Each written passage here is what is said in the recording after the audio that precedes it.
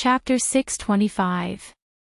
Under the leadership of Hercules, the gods began to push into the depths of the underworld. Hercules was one of the few gods who had come to the underworld and returned unscathed.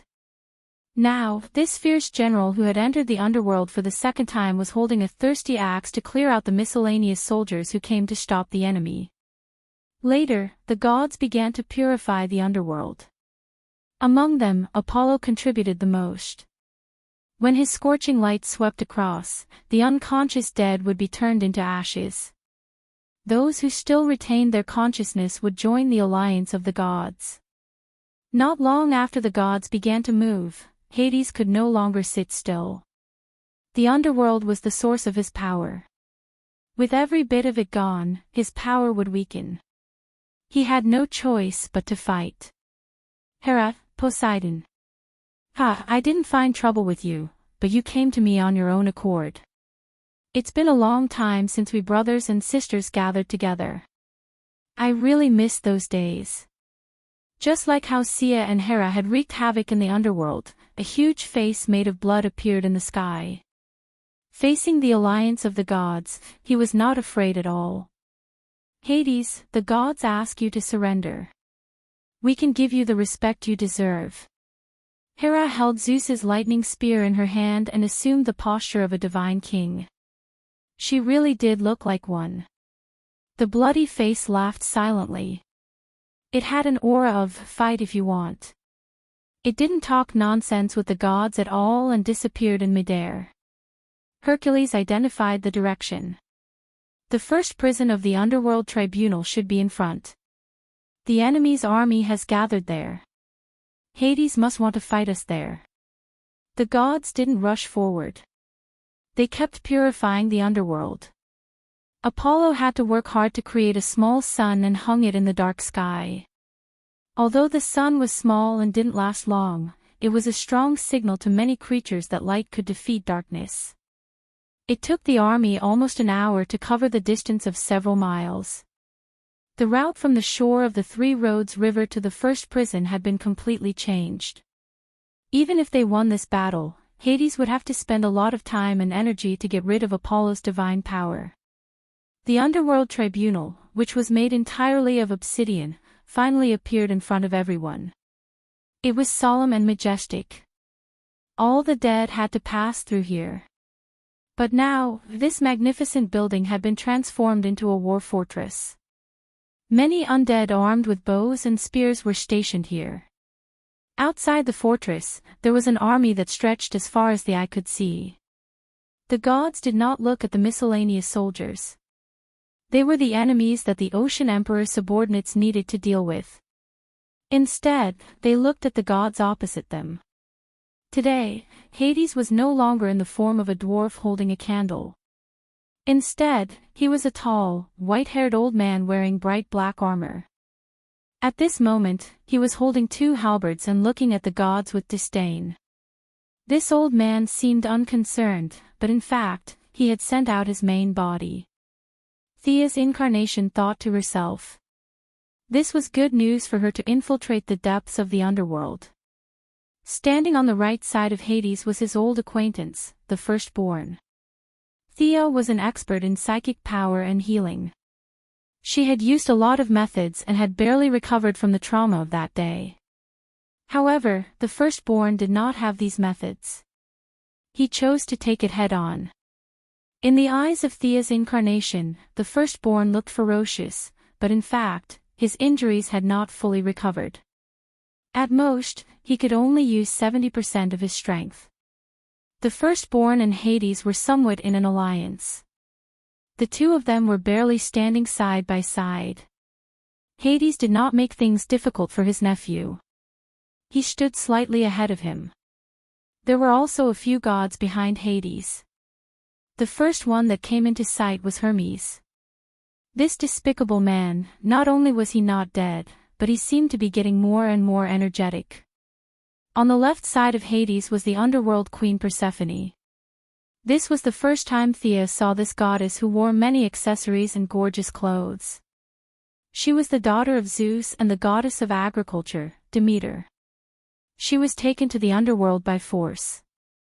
Although the beginning of the story was bad, it was said that the two of them had a good life.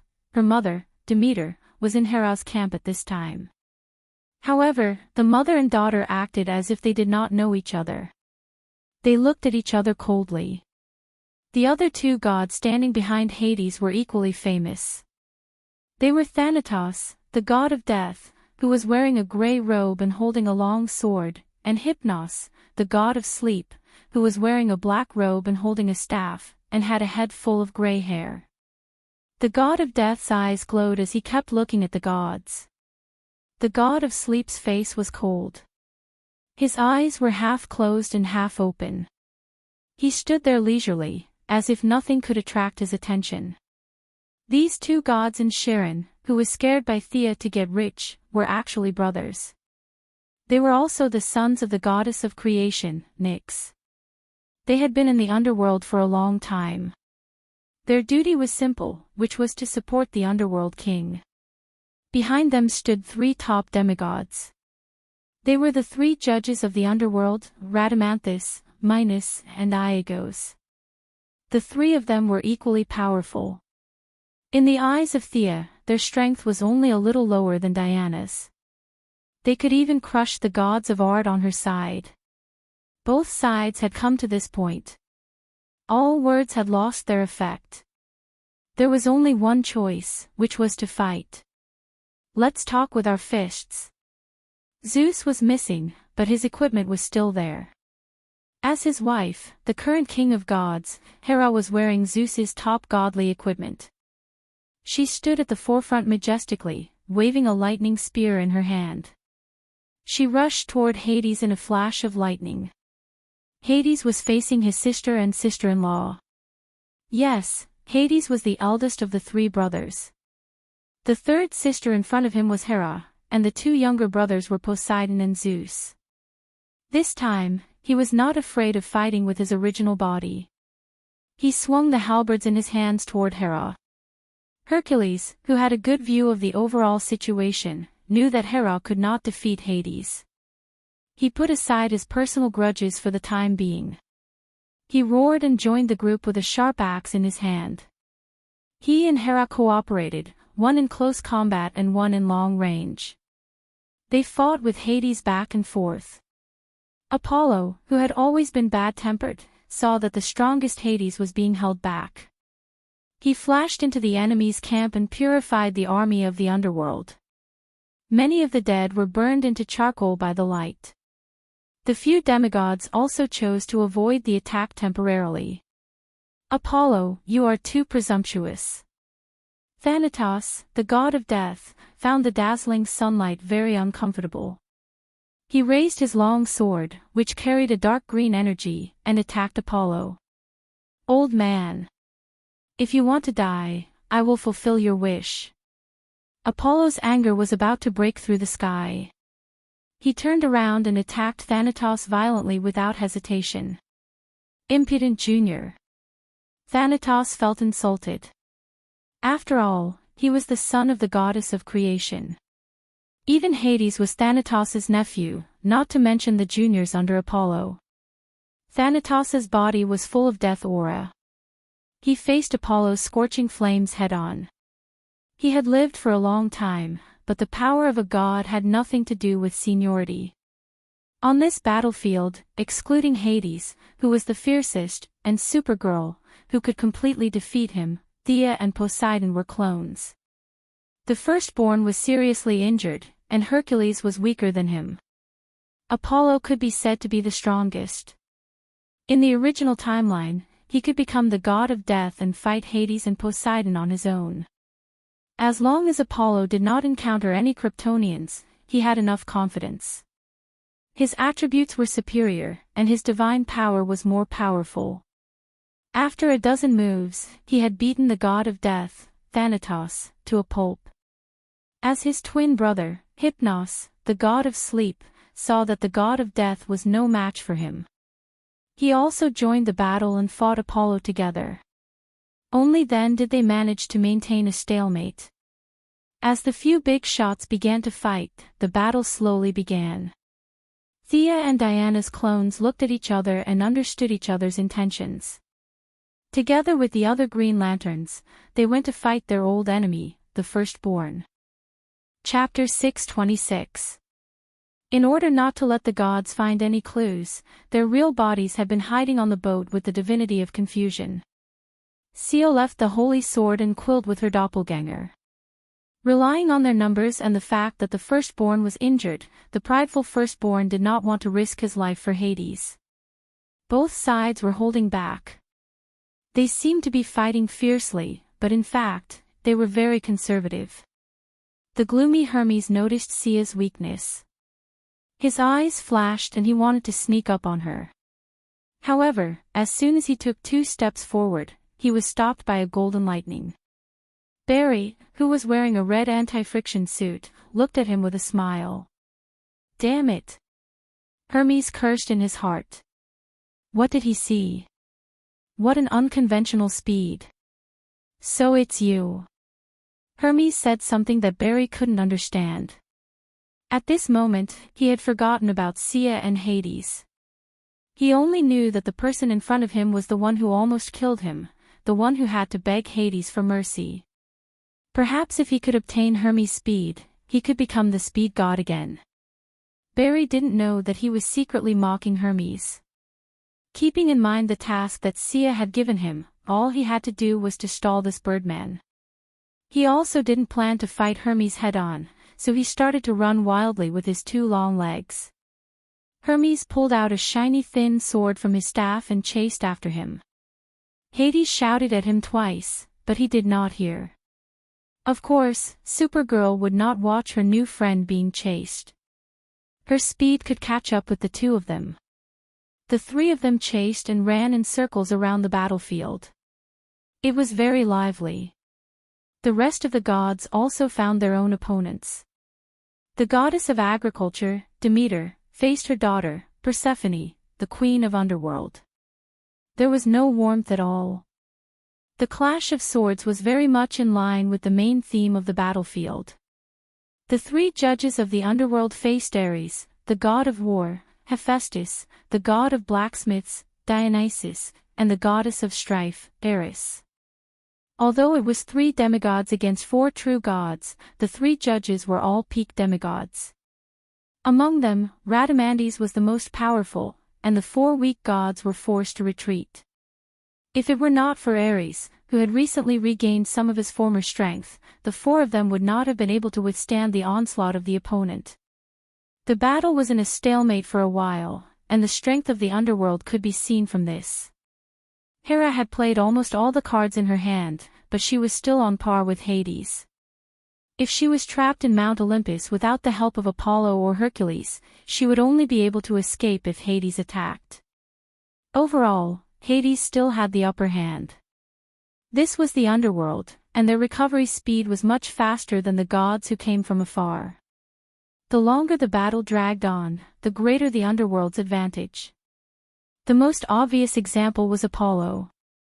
He was too far away from his own world, and he had already gone from suppressing the god of sleep to a draw. Looking at the situation on the battlefield and carefully weighing his own gains and losses, Poseidon pondered for a long time and finally made up his mind. He was not afraid of the gods who were barely united, but he was afraid of the underworld who was united and powerful. Now was a golden opportunity. With a wave of his hand, he ordered his rough giant sons to join the battle and help the gods. At the same time, he also held a trident in his hand. This was not the high-quality imitation of the Atlanteans, but the top-level artifact of the original body. It controlled the power of the flood and carried the power of thousands of pounds. He wanted to join forces with Hera and Hercules to defeat Hades. Although it was only a clone, the majesty of Poseidon could not be ignored. Hades was already barely able to fight 1 against 2. Now that there was a stronger one, he could not hold on any longer. He forced the 3 gods to retreat with one move and looked around the battlefield. The army of the Amazons and Poseidon were attacking the army of the dead, so this battlefield did not attract his attention. He focused on the battle of the gods. The three giant sons of Poseidon blocked the god of sleep, Hypnos, with their strong magic resistance, and created an opportunity for Apollo to fight the god of death, Thanatos. The leading general of Poseidon, the Cyclops Polyphemus, roared and blocked Rhadamanthus with a stone pillar. 4 weak gods against 2 judges, and the situation suddenly became better. With the addition of Poseidon, this new force, the underworld began to show signs of weakness in the battle against the gods. Hades had no choice but to use his trump card. He took out a silver-gray horn and blew the song that the living could not listen to. Dozens of tyrannical auras woke up from their slumber. Some of them were the children of Zeus, and some were the demigod heroes of ancient Greece. They had already passed away, but their consciousness was so strong that even Hades could not force them to fight. Both sides had made an agreement that as long as they fought for Hades once, Hades would return their freedom. Now, these ancient human heroes kept their promise and woke up from their slumber to participate in this unprecedented battle. Achilles, who was invulnerable, Dagus, who killed the Minotaur, Austin, who used the wooden horse to break through Troy, and Perseus, who killed Medusa. Many of the elites of the human race returned to the battlefield. In the past, as the children of the gods, they fought for their people and honor. Today, they once again picked up their swords, only for themselves. Hades was not satisfied with waking up the slumbering heroes. He then used the authority of the underworld to summon all the gods living in the underworld to participate in the battle. Even a rotten ship had 3 nails, not to mention that the underworld had existed for countless years. Many ancient gods had chosen to settle down here, and Hades usually did not provoke them. Now that the underworld was about to face a disaster, he had come to invite them personally. They should at least give him some face, right? Hades's face fruit was quite effective. The goddess of uneasiness, Alecto of the 3 goddesses of vengeance, hesitated to participate in the battle. The son of Gaia and the second god King Uranus, the 100-armed giant, also responded to the summons and joined the battle. There were those who supported him, but there were also those who did not. Even Hades did not dare to reprimand these big shots. He could only endure it. Just as he was about to take out a small black book and remember those who did not give him face, he realized that there was a god's name that stood out among those who rejected his summons. The god of distinction, Charon, also rejected his summons. Who was this guy? Wasn't this the lonely old man who rowed a boat on the river Styx? Hades started to think as he dealt with Poseidon's attacks. Damn, my authority has fallen to such a level. A greedy miser is not even putting me, the king of the underworld, in his eyes. Hades, who had always been as cold as ice, burst out with a rare emotion called anger. Hera dared to bring the gods to cause trouble, and the Ocean Emperor dared to surround and attack. These were all within his tolerance range. To be honest, there was no need to be angry. It was very normal. They were all existences of the same level. What kind of person was Charon? How dare he look down on me, the king of the underworld, Hades? The more he thought about it, the angrier he got. Divine power was flying everywhere on the battlefield, obstructing his vision. Hades had to deal with the enemy's attacks and did not have time to search for Charon. But to make an example of him, he was prepared to make an example of Charon. He immediately shouted, "Charon, you bastard, I, Hades, swear in the name of the king of the underworld that once I end today's battle, I will personally chop off your dog head." Chapter 627. Hades's voice was very loud, and the entire underworld was his territory. Naturally, his words were like a world channel. As long as one had a hearing system and a brain, they would be able to hear him. The wretched old man, Charon, who was rowing the boat quickly and was happily thinking about robbing Pluto's treasure, naturally heard it too. Hades's divine power instantly shattered the confusion effect that Thea had set in his mind.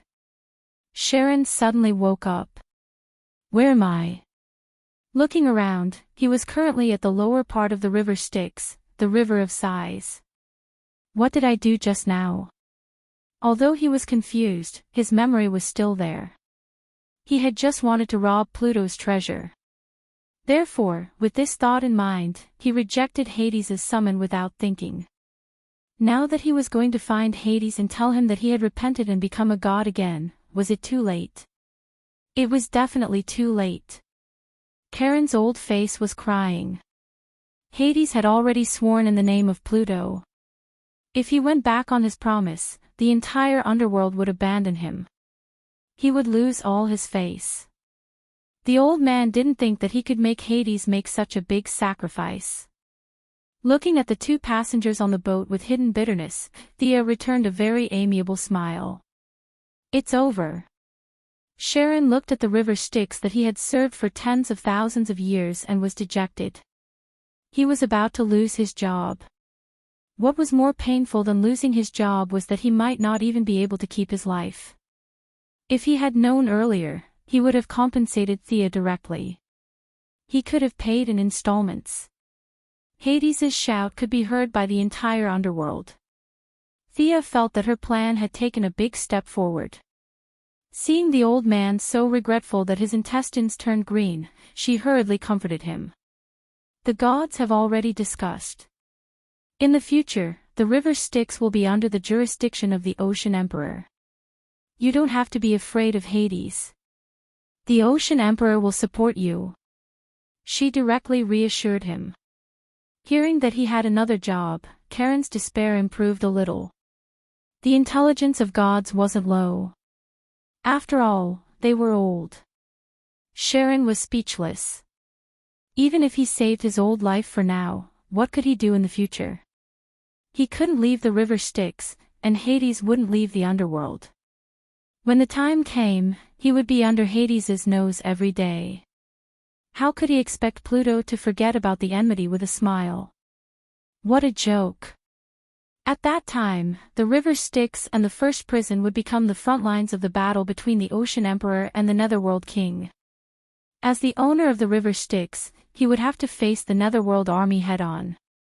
Thinking about his future, or rather, his fate in the next few days, the old man had inexplicably become the vanguard of the anti-Hades movement. How could the word tragic describe this? But no matter how hard he thought about it, he couldn't think of a good way to get out of this predicament. He was like a flying insect trapped in a spider's web, surrounded by hunters sharpening their knives.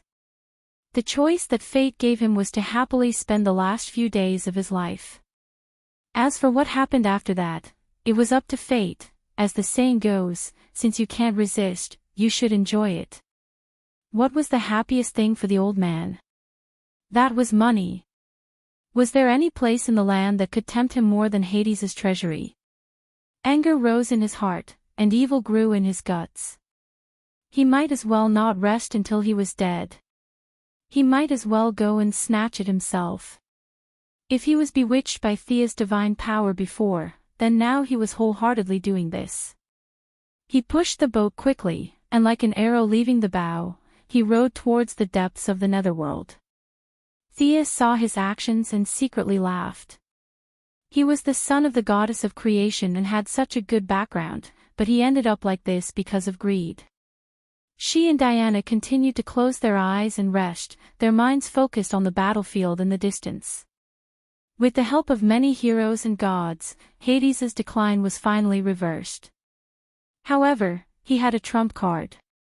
Hera had inherited all of Zeus's treasury, so she wasn't just for show. She pulled out a sword from her waist and chanted an incantation loudly. In an instant, wind and thunder roared, and a large patch of dark clouds appeared out of thin air, covering tens of thousands of miles of the sky in the battlefield of the gods. Lightning flashed and thunder roared, and large balls of lightning raged between the clouds, occasionally attacking the creatures on the ground. However, due to the negative energy of the dead on the ground, the chances of them being struck by lightning were much higher than ordinary people.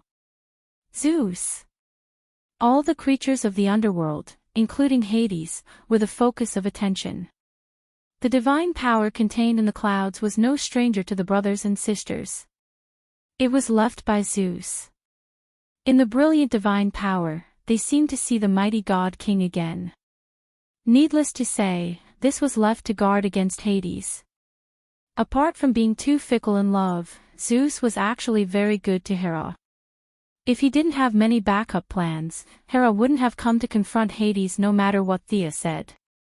Because this thundercloud contained the divine power left by Zeus, it lasted for a long time.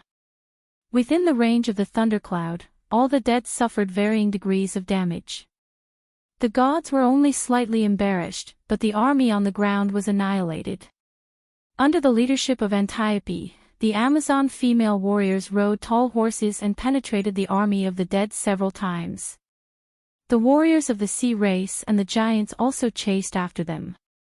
The dead were like wheat being reaped, and a large number of them fell. Although they could still be resurrected, it would be a matter of a day later. It was difficult to determine the outcome of the battle between the gods for a while. What surprised them was that the first to break the stalemate was the mortals who they didn't pay attention to before. The pair of Supergirl and the Flash developed a tacit understanding during the chase with Hermes. Barry's speed was faster than Hermes. After grasping the opponent's maximum speed, he suddenly accelerated and threw a lightning bolt at Hermes, who was chasing after him.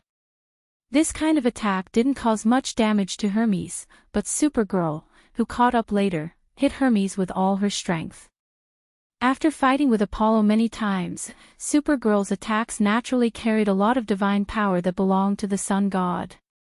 She didn't know how to use divine power. If she didn't know how to use it, it might slowly dissipate. But once she went all out, Apollo's divine power and the energy absorbed from the stars surged out in an instant.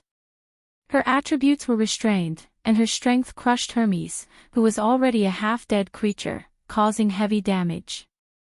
A punch with a sonic boom directly hit Hermes' chest. Pfft!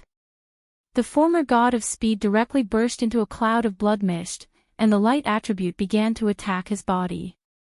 Hermes opened his eyes and glared at Supergirl. "You!" Seeing that he could still speak, Supergirl, who was afraid that she had hit him too hard, was quite happy. Sister Thea didn't lie, these guys' bodies are really strong.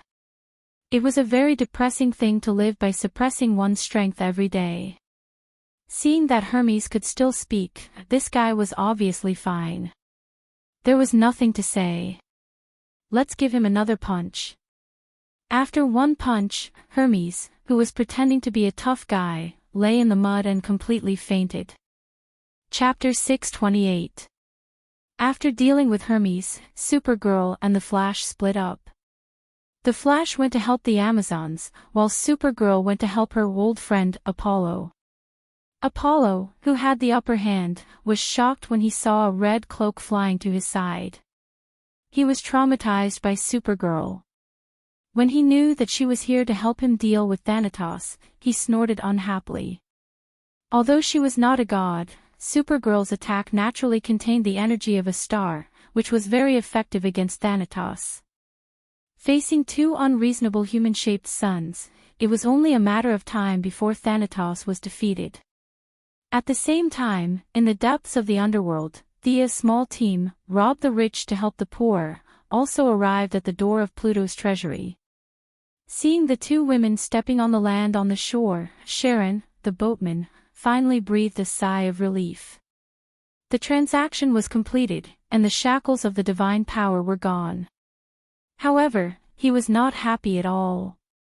He, who had not been ashore for tens of thousands of years, thought of Pluto's treasury, and his heart seemed to be lit with evil fire.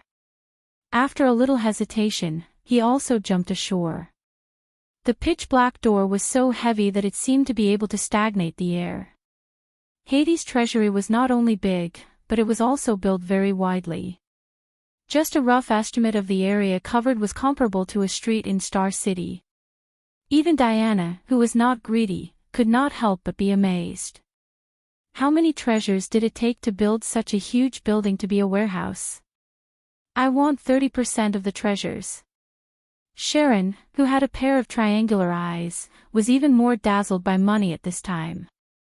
He almost forgot his surname. Thea was very unhappy. How dare you talk about money with the goddess of wealth? Although the holy sword was with the clone, the justice dagger given by the Heavenly Father was still at hand. You greedy old man, do you want to test my dagger? She was unhappy, but she did not say it out loud. Instead, she asked, we are the ones who organized the crusade against the underworld. What value do you have to take 30% of the treasures? The old man smiled eerily. I have no value, but my brothers do. Look at this. As he spoke, he took out a token with the unique symbol of the sleeping god, Hypnos, and a pair of wings covered in feathers. Speaking of this token, it was a very long story.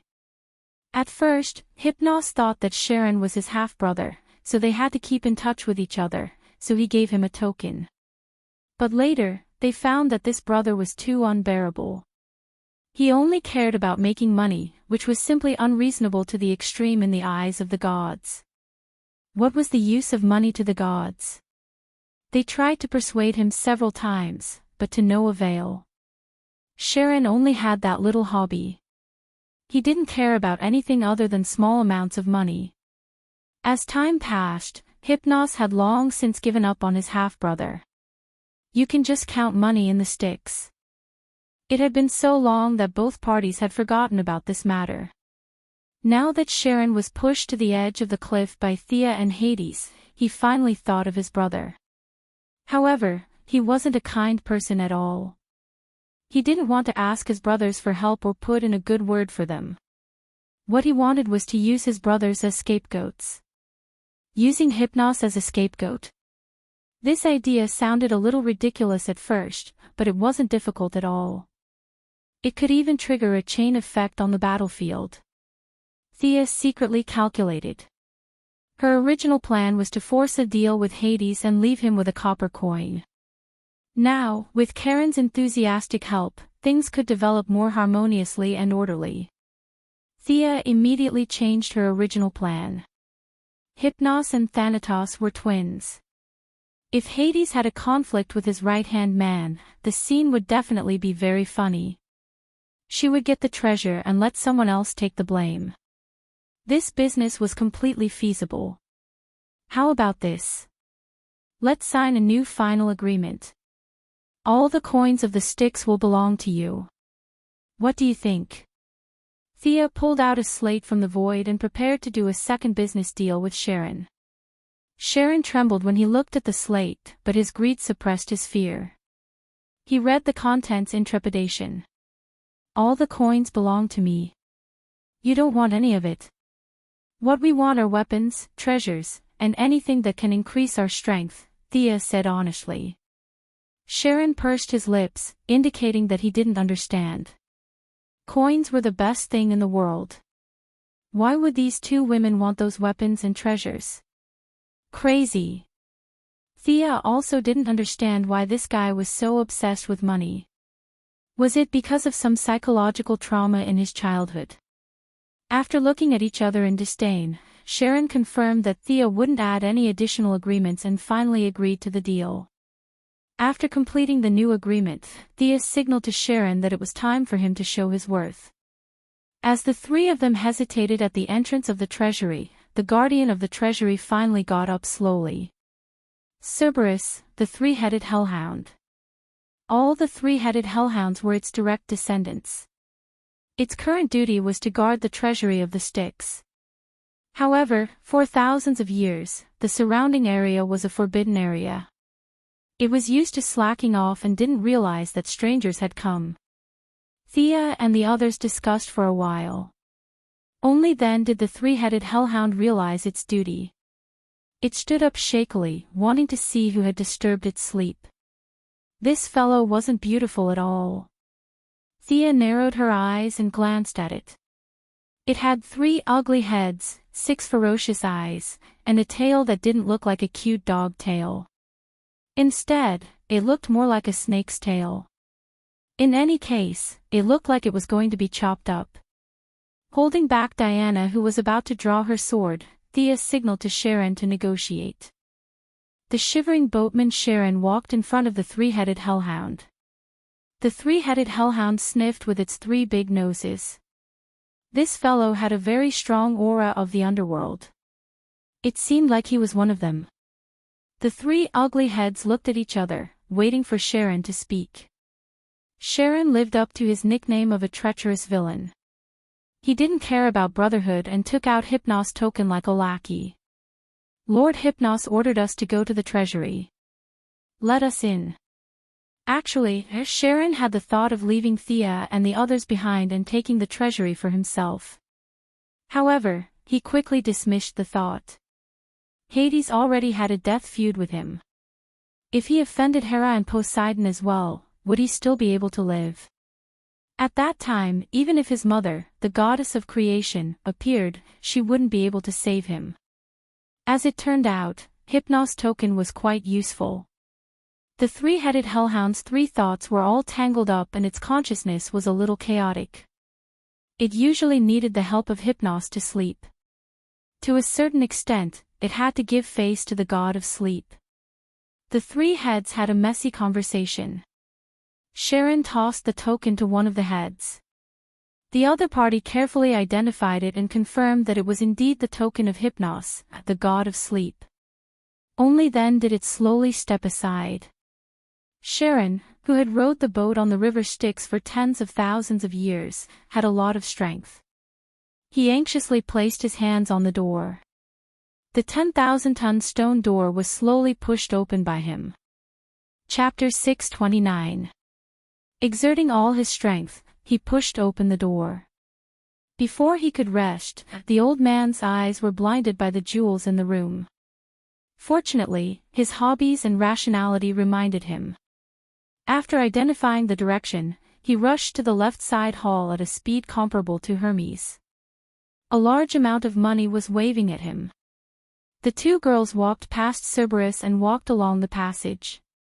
They had to admit that Hades had a rich collection. Compared to Zeus's high standards, ordinary treasures could not catch his eye. Hades, on the other hand, did not reject anything. This was also the main reason why he built such a large treasury.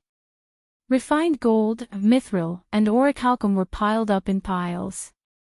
Even Diana was a little surprised by the brilliance of the jewels and jades. Take them all. Diana, who had always regarded money as dirt, could not help but have some hope in her eyes when she saw the jewels. Thea waved her hand and put all the jewels into her wealth dimension. She was going to split them up when she got home. After all, they were going to participate in the battle later. It would be awkward if they were discovered carrying the jewels. At the same time, she muttered in her heart. No wonder the underworld queen did not mention anything about going home after she was kidnapped. She was most likely moved by these tons of jewels. Along the way, their eyes were filled with the weapons and armor of ancient warriors, demigods, and gods. There were also magnificent works of art.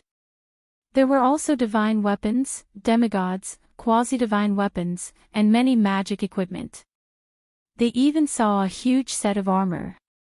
According to Diana's appraisal, this was the armor of the second god king, Kronos. The two girls, of course, mainly Thea, were as happy as mice that had fallen into a rice bowl.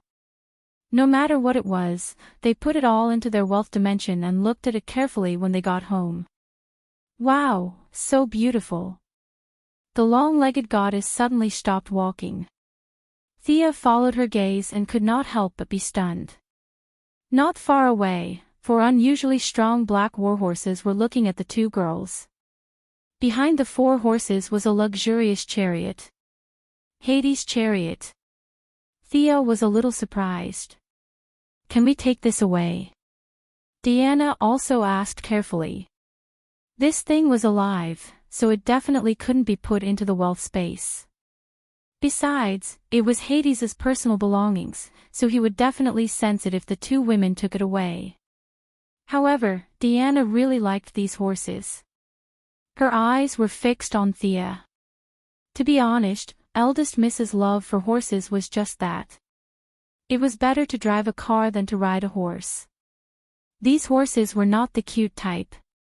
However, for the sake of Diana's happiness, it was not too troublesome. She could take anything she wanted, but she had to change her method when it came to this object that was close to Hades and was a living creature. Forced buying and selling. This was her response. She took out another stone slab and threw it on the ground. This was considered a deal with Hades.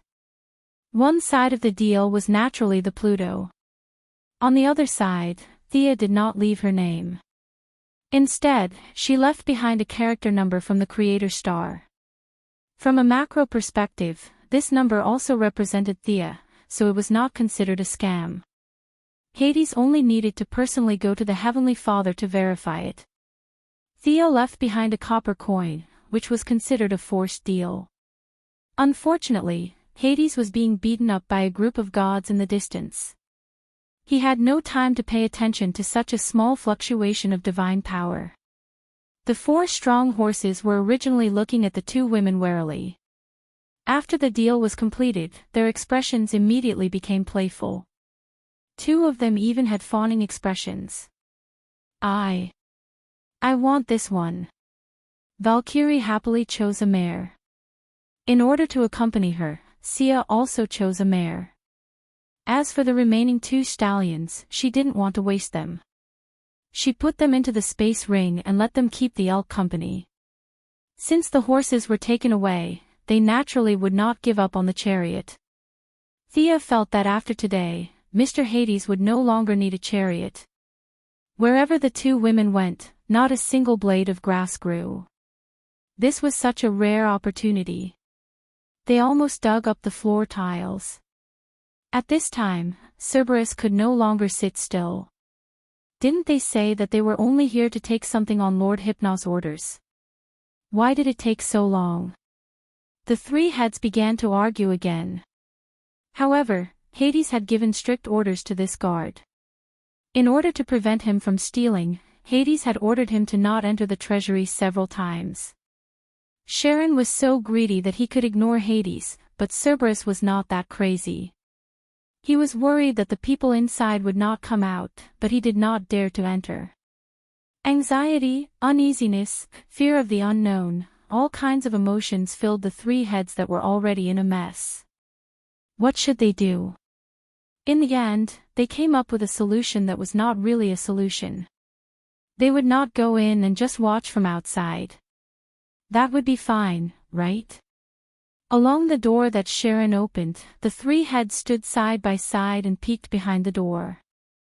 Thea and Diana had already walked into the depths of the treasury, so Cerberus could not see them. However, they discovered a busy figure in the left side hall. Old Sharon was full of energy. His footsteps were like the wind, and his body was full of energy. Although he loved money, he did not have much space ring. He could only use his divine power to wrap up the coins and move them out bit by bit. Was he tired? Running back and forth dozens of times was definitely tiring, but he was extremely happy. Regardless of whether he was a human or a god, wasn't happiness the most important thing? As the son of the goddess of creation, he loved small amounts of money. It was a hobby that did not affect the big picture. In the past, he would happily accept a few copper coins from a dead person. But now, facing the wealth that Hades had accumulated over tens of thousands of years, he was so excited that he wanted to jump up and down. Old Mr. Sharon was right under the 6 eyes of the Cerberus, moving the money over and over again. He was preparing to move all the money onto his ship, then lie down and sleep in the pile of money. Beautiful. What was this fellow doing? The Cerberus outside the door did not have any concept of wealth. At first, it was not clear what Karen's goal was. It was only when this fellow was like an idiot, mumbling to himself about his goals and motives that the Cerberus finally understood. This fellow was actually a thief. Unfortunately, the loyal Cerberus could not go in. It was extremely anxious and could only pass the message to the Netherworld King. It had been asleep for too long, and with the heavy responsibility of guarding the ship, the Netherworld King did not summon it to participate in the battle. Thus, it did not know that its boss was being ganged up on. In order to tell the truth, or perhaps to shirk responsibility, it also sent Hypnos token over. Hades, who was being beaten up badly by Hera, Hercules, and Neptune's clone, suddenly received a message from the Cerberus. At first, he really did not have the time to read it. Fighting 3 gods alone, even with his tyrannical strength, he could not hold on much longer. There was a bloody hole in his left shoulder from Hera's lightning spear, and his right leg had been hacked by Hercules' axe. Due to the fierce battle and the wounds caused by divine weapons, his self-healing ability had been cut in half. He could only barely hold on. Seeing that he could still hold on for so long, Hera and Poseidon could not let him go. If they did not take this opportunity to beat him into submission, who would be able to withstand it next time? Neptune's clone, who was originally helping to pick up the spoils, also began to attack fiercely. The trident, which was also a top-grade divine weapon, was wielded vigorously by him. Every strike of the trident carried an irresistible pressure, forcing the injured Pluto to retreat step by step. Hades was not a fool. He knew very well that he might have a chance of winning against 2, but he definitely could not win against 3. His goal was to stall for time and wait for his subordinates to break the stalemate and help him instead. Hades only attacked once out of 10 times, and the remaining 9 were all defensive. Although he was in a sorry state, he felt that he would be the final winner. Chapter 630. With the confidence that he would win, Hades began to hold on bitterly. It was only when the Cerberus sent him a second message that he managed to use his divine sense to scan the situation. He was really busy this time. He flew up and kicked away the Sea Emperor's trident, knocked the Hercules axe aside with a punch, and used his twin tridents to block Hera's lightning spear. When he scanned it with his divine sense, he was given a fright. Sharon. What the F***ck, was this guy's guts too big? Normally, he would lick his shoes whenever he saw him, but today, he actually burst forth with unparalleled courage. He had just said that he would teach this guy a lesson, but this guy didn't hide and wait for death. Instead, he turned around and robbed him.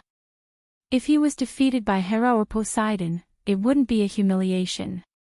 After all, they were all brothers and sisters. But now, he was being bullied by this old guy. Hades couldn't accept this. He had known that this old guy loved money since 10,000 years ago. But how did he have the guts to commit such a heinous crime? Very soon, the Cerberus sent him a command token. His eyes narrowed. Hypnos. The reason he was so daring was because the Death God and Sleeping God brothers were backing him up. Was this what Sharon was relying on? Hades instantly thought of the answer. While he was being attacked from all sides, he automatically filled in the blanks. Was Hypnos plotting a rebellion? Was he colluding with the gods? Had the brothers made some kind of deal with the gods behind his back? The more Hades thought about it, the more afraid he became. After all, the Death God and Sleeping God brothers had always been his left and right hands. Their prestige wasn't inferior to his. Thoughts surged in his mind, and he couldn't help but look at the Death God and Sleeping God brothers. The 2 brothers were fighting side by side against Apollo and Supergirl. In addition, Sea Emperor's 3 giant sons were also helping nearby. The 2 brothers had a tacit understanding of each other and worked together seamlessly. It was already fortunate that Supergirl Apollo didn't fight with her own people. Thus, even though it was 2 against 5, they still looked quite calm. If it was before he received the message from the Cerberus, Hades would feel that Sleeping God's attacks were extremely graceful and agile. It was like he was dancing, silently affecting the enemy's 5 senses. But now, he had a grudge. No matter how he looked at the Sleeping God, he felt that this guy was just slacking off. He had been beaten black and blue by the 3 gods, and he had been waiting for reinforcements. Yet, they had been taking their time with the enemy. Hades's expression was a little gloomy. After exchanging a few more blows with the 3 gods with an ashen face, Hades relaxed a little and was heavily slapped in the face by Hera's spear. Only after receiving a real slap in the face did Hades shout, "Thanatos, come and help me." God of Death and God of Sleep were a little stunned. The direct result was that God of Death's elegant grey robe had 2 holes burned by Supergirl's heat ray. The 2 brothers were in a hurry to regain control of the situation. They were very puzzled. "You need support when fighting against 3, but we don't need support when fighting against 5? In addition to the commanding tone in Hades's voice, the 2 brothers were very unhappy. Their seniority was high, their abilities were strong, and the brothers were of one mind. Usually, Hades would not speak to the 2 brothers like this. The 2 of them did not make any verbal or eye contact and chose to ignore him. "We are also the second and third figures in the underworld. We are not your servants, Hades. You have to respect us." The 2 of them acted as if they had not heard him, which made Hades even more sure that they were disloyal. Which was more hateful, the enemy or the family thief? Hades's answer was the family thief. In particular, he knew that God of Death and God of Sleep were very prestigious. Many of the underworld's fighting forces were under their command, which made Hades even more afraid. Now, he had used all his trump cards, but he was still beaten badly by the allied forces of the gods. Was it because of their secret obstruction? The more Hades thought about it, the more frightened he felt. He wanted to frighten his subordinates and let them know who the real boss of the underworld was. Taking advantage of the time when he was competing with Hercules, he flew up and came to God of Death and God of Sleep. He shouted gloomily, "Hypnos!" "Ah!" God of Sleep, who did not know the truth, thought he was going to say something. He turned to look at Hades. However, what greeted him was a black double-pronged halberd. The halberd was sharp, and Hades's eyes showed a cruel light. "He wants to kill me." Hypnos did not know why Hades would do such a thing in front of the 2 armies. He only knew that he had to dodge. During the Trojan War, Hypnos, the god of sleep, had done a sensational thing. In order to prevent the war from breaking out, he tried to use his ability to make all things fall asleep to sleep Zeus. Unfortunately, he failed and was directly banished to the underworld. Now, at the critical moment of life and death, this handsome sleeping man, who had always been elegant, burst out all the potential of his body and dodged the stab at the critical moment. The gentle Prince Charming was so scared that his face turned pale. He scolded Hades, "You're crazy." Seeing that his fatal blow was dodged by Hypnos, Hades misunderstood him even more. He felt that Hypnos had been hiding his strength to give him a critical blow. He snorted and released the real power of Pluto. He wanted to take down this traitor in the shortest time and use it to frighten all the gods of the underworld. Unfortunately, he underestimated the telepathy of the god of sleep and the god of death. After tens of thousands of years together, the god of death had sensed Hades's sneak attack. Now, seeing that Hades was not going to let him go, the god of death could only join forces with his brother to fight against Pluto. What kind of conspiracy was this? This question lingered in the minds of Hera, Poseidon, Hercules, and Apollo. As for the naive Supergirl, she did not react. Why was her opponent fighting with someone else? The rest of the gods who were fighting a little further away were only stunned. The head of the 3 judges, Rhadamanthys, who had already suppressed the Cyclops, was affected by the shock and was hit in the face by the Cyclops rod. His handsome face was a little twisted, but he did not care about his enemy. He did not understand why the boss of the underworld was fighting with the second and third at this critical moment. This was going to be the end of him. Thea's doppelganger, who was playing with the firstborn, received a message from the main body. It was not difficult to figure out the truth. Money moved people's hearts. It could only be said that Sharon, a nobody, had inadvertently become the key factor that determined the outcome of the war. Thea's doppelganger hurriedly reminded Hera. Now, they had to prove that the 2 brothers could not clear their names even if they jumped into the Styx. If the underworld was divided into 2, it would be a miracle if they could still win. When Hera received her message, her eyes were initially filled with horror. Although it was a little unbelievable, she did not lose anything by saying a few words. She immediately shouted, "Thanatos, Hypnos, I, Hera, swear that as long as you help us take down Hades, I will accept you on behalf of Mount Olympus. I will let bygones be bygones." Chapter 631. Hera's heart was thumping wildly as she said this. It was truly because of the strength of these two brothers.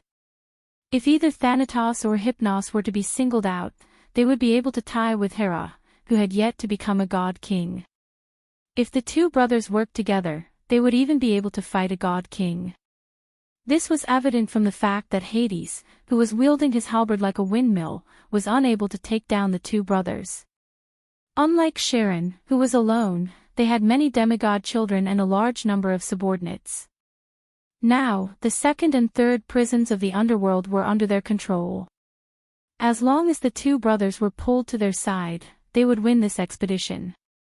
Hearing Hera's straightforward words, Poseidon was a little stunned. He did not know the cause and effect of the incident, but he knew how to rope people in. However, he did not have the status of the central government like Hera, so his efforts were not as effective. Hera and Poseidon spoke at the same time, which was another signal in the eyes of the gods of the underworld. They were indeed colluding. The subordinates of the god of sleep, the god of death, looked at the allied forces of the gods and their former comrades, and began to think about their own positions. Apollo looked at Hera with a strange face. He had always been unconvinced by Hera, but now he was a little frightened. He did not believe that this was a coincidence. He imagined that Hera had secretly colluded with the two gods. The two brothers could not only help the gods defeat Hades, but also intimidate him. He clicked his tongue in his heart. Hera's means were silent. He did not know that she had such a delicate plan. Hades thought that he had exposed the two brothers' traitorous faces in advance and vented his anger on them. The halberd in his hand moved faster and faster. Up until now, the two brothers still didn't know what had happened. However, even a person made of mud would have a temper. Unlike Charon, who had no great ambitions, they were gods with dreams and abilities. As the sons of the goddess of creation, they were of noble birth and didn't lack scheming. It was only because of their bad luck that they ended up in their current situation. Deep in their hearts, they did not think that they were worse than Hades. In the face of Hades' fierce attacks, they had to think about their future. Should they change their allegiance, or should they become kings? This time, the two brothers communicated telepathically. They quickly reached an agreement and communicated with Hera. Mount Olympus was the center of the gods. This was the current consensus of the Greek pantheon. When Hera heard their request, she immediately agreed without hesitation. She then announced loudly, "I am Hera, the god of gods. On behalf of Mount Olympus, I acknowledge the jurisdiction of Thanatos, the god of death, and Hypnos, the god of sleep, over the underworld. From now on, the brothers are the twin Pluto. PFFF." Seeing this scene, Thea's doppelganger burst out laughing. Now it was even more lively. Hera was really making careless promises. She was basically overdrafting the Divine King's credibility. However, this had nothing to do with Thea. She was happy to watch the show. The battlefield could indeed be described as bustling. The two armies that were originally clearly divided now suddenly split a quarter of the army from the underworld army. This group of people stood there awkwardly. Finally, under the leadership of the two brothers' sons, they joined the allied forces of the gods. The originally evenly matched battlefield collapsed in an instant. One side gained a quarter of their army, while the other side lost a quarter of their army. There was no suspense in this battle. The connections that the two brothers had built up over the years played a key role. Hades was arrogant and unruly. His attitude towards his subordinates could be described as harsh. On the other hand, the two brothers were relatively gentler. Although the change was sudden, there were many people who supported them. One of the three judges, Minos, also joined the camp of the gods under the persuasion of the two brothers, Su Weilai, who talked about the past with the two brothers. The Tauran army that was directly under him immediately changed sides and attacked the army of the dead. The morale of the allied forces of the gods was greatly boosted. The situation quickly deteriorated out of control. Hades finally panicked a little. He began to promise benefits to his subordinates. Unfortunately, his reputation had never been high. The advantage of the allied forces was snowballing. Everyone could see that it might be better if the ruler of the underworld was changed. A few gods who had joined the battle because of his face left one after another. Many Greek undead heroes automatically ran to the two brothers' camp. They had originally promised to serve Hades once. Now that they had been officially appointed by Hera, the two brothers were the official Hades. The army was defeated like a landslide.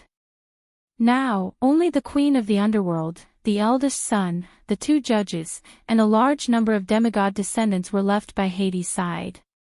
In terms of combat power, they could still fight. Unfortunately, the subordinates were uneasy.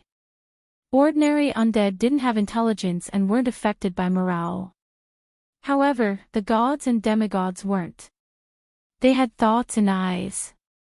The loyal ones were thinking about defense plans, and the more active ones were already thinking about what they should say when they joined the two brothers.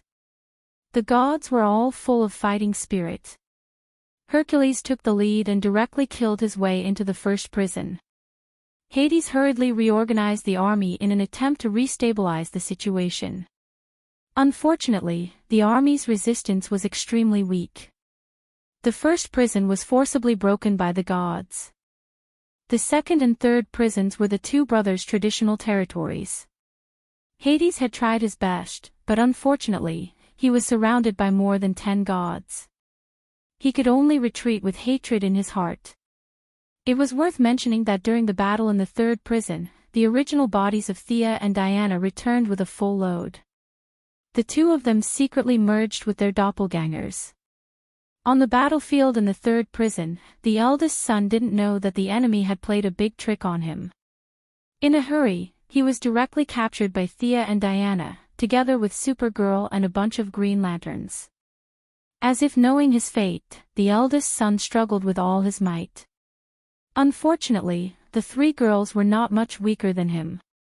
The chains of the Green Lanterns tightly bound him. Thea and Ching Nu took turns to attack his consciousness with compassion. Thea's mental injuries had not healed. In addition, Thea had drunk the white poplar fruit, which was a special product of the underworld. The fruit of the underworld's sacred tree could greatly improve one's mental strength.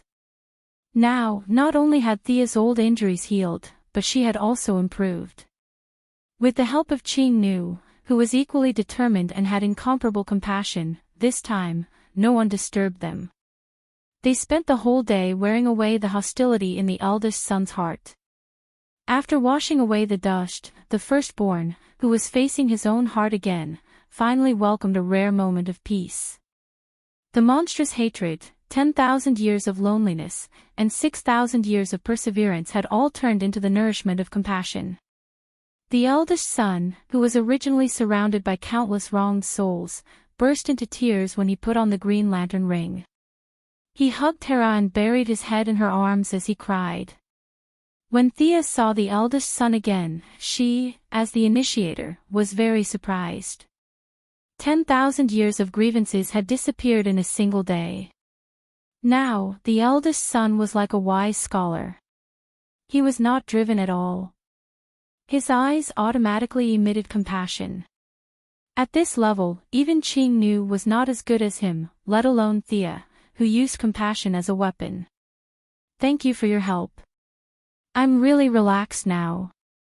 The eldest son exhaled and looked relieved. I've already said goodbye to my mother. I want to go around the world and see how big the universe is. It's incredible. I was too short-sighted before, tsk. After that, he laughed at himself and waved at them in a carefree manner. He carried his sword and left the underworld alone. As for whether he would go to the outside world or the universe, no one knew. The eldest son's strength was too strong. Even the Green Lantern ring could not restrain him. The Green Lantern ring was more like a communication device to him. The eldest son left the group of friends and family of Hades. Not only did the god of death and god of sleep leave the group, but they also dragged a bunch of people to join the other group. The situation of Hades was a perfect example of what it meant to be defeated like a landslide. Now, he was the only one left who could fight.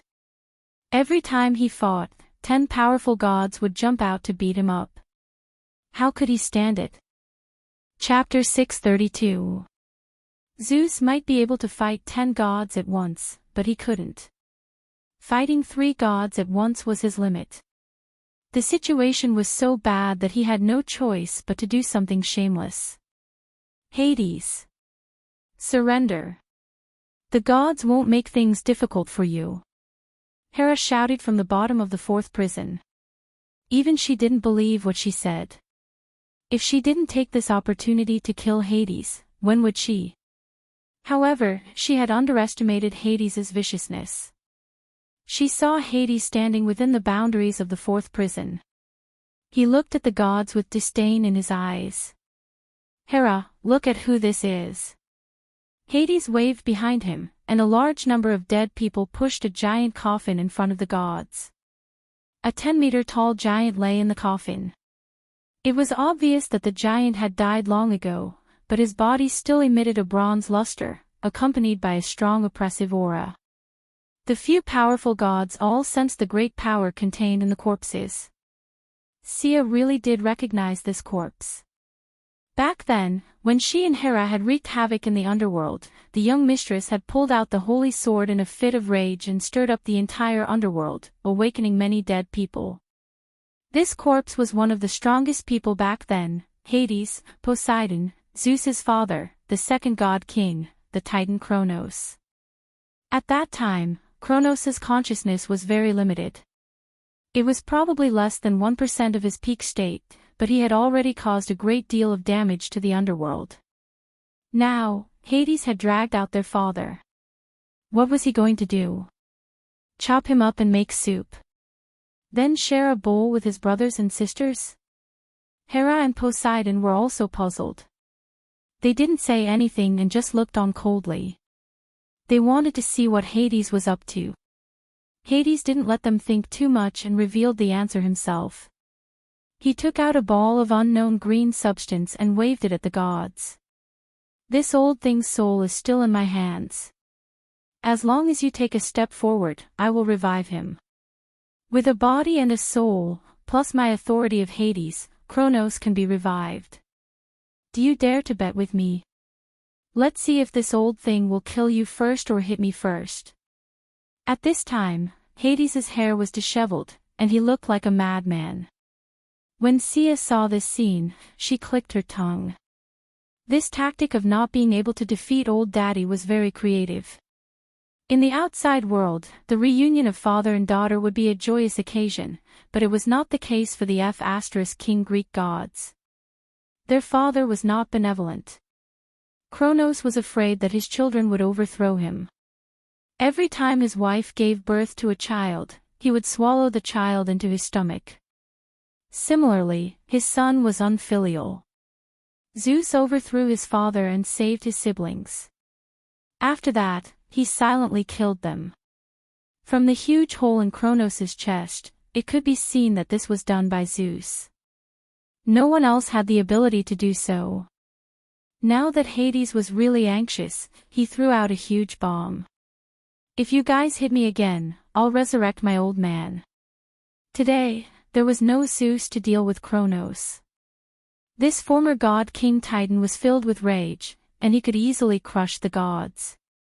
Mount Olympus had taken everything away from him, and Hades had resurrected him. Hades was betting on Kronos' attitude and the gods' fear of the Titan King. His ruthlessness had indeed shocked the gods. Hera, who was astute in small matters, immediately hesitated. Once Kronos, the son of Gaia, was resurrected, he would definitely absorb the power of the underworld to recover his divine power. It would be difficult for the underworld to escape. However, Mount Olympus and Hera would be the ones to take revenge. In fact, Hera already had the intention to retreat, but she was too prideful to admit defeat. She lowered her head and pondered. Hades looked at her nervously, his heart in turmoil. If he could live a good life, he would not want to resurrect his old man. The amount of divine power needed to resurrect a god-king of this level was simply astronomical. Even if he was the king of Hades, borrowing the power of the underworld to do such a thing was not low risk. Even if he was resurrected, with his old man's character, he might turn around and eat him. No one could be sure. The cards had been played. It was now up to Hera to choose. Poseidon looked at the scene coldly. Kronos was the son of Gaia. He hated the sea, so he was the least stressed out among the gods present. Hades held the remnant of his father's soul in his hand, his heart uneasy. He was the most stressed out among the gods present. Seeing Hera unable to make up her mind, he felt bitter. Fortunately, someone finally spoke up to persuade Hera. "Retreat, Hera." A woman in a t-shirt and shorts, dressed like a modern person, walked out of the void with an owl perched on her shoulder. She was holding a baby in both hands. The sudden appearance of the woman shocked all the forces. "Who is this woman?" The Flash looked at the woman and asked the little beauty Kara beside him. It was difficult not to notice this modern person in a group of ancient armored people. Kara was usually a little muddle-headed, but the Kryptonians had a good memory. She stroked her cute chin and thought for a moment. "I think she is Sister Diana's former employee. But I remember Sister Thea said that the child she was carrying was Zeus." Such a complicated interpersonal relationship made Supergirl frown. The Flash was also dumbfounded when he heard this. He decided to just watch happily. They did not have divinity, so they could only watch the show. However, the gods present still recognized the woman's true identity. "Athena!" Several gods shouted at the same time. "That's right. This woman who suddenly appeared with a baby was the cause of everything a year ago. She was Diana's former employee, Miss Zora." Of course, now that her divine soul had awakened, Zora's 20 years of experience was nothing compared to Athena's enormous past. It was directly assimilated. Back then, it was because of her and Hermes' respective plans that they had pulled Diana into this whirlpool. Unfortunately, due to Hermes' repeated interference, the original plan did not even have a trace of its shadow. Hermes was severely injured and imprisoned by the gods, and she had long retired to the third line to give birth to a baby. With a helpless expression, she sat and watched the situation develop to such a strange state. She silently gave birth to Zeus's Smurf, but faced with such a complicated situation, even the goddess of wisdom was very puzzled. How did things develop to such a stage? Originally, she was hiding in the dark, sorting out the situation, analyzing the causes and results, and trying to redirect the situation to her desired state. Unfortunately, Hades' desperate gamble had completely messed up her plan. If Kronos revived, everyone would be unlucky. Hera felt that she would bear the brunt of it. In fact, Zeus's hatred was the greatest. Zeus's main body was now sleeping, and he was creating a Smurf again. It could be said that he was at his weakest. The gods could not find his hiding place, but the second-generation god-king, Kronos, could. At that time, facing his son, Zeus, who could not resist at all, should Kronos brace him or steam him. Chapter 633. Athena had no choice but to step in personally. Things were already bad enough. She couldn't let it get any worse. Hades didn't expect his big move to expose Athena. When Hermes brought the mortal Miss Zola to the underworld, Hades didn't see anything special about her and didn't take her seriously. Now, reality slapped him in the face. This woman was Athena's incarnation. The problem became complicated. There was an even bigger conspiracy behind his niece. It didn't take much intelligence to figure it out. Hera, Apollo, Eris, Diana, and Thea, who pretended not to know anything. These gods who participated in the battle for Zola on Paradise Island all looked at Athena in confusion. Athena enjoyed the strange looks of the gods. In the past, she would be proud of her intelligence. Now, she only felt bitterness. The war should end here, she said to Hera earnestly. In the past, Hera's attention was usually on Zeus's illegitimate children. This was why Athena was so nice to her. However, now that she enjoyed the taste of power and the sense of accomplishment of commanding an army to decide the direction of the world, Hera's jealousy was washed away. She couldn't be jealous even if she wanted to because Zeus had too many illegitimate children. More than half of the 12 main gods were illegitimate children. There were also many demigods on the battlefield, such as Diana and the ancient Greek heroes who had joined them. Even Hades is queen of the underworld and the 3 judges of the underworld. All the handsome demigods were basically Zeus's children. Now, she was leading a bunch of her husband's illegitimate children to fight her own brother. If she was her usual self, she would have died from anger. Thus, she enjoyed Athena's respect. She looked at the baby in Athena's arms with a strange expression. She didn't feel anything strange. But how was this possible? How could Zeus and Athena give birth to an ordinary person? Athena must be plotting something. Hera was sure of this, but this wasn't the time to talk about it. Hera looked at Hades again. Her cold expression returned to being dignified. Okay, the war of gods ends here. When she said this, she was very happy. Could the era of Zeus attack the underworld? He couldn't, but she could. Your Majesty, what about us? If she wants to retreat, the god of death and the god of sleep will suffer. Even Hypnos, the god of sleep, is a little anxious. When you retreat and Hades comes to settle the score, what will we do? Hera was indeed clumsy when it came to the overall strategic direction, but she had been doing this kind of thing for thousands of years and was extremely experienced. She immediately comforted the 2 brothers and once again used her name as the Divine King to guarantee that the 2 brothers' current interests would not be harmed. The 2 brothers had no choice but to follow the gods back to the 3rd prison. Over the next few days, Athena acted as the middleman and mediated between the 2 sides. After tireless efforts, they finally finalized the final agreement. Athena was speechless when she saw the agreement that she had worked so hard to broker. As the loser, Hades suffered the most. Not only did his left and right hands take away a large number of elites, but now the 2 brothers were also against him. Being arrogant, he didn't ask the 2 brothers why they wanted to rob his treasure. The 2 brothers were actually in a state of confusion, but they were used to acting cool. Even if they were confused, outsiders couldn't see through their expressions. Hera was determined to keep the 2 brothers on the same level as him. Hades gritted his teeth and acknowledged the title of Hades Gemini, but he didn't want to be outdone and changed his title of Hades King to Emperor of the Underworld. Seeing that he changed his title, Hera thought for a moment and changed her title from Divine King to Emperor of the Gods. She was on par with Poseidon, the Emperor of the Sea, and Hades, the Emperor of the Underworld, and slightly suppressed them. The first 3 prisons were the territories of the gods. Despite Hades's insistence, under the mediation of many neutral gods in the underworld, it fell into the hands of the 2 brothers. Now that the first 3 prisons were gone, the jurisdiction of the river Styx had nothing to do with him. Hera and Poseidon didn't even ask for his opinion and decided on the ownership.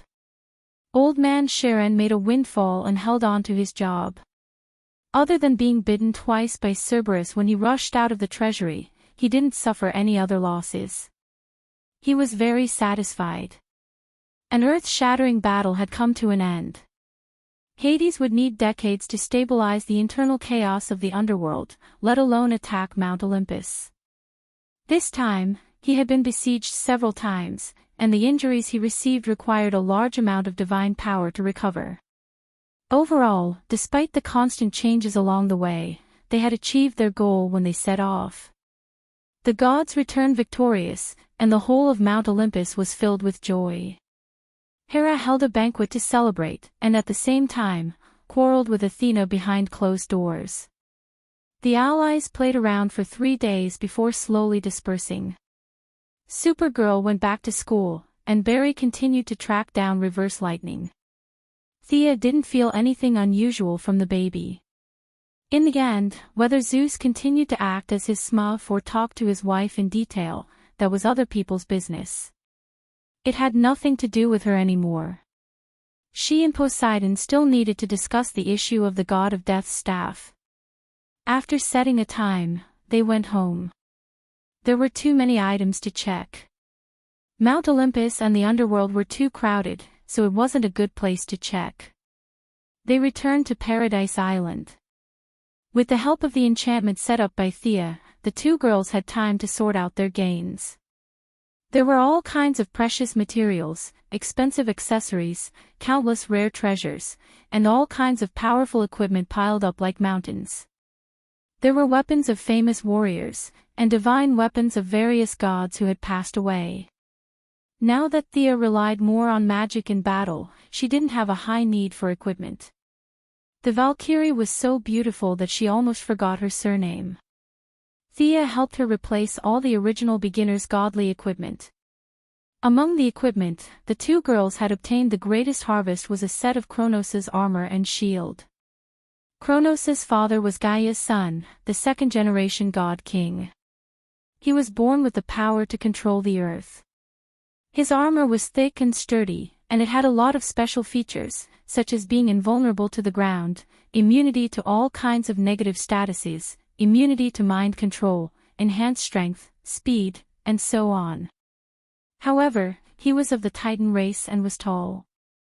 No matter how long Diana's legs were or how tall she was, she couldn't wear this set of armor. In order not to attract attention, they definitely couldn't wear the original armor out for an exhibition. They had to remake it. Diana's forging skills were completely useless on this set of top-grade divine armor. Hephaestus, the god of blacksmithing in Greece, also couldn't let him know. Fortunately, Thea was an employee of the new god race. She opened a sonic tunnel and went straight back to the new god race's god of blacksmithing, Hayate. Hayate was originally in this line of work. Without saying anything, she began to forge the armor for her. As for Diana's size, she was very clear about it. 3 days later, Thea returned to Earth with bags of various sizes. So many parts.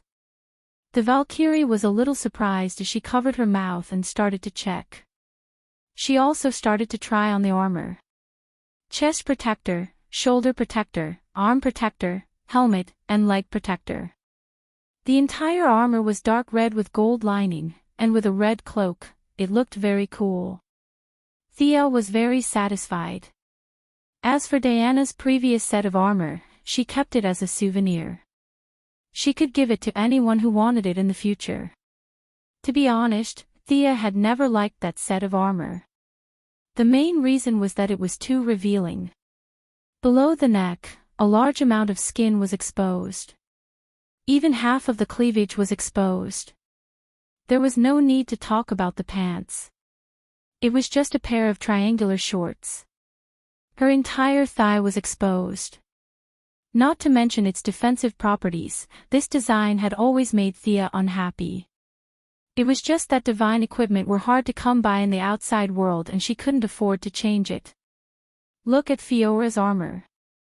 It was covered tightly with 3 layers inside and 3 layers outside. If one didn't look at the chest of the armor, one wouldn't be able to tell that it was a woman. This was worth learning. Chapter 634. Thea took off Diana's armor without hesitation. The long-legged goddess instantly became naked. This was something that Thea had been complaining about. She had been fighting in her armor all this time. Hephaestus was the one who made the armor in the newbie village. It fit Diana's curves perfectly. Of course, it was not because he had measured it himself. Otherwise, Thea would have killed him even if they were separated by the sea of stars. When he made it, Diana was still a baby. In order to leave room for future growth, one of the characteristics of the divine armor was that it could automatically adjust according to the size. When you were big, it would be big, and when you were small, it would be small. At least, according to Thea's estimation, Diana's current size was slightly bigger than when she left the island. The armor's ability to automatically increase in size was based on her powerful memory and touch. After wearing the armor for a long time, Diana did not like wearing cumbersome undergarments. They were meaningless to her. Ancient Greek values believed that beautiful things did not need to be covered up. It was the same whether it was during her tribal life thousands of years ago or when she entered modern society. Now, even when she attended social events, she would dress up with a deep V-neck and a bare back. She looked dazzling and sexy. Most of the time, she would simply forget to wear undergarments. She would wear a long dress and attend events. The young mistress would occasionally wear nothing, but it was all because she was lazy.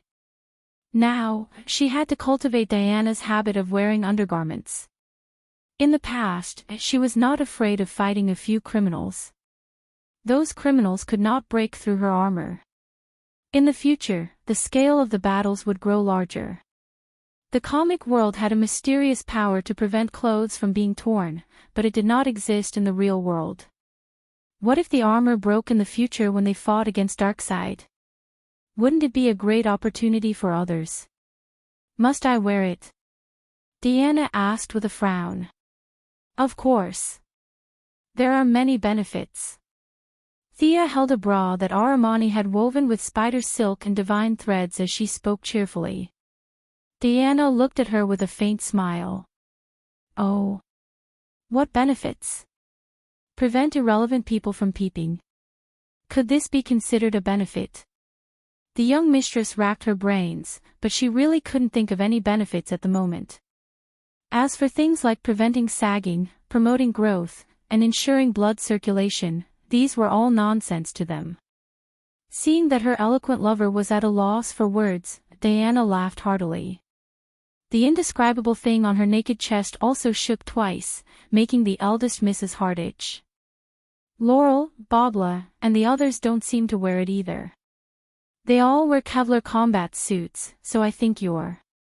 Diana laid out the facts and reasoned. Finally, she pointed at the underwear in Missy's hand and shook her head. Her meaning was self-evident. Thea felt helpless at the mention of this. The female superheroes and villains here basically wore tight clothes. There were many people like Ching Nu, who wore a small singlet on top and 2 curtains on the bottom. The heroines in Gotham were fine, but Star City's Laurel, in order to completely separate herself from her daytime identity, wore leather clothes, fishnet stockings, and long boots. She was completely different from her daytime image as a lawyer. After thinking about it, there were still many problems with female superheroes. They would need to be fixed in the future, but Thea decided to start with herself. She forcefully explained, "They all appear at night, unlike you. From today onwards, I will supervise you. You must wear it. Are you really going to wear it? You must wear it." Diana took the underwear and looked at it. She had to admit that Diana's craftsmanship was not bad. She was at least a full-fledged tailor. She was also born in Greece, so her aesthetic was completely in line with Diana's standards. After thinking about it, the goddess retorted, "You still have to wear it." Thea talked nonsense with her for a long time, but she couldn't win against the goddess of war. She could only surrender helplessly. "Okay, I'll wear it too." After taking off the quilt, Diana saw that she was also wearing nothing. She laughed silently and proudly raised her nose. Thea picked a few pieces and then realized the problem. These were all prepared for Diana. She didn't prepare anything for herself. She had magic and the light ring, so there was no possibility of her clothes exploding. She reluctantly chose one, but realized that it wouldn't work after putting it on halfway. A mischievous thought appeared in her mind. She looked at Diana flirtatiously and said playfully, "Oh, it seems a little tight." Diana was furious. "Thea Quinn, you... say that again. How preposterous. Even the good-tempered goddess of war couldn't take it anymore. How could you not even put on half of the underwear prepared for me? This is too infuriating. What else can you say? A little tight. It's your skin that's too tight." "How is it tight? I think it's loose. Here are all gaps." Diana fiddled with it angrily. In the end, she had to admit that it might be a little tight. The two girls had different chest shapes. Thea was originally slender. Now that she was a goddess, her body proportions had reached a perfect level. From the shape, it looked like a beautiful water droplet. The bottom half was fuller than the top half. It looked trembling and full of temptation. Diana, on the other hand, had the traditional Greek shape of Venus. From the side, it looked like a semicircle. From the indescribable points, her upper half was larger than Thea, while her lower half was smaller than Thea. This made it so that Milady could put it on at first, but it was a little tight in the end. It took her a long time to put it on. Seeing this, the goddess of war was very unhappy. "I want to ascend to godhood too," Diana roared in her heart. She had never been so desperate for a perfect divine body. Since Milady set the example, Diana could only put it on speechlessly. To be honest, she was really not used to it. The two girls agreed to supervise each other. Only then did this little episode come to an end. After playing around for a long time, she finally remembered that there was still the armor. Thea put on a t-shirt and sat aside to watch Diana try it on. This new armor was forged from the giant armor of Kronos. The design was considered from several aspects, and it was a bit like the holy garment in a certain anime. In the end, it was not as tight as Fiora's, but it looked much more dignified than Diana's previous style that exposed her chest and back.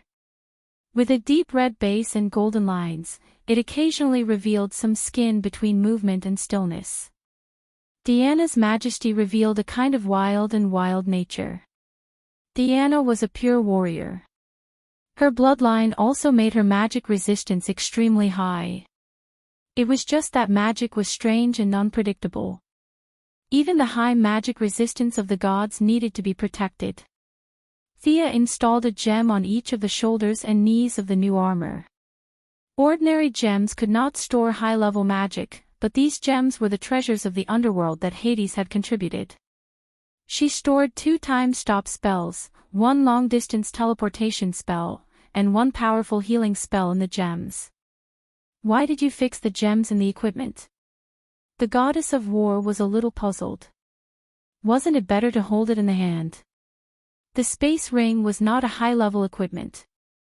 Thea also made one for her after she ascended to godhood.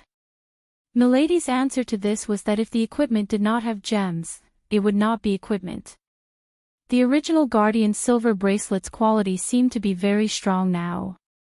As a divine artifact that had accompanied Diana for thousands of years, she chose to continue wearing it. The divine power that she usually did not use was accumulated and then burst out. Such a strong special effect made Thea envious. The original shield was made from a nameless metal that Zeus found in some corner. Now, it was a little behind the times. After obtaining the treasures of Hades for thousands of years, she could have as many rare metals as she wanted.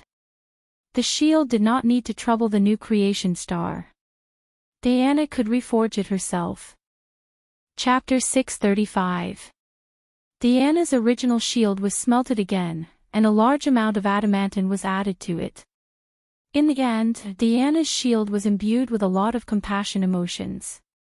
Although it wasn't to the point where Diana's shield would turn into stone at first glance like Medusa's shield, when the enemies saw Diana's shield, they would also be affected by the emotions of compassion.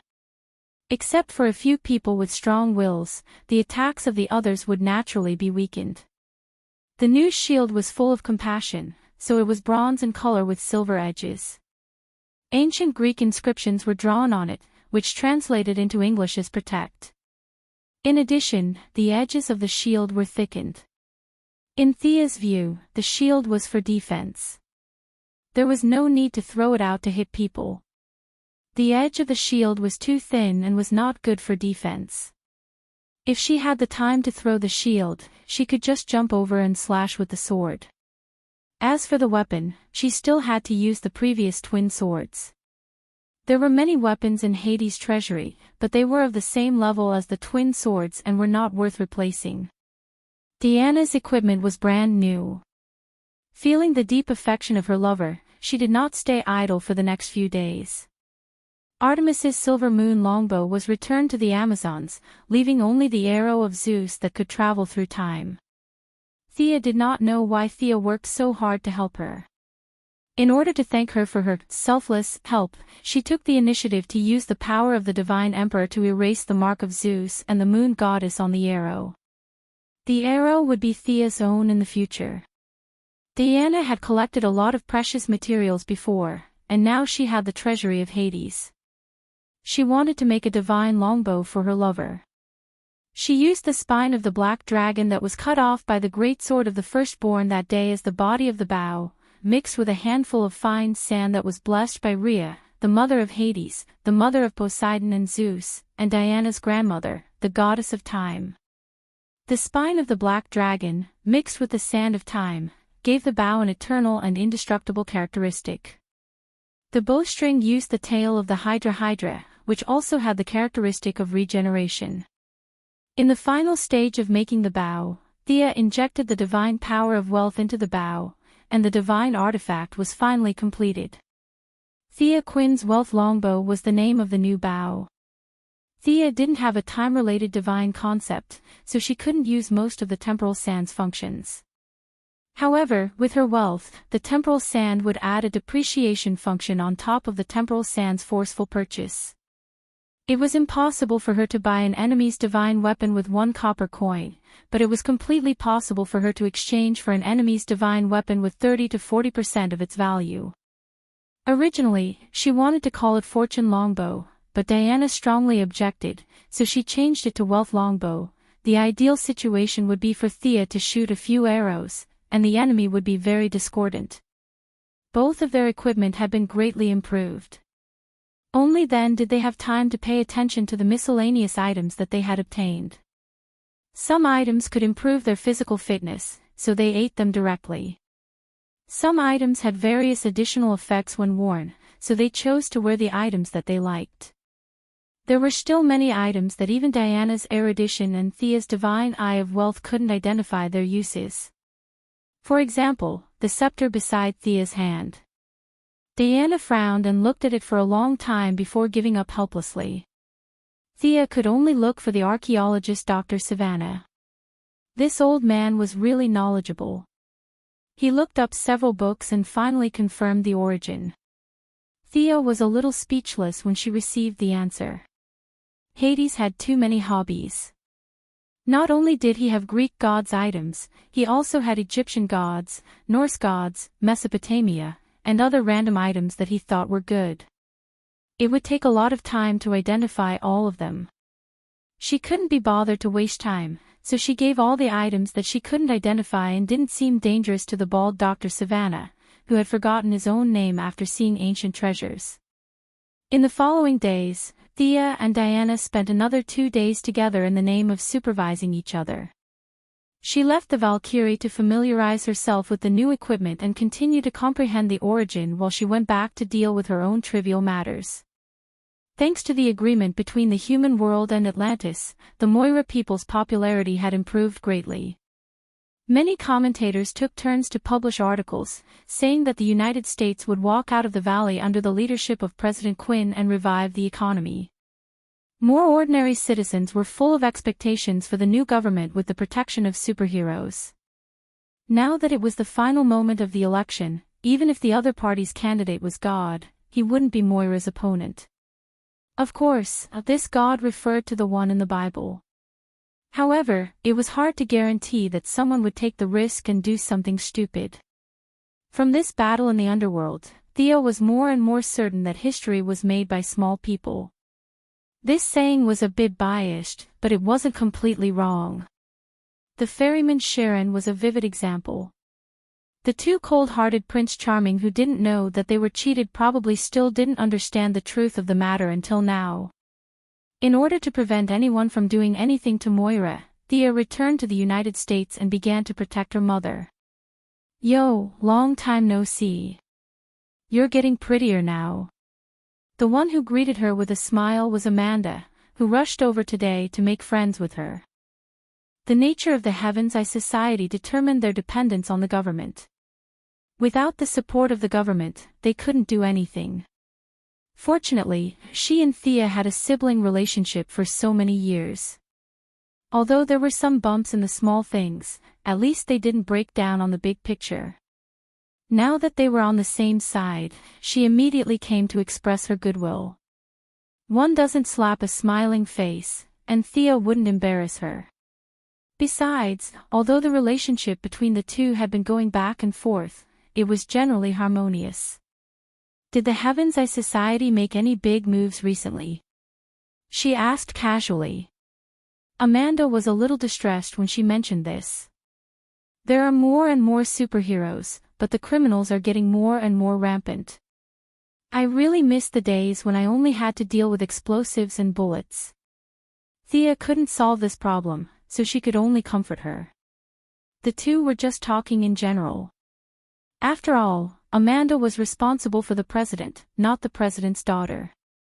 Sia was also quickly surrounded by a group of military bigwigs. The army was beaten up badly by the Atlanteans. The military's current point of view was that humans still had potential to be excavated. Currently, the military's equipment upgrade was not fast enough. We felt that it could be faster. After dealing with this group of people, Thea didn't want to continue upgrading weapons and equipment. The current technology tree was already climbing fast enough, and the foundation was not stable. There was really no need to start new projects. The military felt that they were inferior to Atlantis, but the problem was, how many years did they study to achieve today's results? Tens of thousands of years, and they wanted to catch up with them in a few years.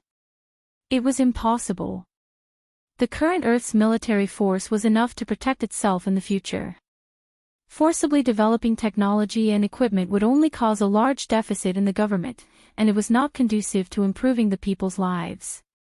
Whether from Moira's point of view or her own wealth, the next step was to vigorously develop civilian products and revitalize the economy. Chapter 636. In the next half a month, Moira began to do the final publicity without stopping. Thea and Oliver also followed her to all the major cities in the United States. There were really people who were not afraid of death. Some gunmen received black money. The moment they made a deal, Missy could instruct the Green Arrow team to clear the obstacles. Some of them did not make a deal at all and simply wanted to make themselves famous. She had no good way to deal with them and could only rely on tight defense to ensure their safety. In just half a month, there were 3 assassinations and kidnappings. Yes, that's right. There were even 2 kidnappings. Sia, who had already revealed her identity as a superhero, generally did not dare to provoke her. After all, during the battle with Doomsday, ordinary people would not be able to withstand her ability to flatten buildings and create deep pits with a raise of her hand. They targeted other people. A group of people kidnapped Moira's important staff. Fortunately, they were rescued by the Sky's Eye Society in time. Another group of people lost their minds and wanted to kidnap Oliver for ransom.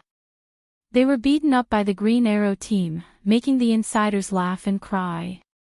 Another day of farce ended. Thea followed her mother to win votes. The secretary could only chase after them with a pile of documents from time to look for people. The electronic office was very fast, but many documents still needed her to sign in person. The campaign team ran wildly in all the major cities in the country.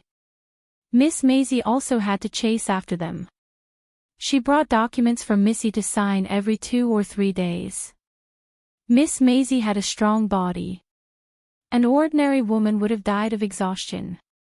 After signing another stack of documents, Thea leaned herself against the back of the chair and looked out of the window. Miss Maisie instantly understood her intention. She grabbed the pen on the table and threw it out. "Who is it? Come out." Even if it was an ordinary pen, it was thrown out of the window like a sharp arrow. The person outside the window was stunned for a moment, then he was surprised. "Yo, not bad." A hand wearing a black leather glove instantly reached out and grabbed the pen at a very clever angle. Then, the other party took advantage of the momentum and drew a semicircle. The original throwing force was skillfully used, and with a new force, it flew straight towards the secretary. Miss Secretary didn't try to catch the pen. Instead, she stomped on the ground and did a beautiful backflip to avoid the attack. A vigorous man in black jumped in through the window. Miss Maisie narrowed her eyes and looked at Thea first. However, Miss Maisie pretended to look at the documents and didn't show any expression because of the sudden appearance of the man. It didn't seem to be an enemy, but the other party didn't seem to have any intention of revealing his true identity after entering the room. This was something worth pondering. "May I ask who you are?" Miss Maisie still maintained her elegant etiquette, as if she wasn't facing a man in black, but a business negotiation. Seeing that Thea had no reaction, the other party's face twitched slightly, and he deliberately said in a hoarse voice, "If you win, I'll tell you." Mercy glanced at Thea again, and the young lady made a hand gesture for her to do as she pleased. "All right." The secretary's words were concise and comprehensive. Then, she quickly kicked off her high heels, tore off her skirt, and took off her glasses. From stillness to movement, the whole process took less than a second. She flew up, and her legs were like 2 battle axes, directly hitting the man in black's head. "You're really good at fighting." The man in black raised his arm to block the kick, and then changed his block into a grab, trying to grab her ankle and throw her out. However, Miss Maisie, who could fight death knell to a draw, wasn't so easy to deal with. She twisted her waist in midair and changed her move, kicking the man in the head with a backhand kick. The man in black finally realized that he had underestimated his opponent, and hurriedly changed his move. Unfortunately, it was too late. He could only lean back to dodge the powerful kick, and at the same time, raise his leg to kick Maisie's lower abdomen. Maisie hit the floor with her left hand at the critical moment, and borrowed the force to dodge the attack. The two exchanged blows, and both of them had underestimated their opponent. It could be said that neither of them had the upper hand. "I really didn't expect a delicate secretary to be so powerful. Your secretary can take at least 10 moves from me. Little Thea, you really have a lot of talents under you." The man in black no longer spoke in a hoarse voice, and took off his hood. He had bright eyes, white teeth, long hair, and exuded a sharp aura. Thea didn't even raise her head, and continued reading her documents. "Big Sister Shiva, you're boasting again. See if you can win against Miss Maisie first." The person who came was naturally Madam Shiva, who had taught Thea for half a year. The two hadn't seen each other for 6 or 7 years. If it wasn't for old Ma and Shiva's teachings, it would have been extremely difficult for her to reach her current position. Thea had looked for Shiva a few times over the years, but it was as if the other party was deliberately avoiding her, and they never met again. It wasn't appropriate to use force to invite her, so it had been delayed until today. Shiva was like a sister to her, and taught her everything. She had always remembered this kindness in her heart. However, Shiva had a stubborn personality, and Thea had never found a good way to repay her.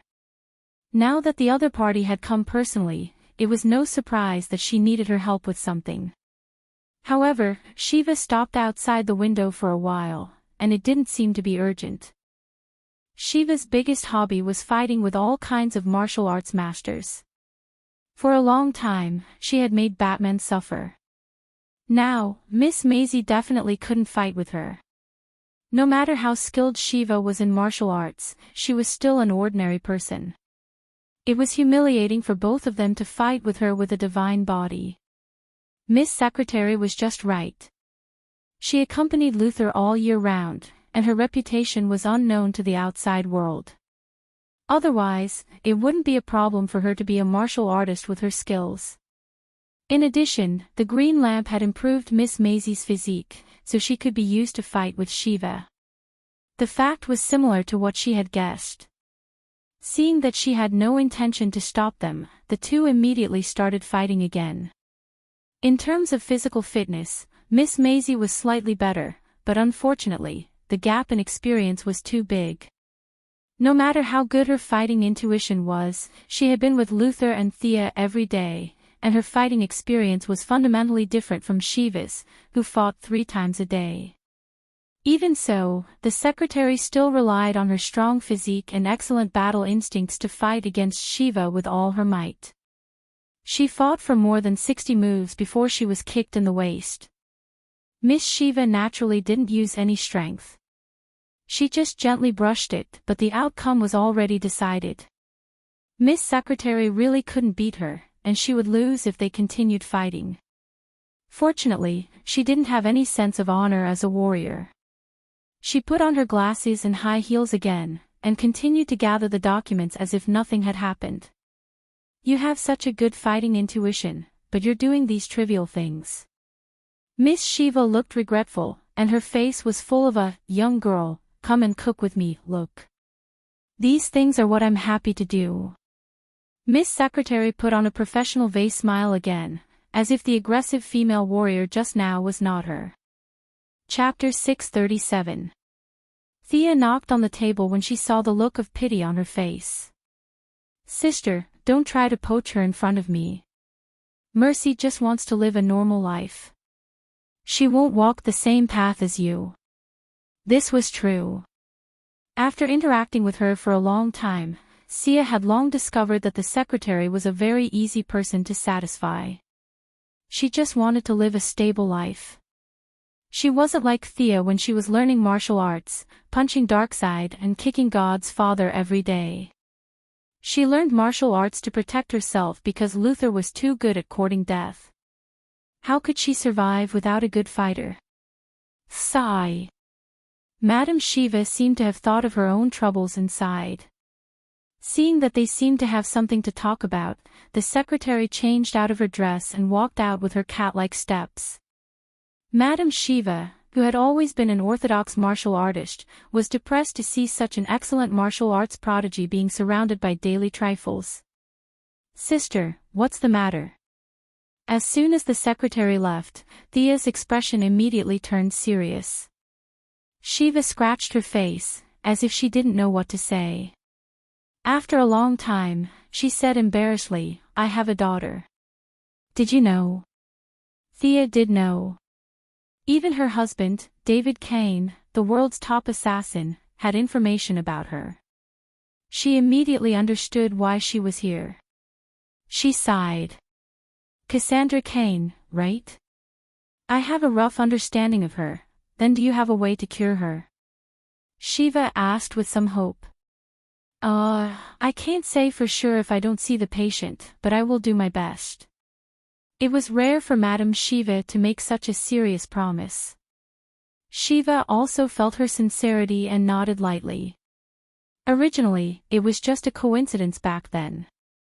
The paths of their lives intersected for a short period of time, but now, it brought her new hope. She walked out without a word, and Thea could only follow her. The two walked through the streets and soon came to a bungalow. Madame Shiva pushed the door open and entered. Inside the room, a black-haired girl around 12 or 13 years old had already reacted when she pushed the door open. She held a dagger behind her back and hid among the debris. Her eyes were vigilant as she looked outside the door. This child was quite vigilant. Thea silently watched the mother and daughter communicate with hand signals. Not long after, Shiva indicated that she was done with the communication. Shiva, who had never asked anyone to cover her with a blanket even if the sky fell, was now full of nervousness. She seemed to be standing with her hands behind her back, but in fact, her fingers behind her back were clenched so tightly that they were creaking. When Thea wanted to check, she couldn't help but say, "Please." Thea and she looked at the little loli. Even after Shiva's explanation, the other party still maintained a standing posture that could attack at any time. Her whole body was full of vigilance. "Good child, come here. I'll help you take a look." There was a hint of charm in his voice, trying to lower the other party's wariness. She didn't expect that despite his young age, the other party's willpower would be so high that he would be able to resist her charm. However, Thea's powerful charm attribute made the other party relax a little. The black-haired loli couldn't speak and slowly approached. Her bright eyes kept staring at Thea, watching her jade hand slowly grow bigger in her line of sight. She tried to attack several times, but was stopped by the other party's gentle gaze. Until the hand finally fell on her own head, the two of them, one big and one small, breathed a sigh of relief. How did this child teach her? Thea was really speechless to the mother and daughter. She was so charming that she almost couldn't suppress it. Would ordinary doctors dare to check her?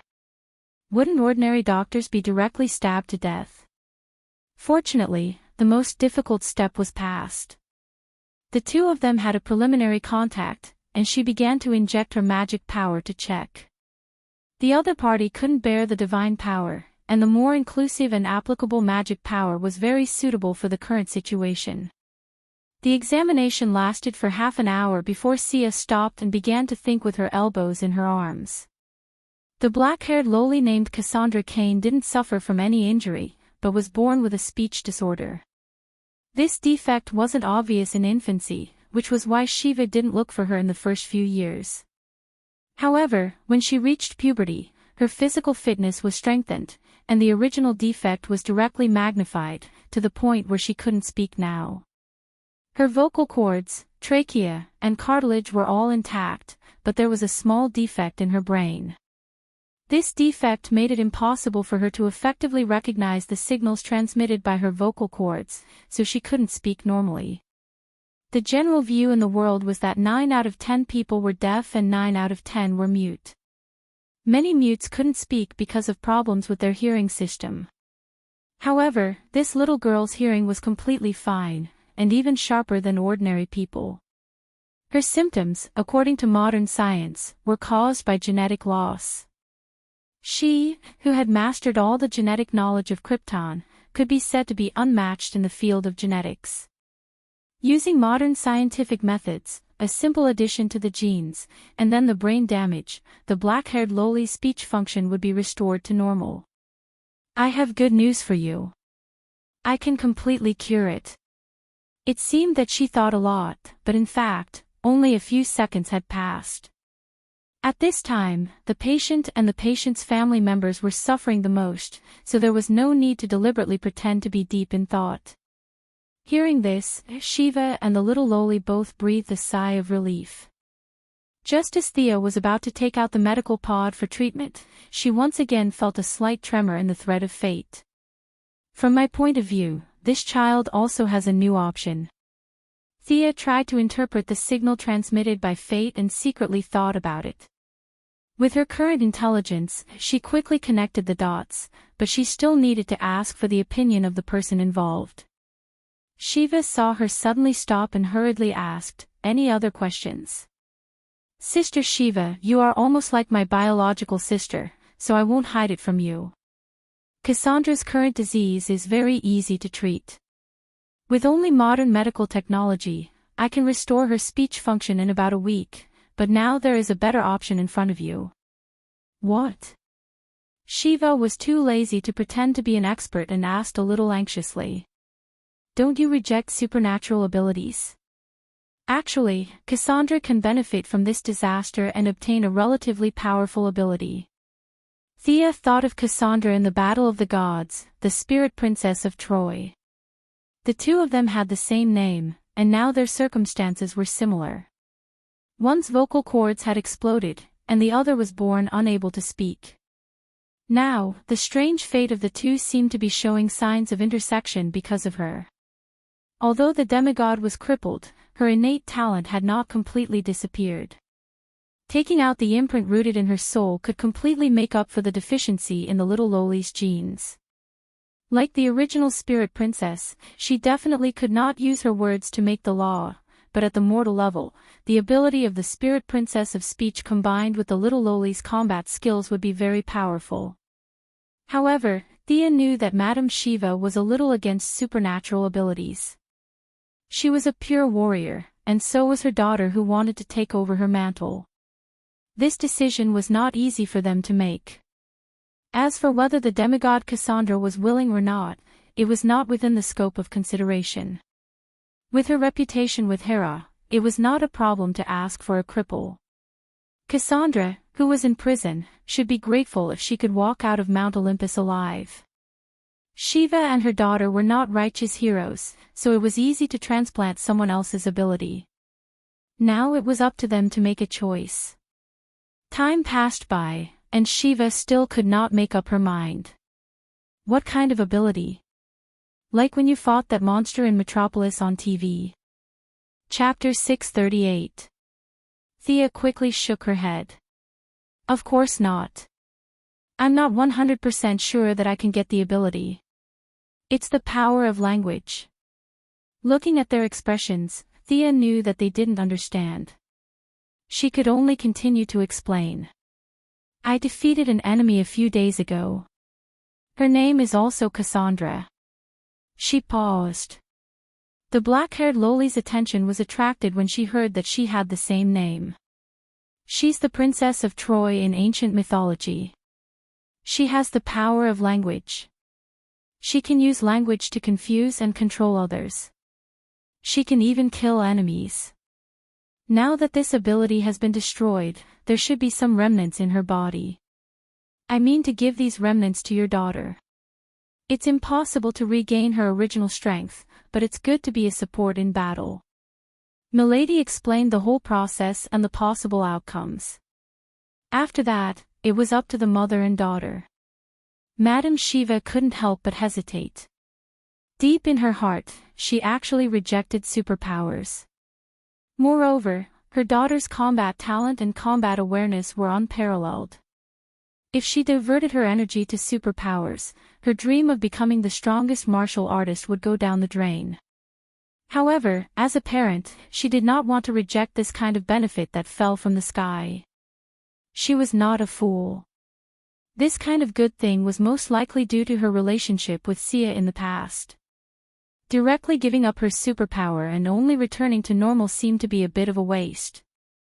The black-haired lowly was still young. She didn't have the long-cherished wish of becoming the strongest martial artist in the world. However, she didn't dare to make the decision herself. She looked at her mother with longing and anticipation. Seeing her daughter's expression, even if Madame Shiva's heart was made of steel, she still softened. She didn't care about the ability.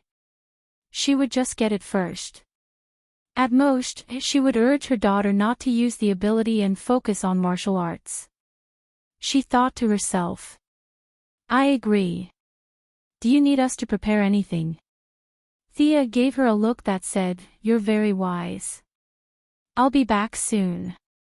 After saying that, she took a step and arrived at Mount Olympus. The mother and daughter looked at the sky-blue portal in amazement. Another round of sign language. Thea found Hera with familiarity. When the God King heard that she wanted to take Cassandra away, he let her go without hesitation. Cassandra was imprisoned by her in the dungeon, so it was definitely inappropriate to kill her. After all, she was Zeus's daughter, and it would be a waste of food if she didn't kill her. Hera was just worrying about how to deal with her. Now that he heard that Thea wanted to take Hermes away, he immediately let her go and asked if Hermes wanted it. If Hermes wanted it, he could give it to Hermes for free. Thea hurriedly refused. Hermes had been severely injured by Supergirl, and his half-undead body could slowly recover in the netherworld. But now that he was imprisoned in the god realm, how could he possibly recover? Wait for 10,000 years. When he saw the soul speaker again, he had to admit that she was miserable.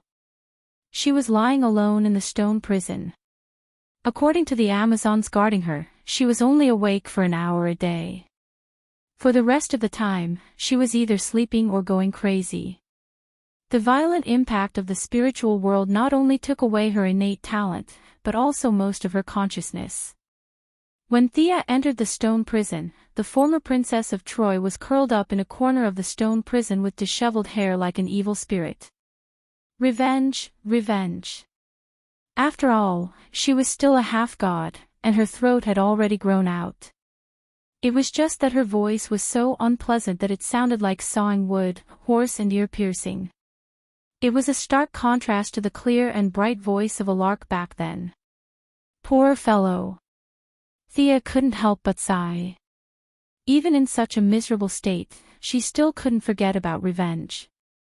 She probably didn't know that her eldest son, whom she had high hopes for, had already been forcefully brainwashed. I'll take her away. Thea showed the guard Hera's order, and directly knocked Cassandra out with a mental attack, and teleported her back to Earth. The trip back and forth took only 5 minutes. Shiva and her daughter were still making hand gestures when Cassandra jumped out again. Shiva only felt that it was magical, but the black-haired loli was full of anticipation. Judging from this beautiful big sister's words, she could also become a superpower user. A half-grown child was now looking forward to superpowers. Compared to the countless hardships of martial arts training, superpowers were actually more tempting for someone of her age. If it were a righteous person like Batman, they would definitely strongly object to taking the enemy's power and adding it to themselves. Shiva and her daughter didn't have this problem. They had killed at least 800 if not 1,000 people. They didn't have any moral concerns at all, and calmly waited for a pie to fall from the sky. At this moment, Thea was communicating with divine power to create a small pie for the black-haired loli. Cassandra's talent definitely couldn't be extracted under normal circumstances. The talent and the body were inseparable. However, now that she was in a crippled state, the remnants of the spirit of speech in her body had been spontaneously gathering. This was all done unconsciously by the spirit of speech, but the key factor was missing, which proved that this was completely useless. Without the participation of the power of rules to supplement her, Cassandra would be like this for the rest of her life. At first, Thea wanted to forcefully extract it, but after checking the situation in her body, she changed her mind. The remnants of the spirit of speech had spontaneously gathered, so there was no need for her to forcefully extract it. That would be too violent. After all, this was one of Zeus's thousands of daughters, so it was best for her to be gentle. When the mother and daughter couldn't see, and Cassandra was in a muddled mental world, she forcefully made a deal with her. She promised to restore her health, and the other party would use the remnants of the spirit of speech as a reward. She extracted a ball of red light from Cassandra's body. The light was faintly discernible and extremely unstable, as if it would explode at any moment. Next, Thea pointed at Cassandra's forehead and used the willpower in her order scale to help her regain her consciousness. After that, she used 3 powerful healing spells in a row. Finally, after thinking about it, she added a large ball of pity. It was better to give up on hatred. Seeing that she had completed the deal, the ball of red light gradually quieted down. They already knew that they were about to leave the main body, and a trace of sadness slowly emerged from within. Thea waved at the black-haired loli, indicating for her to come over. No one was retarded. The black-haired loli looked at the unknown substance in her hand and naturally knew what it meant. Her little face twitched, and her teeth bit her lower lip as she quickly walked in front of her. Don't be afraid, it will be over soon. It won't hurt at all. Milady talked nonsense as if coaxing a child. Actually, she didn't know if it hurt or not. It was her first time doing this, but in order to relieve the little girl's pressure, she pretended to be familiar with it. She directly swung her hand and slapped the ball of red light into the black-haired lowly's body. Then, she used magic to communicate with both sides, and used willpower to create a channel to slowly graft. Thea seemed to be performing a surgical operation, transferring the remnants of the body into the new body, and the remnants of the soul into the new soul. The black-haired lowly was instantly stunned by the influx of mental power. Milady signaled to Shiva that everything was normal and began to get busy. Chapter 639. It was easy to destroy, but hard to build. This was true everywhere. It was even more difficult to create a new talent based on the original incomplete foundation. Fortunately, she was already a god, and her intelligence attribute was extremely high. Trade and language were similar, so most of the remnants of the spirit of speech in Cassandra's body could be recognized. Demigods also had a human part, and this part was extremely easy to distinguish. It took some thinking to distinguish the part that belonged to the gods. Thea's original wild demigod state was slightly different from the Greek demigods, but she had Diana, a human sample, as a comparison. In any case, they had the same father, so the difference wasn't too big. First, she identified the human part and integrated it into the soul of the black-haired lowly. Then, she compared it with Diana to find the similarities with Zeus's part. It had to be said that Zeus's eldest brother's bloodline was very powerful. The black-haired lowly, who was only considered beautiful among ordinary people, would become extremely beautiful in the future after integrating a little of Zeus's bloodline. Finally, she carried out the talent planning. As if sensing the black-haired lowly's natural deficiency, the remaining light of Cassandra's talent automatically filled in. Thea directly added new functions on the original foundation. All kinds of energy were integrated into the black-haired lowly's body. This process was actually a learning process for Thea. After working for an hour, it was the first time she had done such a grafting operation on the soul level. The light red light was divided into thin threads invisible to the naked eye and wrapped around the black-haired lowly's transparent ordinary soul. Apart from the names, it could be said that the two people in the original time and space were connected by her. One was a spirit of speech, and the other was a mute. This was the magic of fate. With a small part of the abilities of the spirit of speech, the future Cassandra would go higher and further than in the original time and space. How is it? Madame Shiva asked worriedly. Don't worry, I'll handle it. Milady patted her chest and promised. Shiva glanced at her and didn't say anything. She began to wait quietly. As for Princess Cassandra, whose talent had completely disappeared, it didn't take long for her to wake up. Thea had no relationship with her at all, so there was no need to talk nonsense with her. She directly teleported her away and arranged for her subordinates to take care of her. She was no longer a demigod after losing all of her powers. Without the influence of hatred, perhaps it would be a kind of happiness for her to find a place to live out the rest of her mortal life. After sending Cassandra away, Thea and Madame Shiva began to wait for a long time. They waited for 2 days. Looking at Madame Shiva's anxious look, Milady could only wait. She was afraid that something would happen to Moira, so she sent a doppelganger to protect her mother. 2 days later, Cassandra woke up.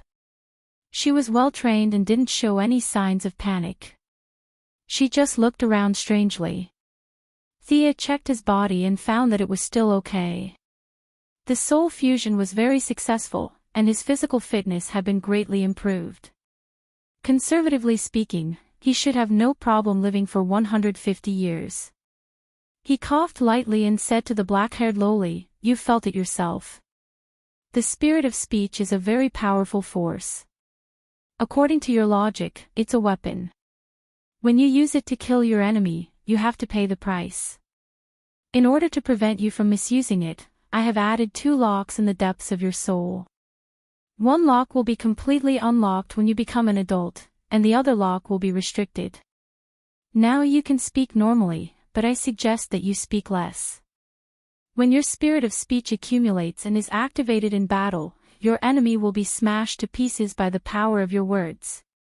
Thea clenched her fist as she spoke to strengthen her tone. This principle was designed by her through Diana's guardian silver bracelet. After all, the black-haired loli was not a genuine user of the spirit of speech. Naturally, she couldn't compare to Cassandra.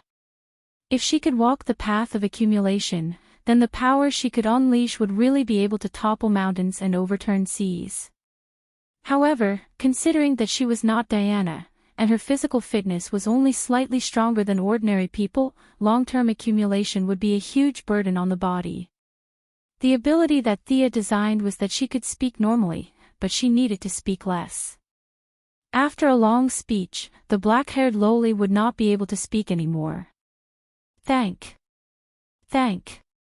The black-haired loli was still a little inarticulate, but this was because she hadn't spoken for the past few years. With her hard work and a little practice, she would be able to return to normal.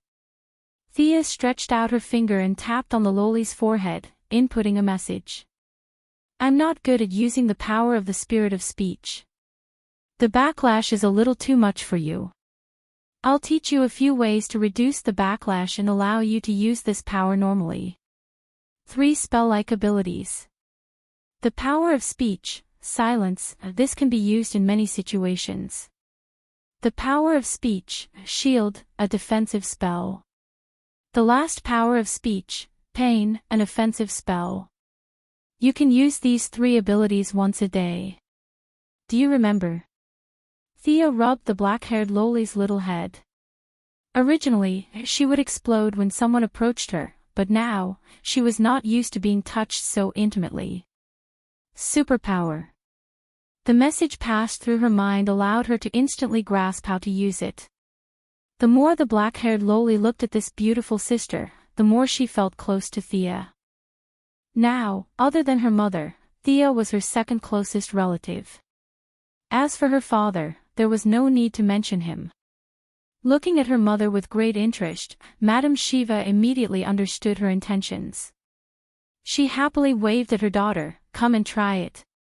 The method of communication between mother and daughter was to fight first.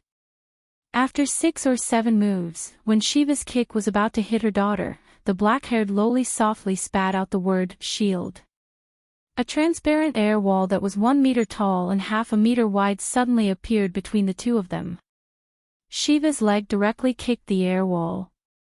The air wall could not withstand her strength at all and instantly shattered. However, this obstruction reduced the strength of her leg by more than half. She could only withdraw her leg and change her move. The black-haired loli took the opportunity to regroup and continue the fight.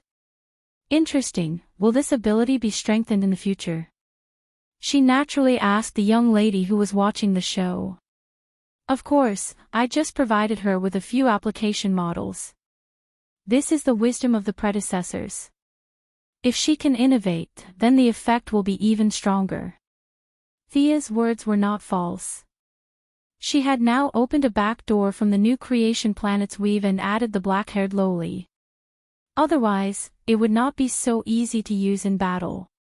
Cassandra had used it for thousands of years, but she could only talk on the sidelines and did not dare to use it in battle. It was because the backlash of the magic was too great. Now that the black-haired loli's backlash had been transferred to the new Protoss, who were in the tens of millions, the backlash had been distributed to an undetectable extent. She just needed to break away from the original restrictions of the spell and make it her own. That would require her to work hard. Hearing that there was still potential in the future, both mother and daughter were very excited. Chapter 640. The black-haired loli continued to exchange more than 10 blows with her mother. She took some time to try the word pain. Lady Shiva, who was caught off guard, staggered from the sudden pain. Her movements were distorted and the black-haired loli landed a palm strike on her ribs. The mother and daughter soon finished their sparring. The black-haired loli stood aside while trying to hold back her laughter. Just by looking at her face, one could tell that this loli was very excited. Although it was a sneak attack and her mother was not serious, it was still Shiva, who was known as the best martial artist in the world. This ability is indeed powerful when used unexpectedly. Miss Shiva nodded affirmatively. Okay, I'll have to trouble you this time, little Thea. Thank you for your help. Miss Shiva did not say much and was ready to leave. Thea did not know what to say to this girl who was like the wind. She wanted to ask her to stay for a few more days, but she knew that she might not agree. She could only avoid it. How do you plan for Cassandra's future? Shiva, who was about to pack her things, stopped and thought for a long time. Finally, she said, originally, your place was a good choice. Unfortunately, your family is too famous now. Help me send her to Batman. Don't be like me. She should be a good person. I'll leave it all to you. After saying that, Miss Shiva looked at Thea seriously. Her place was indeed not a good choice. The media was really everywhere. If there was suddenly a child in the family, it would cause a lot of trouble. Batman was a good place to go. Thea did not think too much and nodded in agreement. Shiva touched Cassandra's head and put her forehead on the black-haired Loli's forehead. She closed her eyes and thought for a long time. Without saying a word, she turned around and left the room with her luggage. Your mother is a strong person. Thea comforted Cassandra in a low voice. The little girl stared at the figure that was getting farther and farther away and did not speak for a long time. Thea couldn't understand Lady Shiva's mentality of gently letting go of her restraints and wholeheartedly pursuing the strongest, nor would she do such a thing. This kind of behavior couldn't be considered noble, but it was definitely worthy of being powerful. Compared to those who would forget themselves after obtaining special abilities, Madame Shiva's spirit was as pure as gold. The black-haired Loli seemed to be used to her mother's disappearance. She was very independent and quickly adjusted her mood. Knowing that she was going to a new place, she quickly packed her backpack and carefully grabbed Thea's clothes. Hold on to me. We're going to a dark cave later. Thea grabbed the Loli's shoulder and activated a teleportation spell.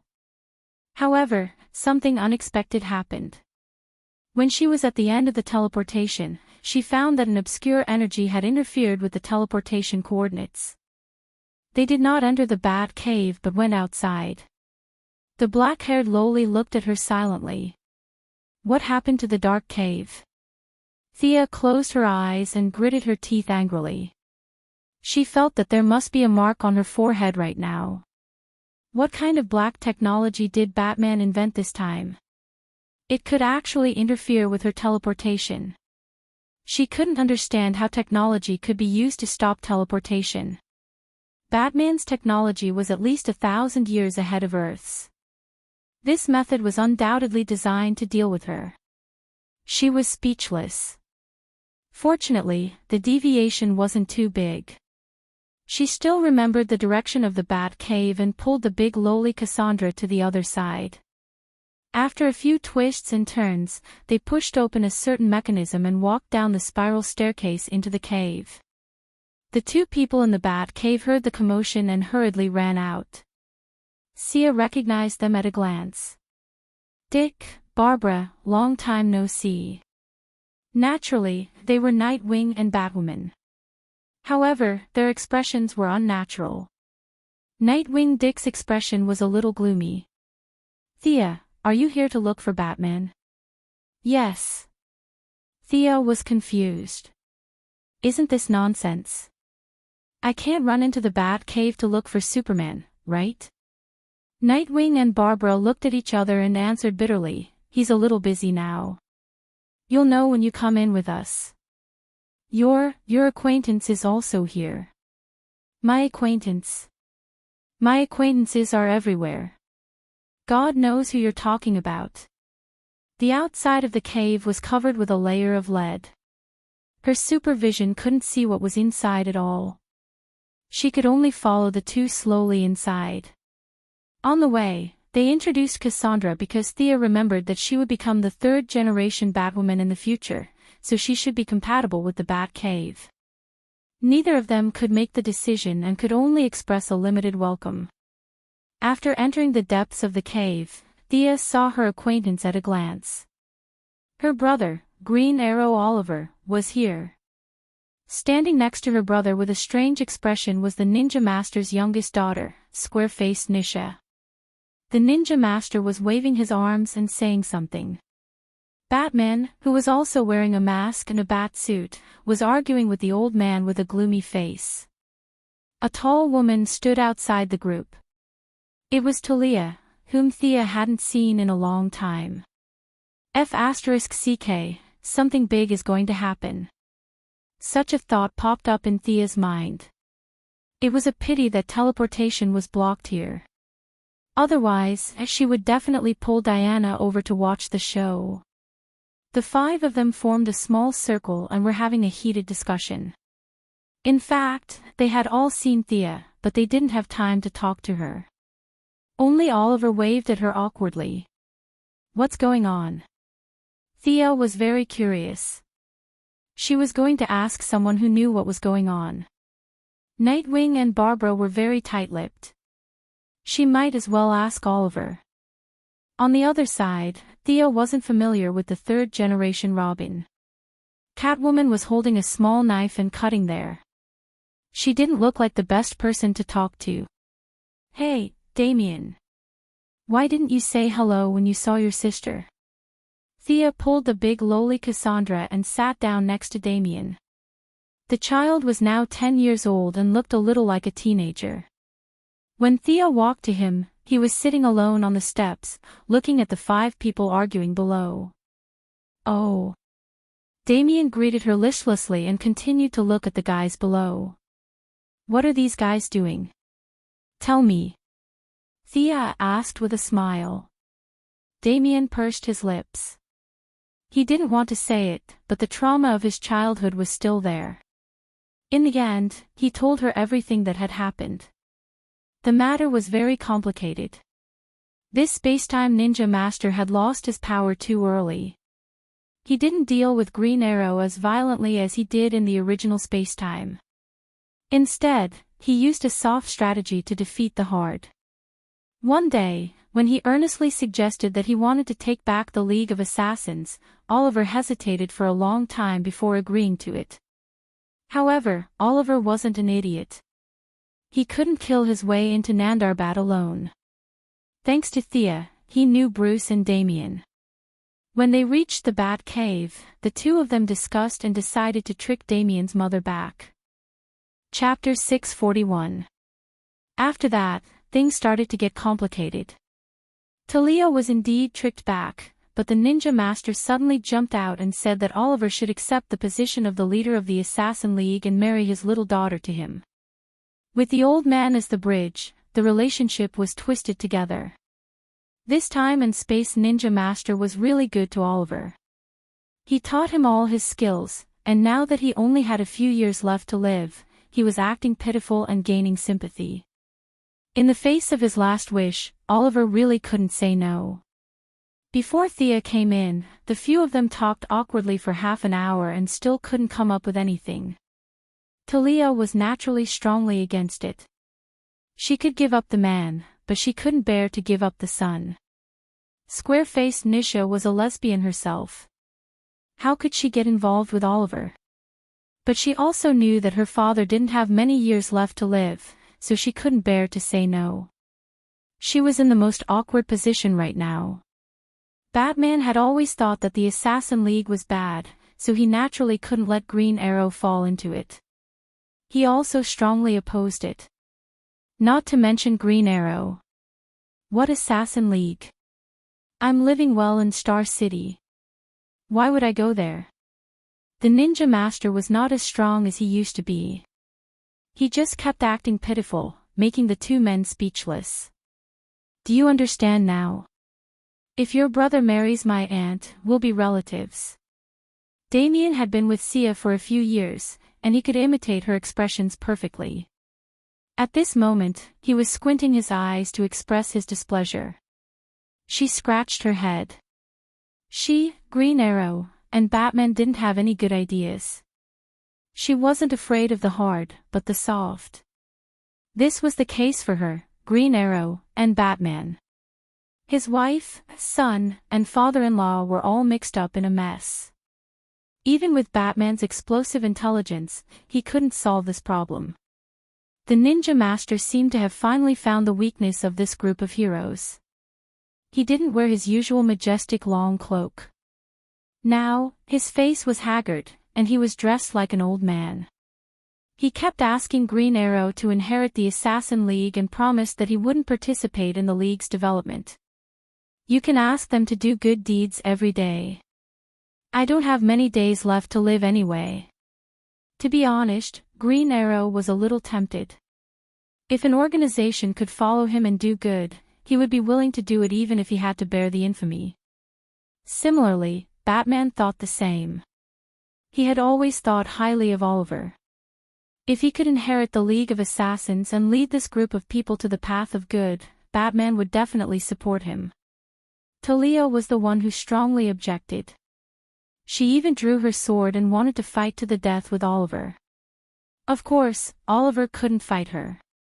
Whether it was Batman or Damian, it was impossible for him to injure or kill her. He directly rejected the request for a duel. The Ninja Master didn't give up. He asked his two daughters to fight, and then he asked the two men to decide the winner. Nightwing, Third Robin, Barbara, Catwoman, Thea, Cassandra, and Damian. The seven of them were either leaning against the wall or sitting on the ground, watching the quarrel.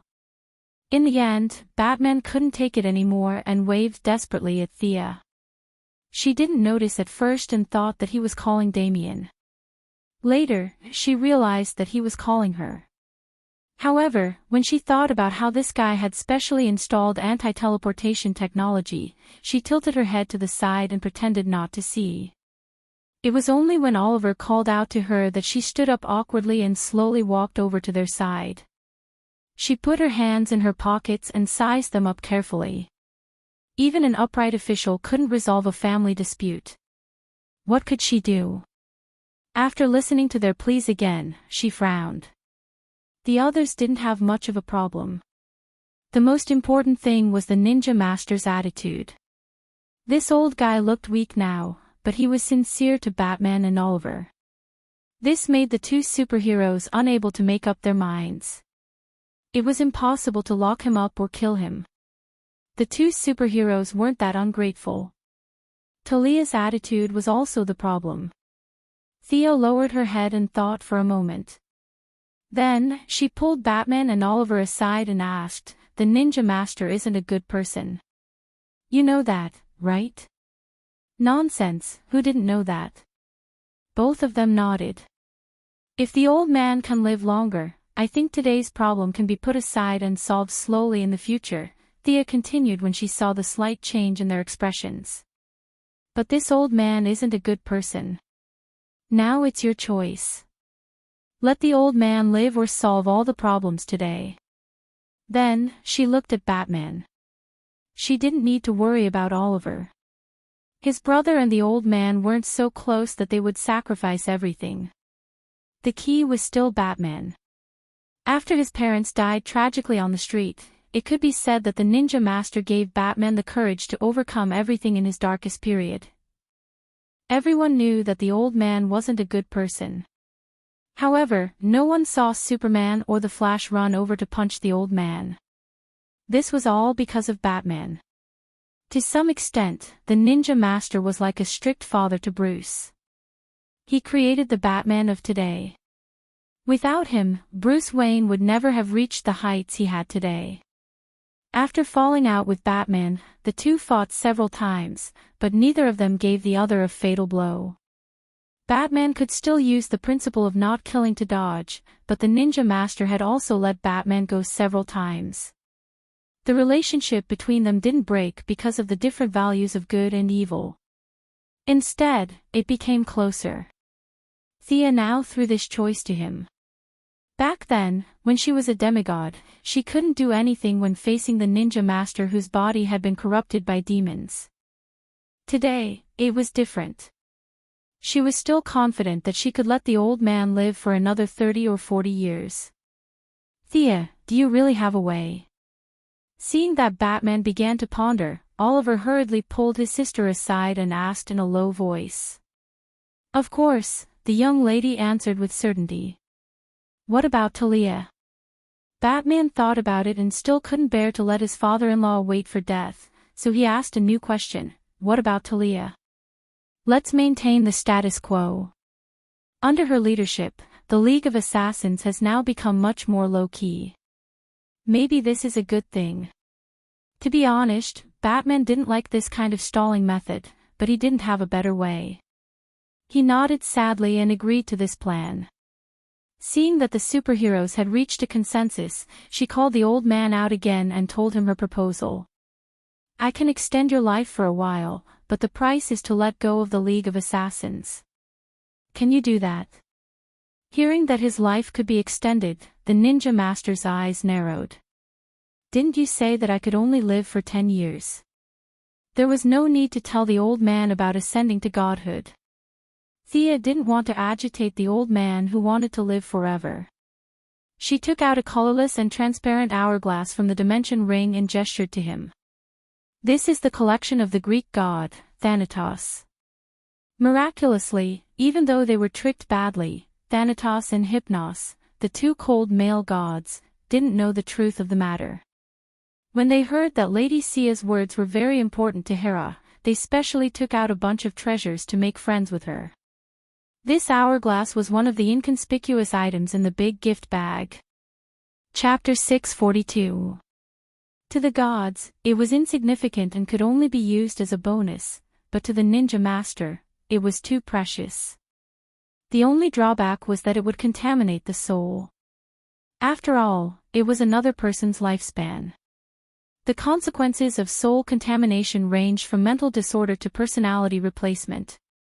Thea really couldn't let ordinary people use it, but the ninja master who had long been contaminated by demons didn't have this concern. This hourglass contains a person's lifespan of 70 years. Your original demon physique will increase the burden on your lifespan, but it's still possible to extend your lifespan by 30 to 40 years. Thea noticed a flash of light in the ninja master's eyes and knew that he was tempted. Now there are two options in front of you, waiting for you to choose.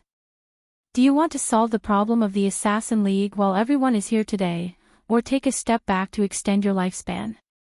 In fact, there was no need to guess to know the old man's real thoughts. The longer one lived, the more afraid of death, especially the ninja master. The truth was as Thea expected. He quickly made up his mind to get the lifespan first. The Assassin League could be put aside for 2 years. Anyway, the purpose of the Assassin League was to extend his lifespan, so he couldn't put the cart before the horse. Thea threw the hourglass to him. "How do I use this thing?" The old man looked at it for a long time. It didn't look like something to eat. You know the worship ceremony of the Greek gods, right? Thanatos needs your belief. As long as you believe in him and worship him from time to time, the quicksand will slowly enter your body and extend your lifespan. The ninja master was very satisfied. This method wasn't difficult. Although it was a bit strange for a Central Asian to believe in a Greek god, who cared about this in a life-and-death situation. The old man left the bat cave gracefully. A storm that was neither too big nor too small was finally resolved.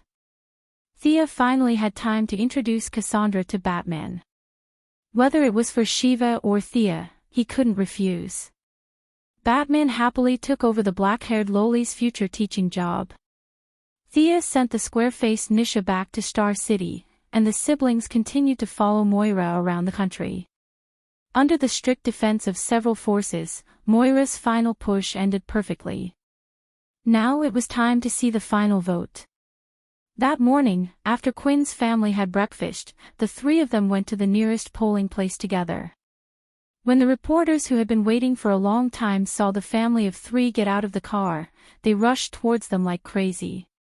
"Miss Quinn, how confident are you that you will be selected? Dr. Quinn, will you vote for your mother? Mr. Quinn, is there anything you want to tell the media about your relationship with Lance and her sister?" In order to appear more approachable, a large number of Moira's security personnel were dismissed by her. Today, she was voting as an ordinary citizen. The eldest miss also kept a low profile and did not bring anyone with her. However, the wall of human flesh that she used to have was no longer there. She could not send a mental attack into the crowd, so she was a little speechless as she was surrounded by a tide of reporters. As a man, Oliver could only rely on himself to separate the crowd and let the two women enter the voting booth. The tabloid reporters at the entrance could be ignored, but the large media inside the polling station had to be dealt with carefully. The three of them got their votes. This was not the time to be modest. The other candidate ignored them and the three of them chose Moira. They each filled in the form and showed it to the media. Only then did the procedure was completed. The integrity of the media in the polling station was quite high. They did not pay attention to the gossip, but focused on Moira's governance after that. Moira did not hold back and described the benefits of electing her as the president. In short, if they did not elect her, they would suffer a big loss. When the other candidate was mentioned, she did not hold back and ridiculed the other party. She almost shouted at the camera that the other party was a fool. This was very interesting. At the beginning of the election, when the two candidates mentioned each other, they were all polite words, such as respectable opponents, extraordinary politicians, and so on. However, when Moira began to take the lead, everything changed. Both sides adjusted their strategies almost at the same time, which was to belittle the other party and elevate themselves. The TV debate still needed to maintain some dignity. Now that the dust had settled, there was no need to hold back. Moira ridiculed the other party's governance strategy and fashion sense. It turned out that the other party did not show any mercy. When the family of three returned to the old house, they turned on the TV and saw that the other party was also scolding their own clothing. Since Moira's main theme was the superhero card, the other candidate went all out. In his opinion, the superhero could not do anything to him. He completely disregarded life and death. He ridiculed several superheroes, focusing on how Superman's blue tights and red cloak did not match and how terrible the color combination was. Thea could only say sorry to Superman for being caught in the crossfire. Presumably, the good-tempered Superman would not mind. The whole day of voting was noisy. All kinds of rumors were flying and the whole country was jubilant as if it was a festival. The family of three did not go anywhere, but waited silently at home for the final results. Many of the aides kept sending back all kinds of news. The results of the vote count came out very quickly. Moira won a large number of votes and directly announced the victory of the election in front of the media surrounded by people. To officially enter the White House, they had to wait until January 20th of the next year. During the inauguration ceremony, they had to hold the Bible and take the oath of office to complete the whole process. There was still more than a month to 2 months before that. Thea used this time to personally arrange her mother's security.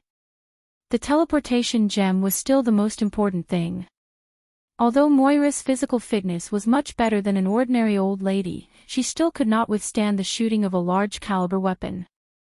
Although she had learned some fighting skills like Taekwondo, the results were not worth mentioning. Thea found a few of Death Knell's subordinates who did not look so fierce and stuffed them into the security team. The Sky's Eye Association would also provide some protection. With this double insurance, she felt at ease. Moira flipped through the calendar every day, waiting to reach the peak of her life. Now, the president in the White House, who was already a little nervous, was also flipping through the calendar. Anyone who wanted to come to this place could come, he did not want to stay a day longer. Thea took time out to meet Poseidon again.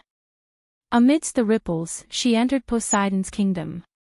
A few giants who had fought side by side before led her into Poseidon's bedroom. He was waiting outside the door.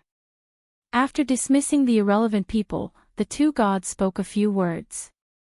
Seeing that he was not happy, Thea immediately went to the main topic today.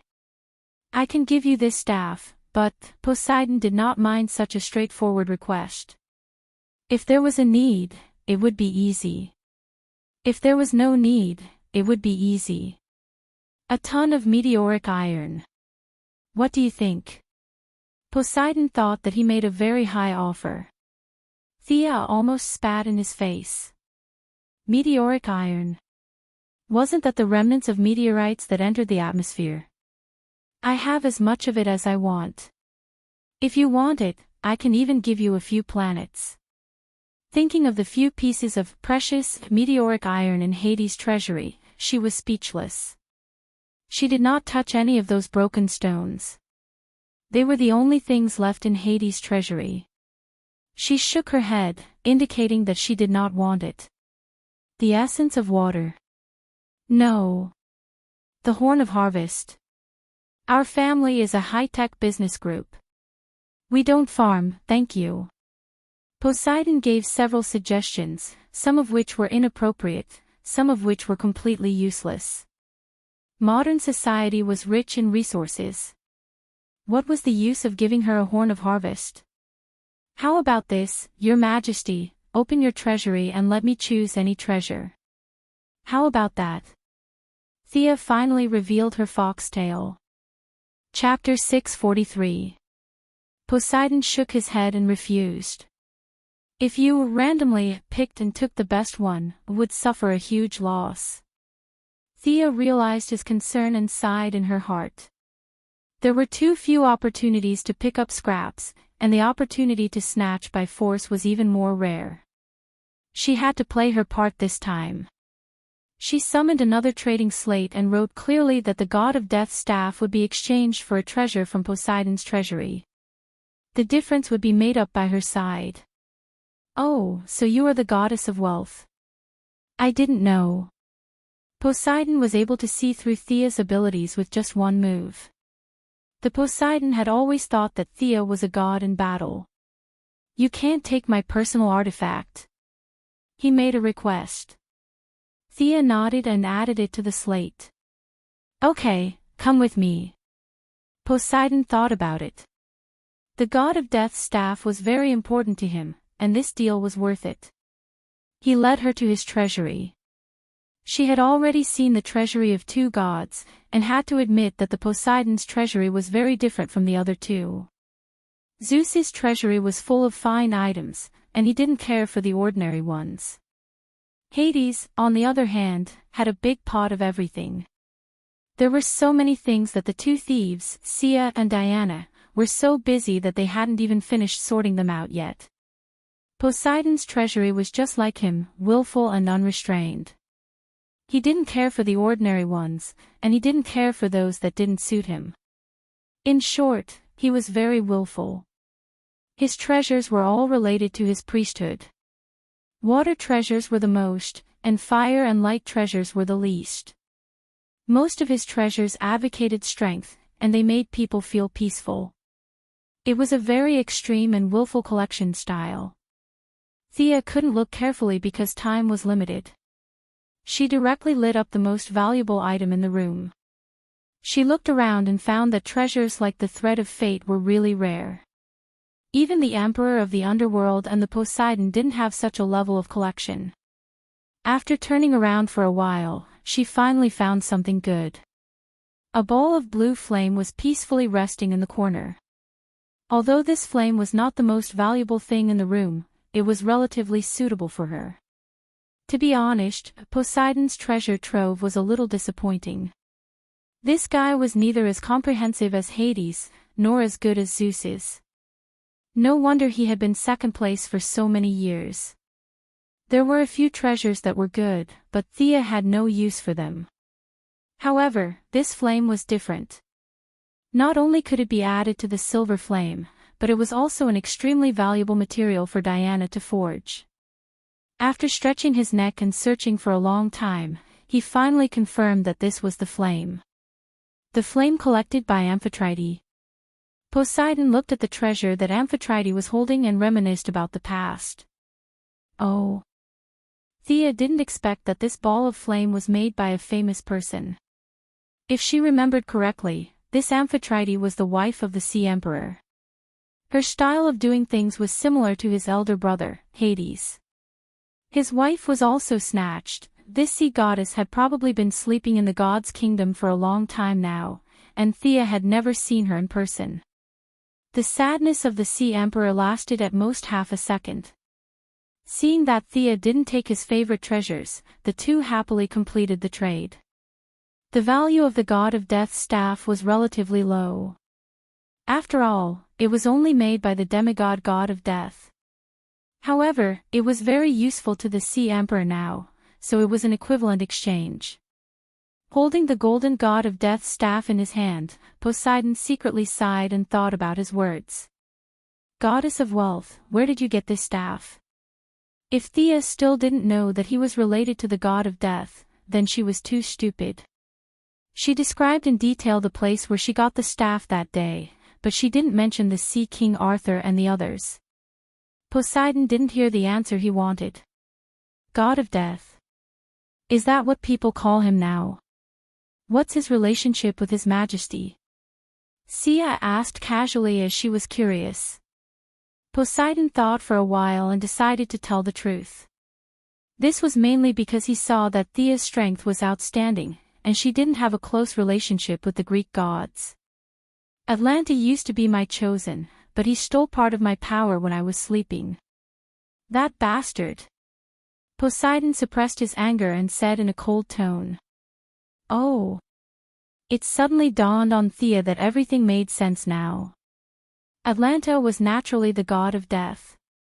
Just like how Thea was the moon goddess's chosen, he was of a higher rank and obtained the position of the Sea Emperor's chosen. This explained how he could survive until today. Ordinary Atlanteans had a longer lifespan than people on the surface, but it was impossible for them to live for more than 10,000 years. The god of death was the chosen of the Sea Emperor, and his lifespan was long enough. Listening to Poseidon, he even stole part of Poseidon's origin. This could be called powerful. You ruled the 7 seas, didn't you find him? He shouldn't be a god, right? Thea was a little puzzled. The description in the comic was not clear enough, so she didn't know the true strength of the god of death. That thief is definitely not a god, but he is not in the sea. I am very sure of that. Looking at Poseidon's indignant expression, Thea was a little tempted.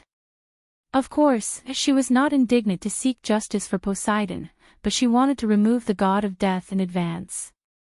This guy used to be the first king of Atlantis, a great hero who had won many battles. Unfortunately, he was betrayed by his family.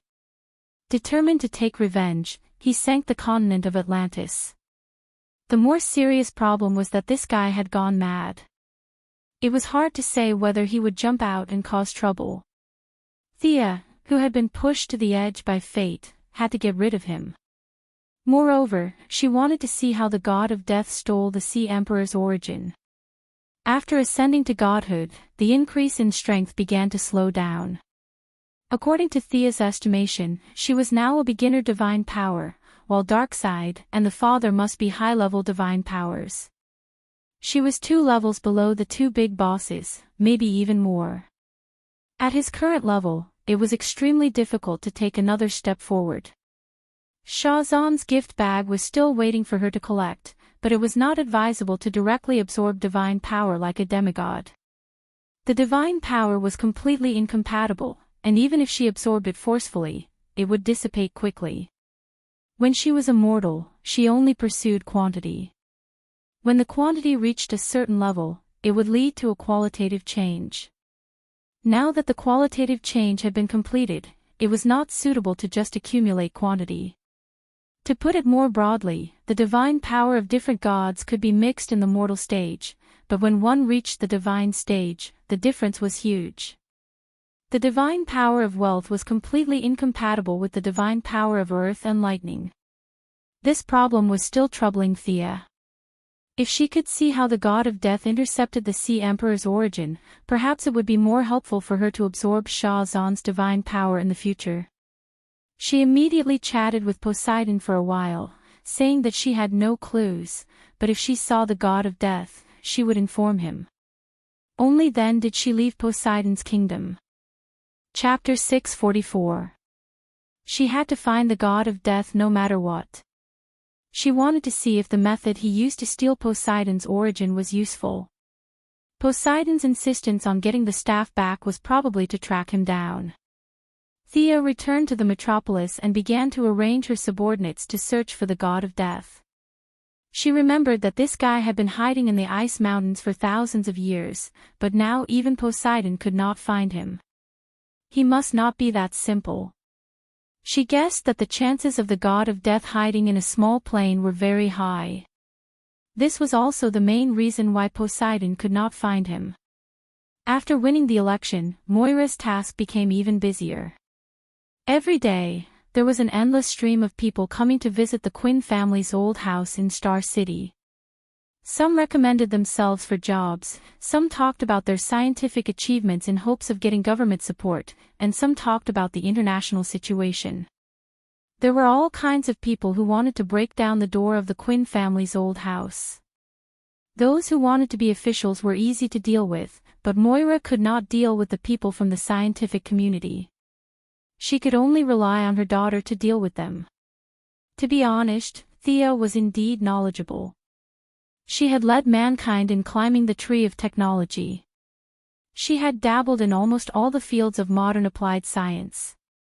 It was just that she was not proficient in them, but after 2 days of dealing with them, she could not handle it.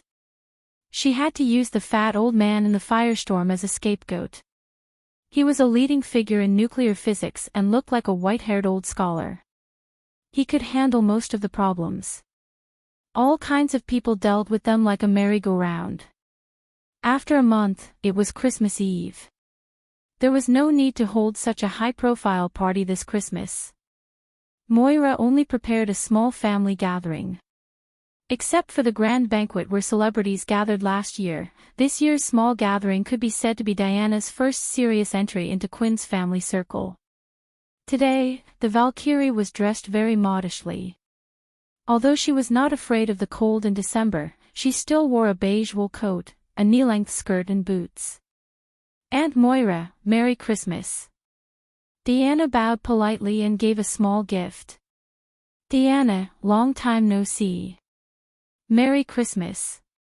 Moira gave her a gentle hug to show her welcome. Olivier also brought Shadow to this family gathering. Diana was not familiar with them, but they knew each other. They could get together and chat. Moira left the young people chatting and went to entertain a few of her peers. There were still many relatives in the Quinn family. Although Robert Sr. had passed away 8 years ago, his siblings were still alive. Moira wasn't born out of a crack in a rock. She also had her own relatives. Now that she was about to move into the White House, many relatives came to support her. Even if it was a family gathering, there were still more than 30 people. The older generation gathered together to chat, while the younger generation naturally gathered around Thea and the others. The young mistress's beauty was simply unparalleled in the world. However, the few relatives did not dare to have any ideas about her. The law here was that cousins were allowed to.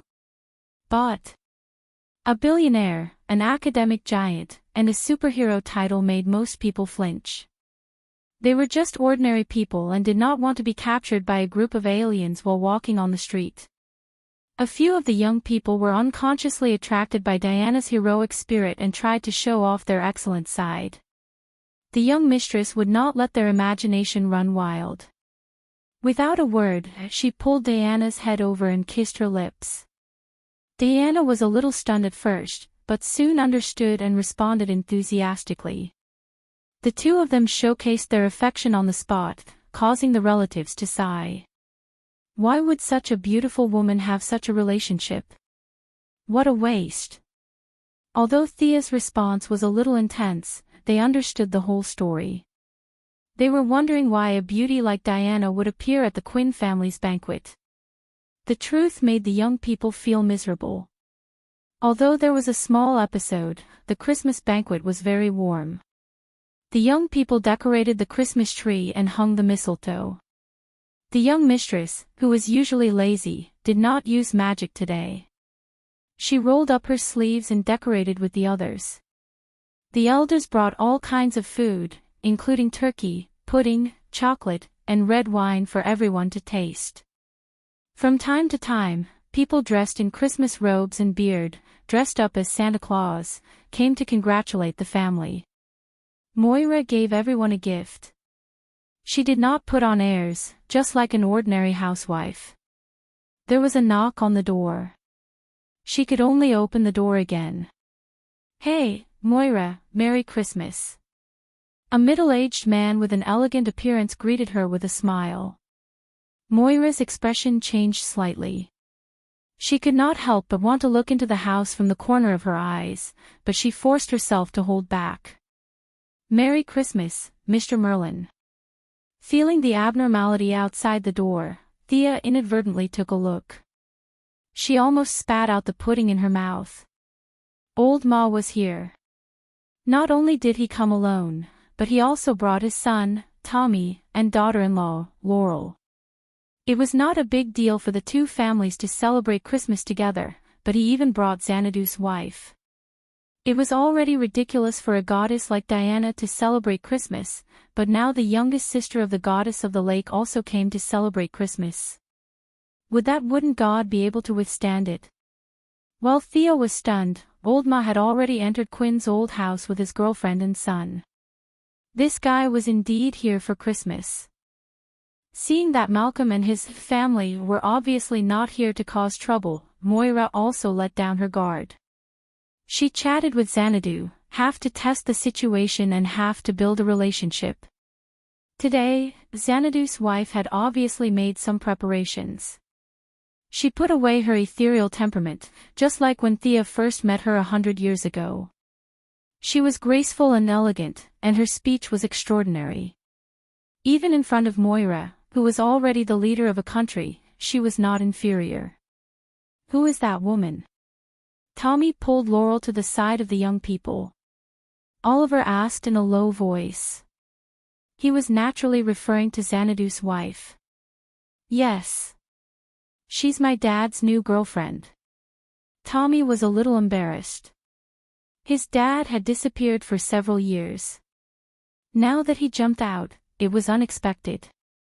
Oliver looked at her seriously. "This woman seems to be very powerful. She's not an enemy, is she?" After that, he looked at his sister and Diana. In Oliver's view of the world, it was always right to ask his sister about these strange things and people. When Thea was hesitating whether to say it or not, Diana directly sold her out. "Thea knows best. They have some history." Milady looked back at her as if she was a traitor. She quietly set up a small enchantment and explained to them, "She's Xanadu's wife, the youngest sister of the goddess of the lake in Celtic mythology. As for my history with her, it's because my sword is the sword of the lake." This is what Diana is referring to. The Valkyrie shrank her neck. She forgot that Thea's Merlin bloodline could not be exposed. Fortunately, Milady covered it up. Chapter 645. The story of the sword in the lake, King Arthur and the goddess of the lake, was known to everyone here. Even Shadow had heard of it before. Their mouths were wide open as they tried to digest the news. Oliver and Shadow didn't care about it, so they just treated it as a story. Tommy and Laurel, on the other hand, had a hard time. Fortunately, they were experienced and knowledgeable. Diana was a living example, so they weren't too surprised. They were just scratching their heads about how to deal with their relationship in the future. With 4 more people, the Christmas party went on as usual. Everything was peaceful and no accidents happened. The young people agreed to go out for a walk. Malcolm and Madame Xanadu also got up and left. Old Ma, Oliver, and Tommy walked in front. The women were a step behind. Madame Xanadu looked at Thea carefully for a while and sighed. "Have you come this far?" How far had she come? Laurel and Shadow were full of questions, but they wisely didn't ask. I was lucky, but the road ahead is getting harder and harder. Thea's relationship with Xanadu had always been neutral. In the past, they were simply seniors and juniors. Now, they had become seniors and juniors. Madame Xanadu wasn't angry that she was surpassed by her juniors. Her expression was still indifferent. Fate has shown me that the path you're on is completely correct. Don't be afraid, don't hesitate. Follow your heart and persevere. The group walked to a crossroad. Malcolm and Xanadu parted ways with them. Thea didn't say a word to Old Ma. They didn't even look at each other, but they understood each other's thoughts. Oliver, Tommy, and Laurel weren't devout believers. Shadow was from an indescribable country. Thea and Diana were even worse. It was torture for them to go to church. They decided that the night was long and they couldn't sleep. They might as well go and fight criminals for fun. Returning to her old base, Thea had a lot of feelings. Felicity and Ray Palmer were now together. They had a good chance of becoming a couple. She had already left this place and was heading for a wider world. Perhaps Star City's public security was too good, or perhaps the criminals had a premonition that there would be a disaster tonight.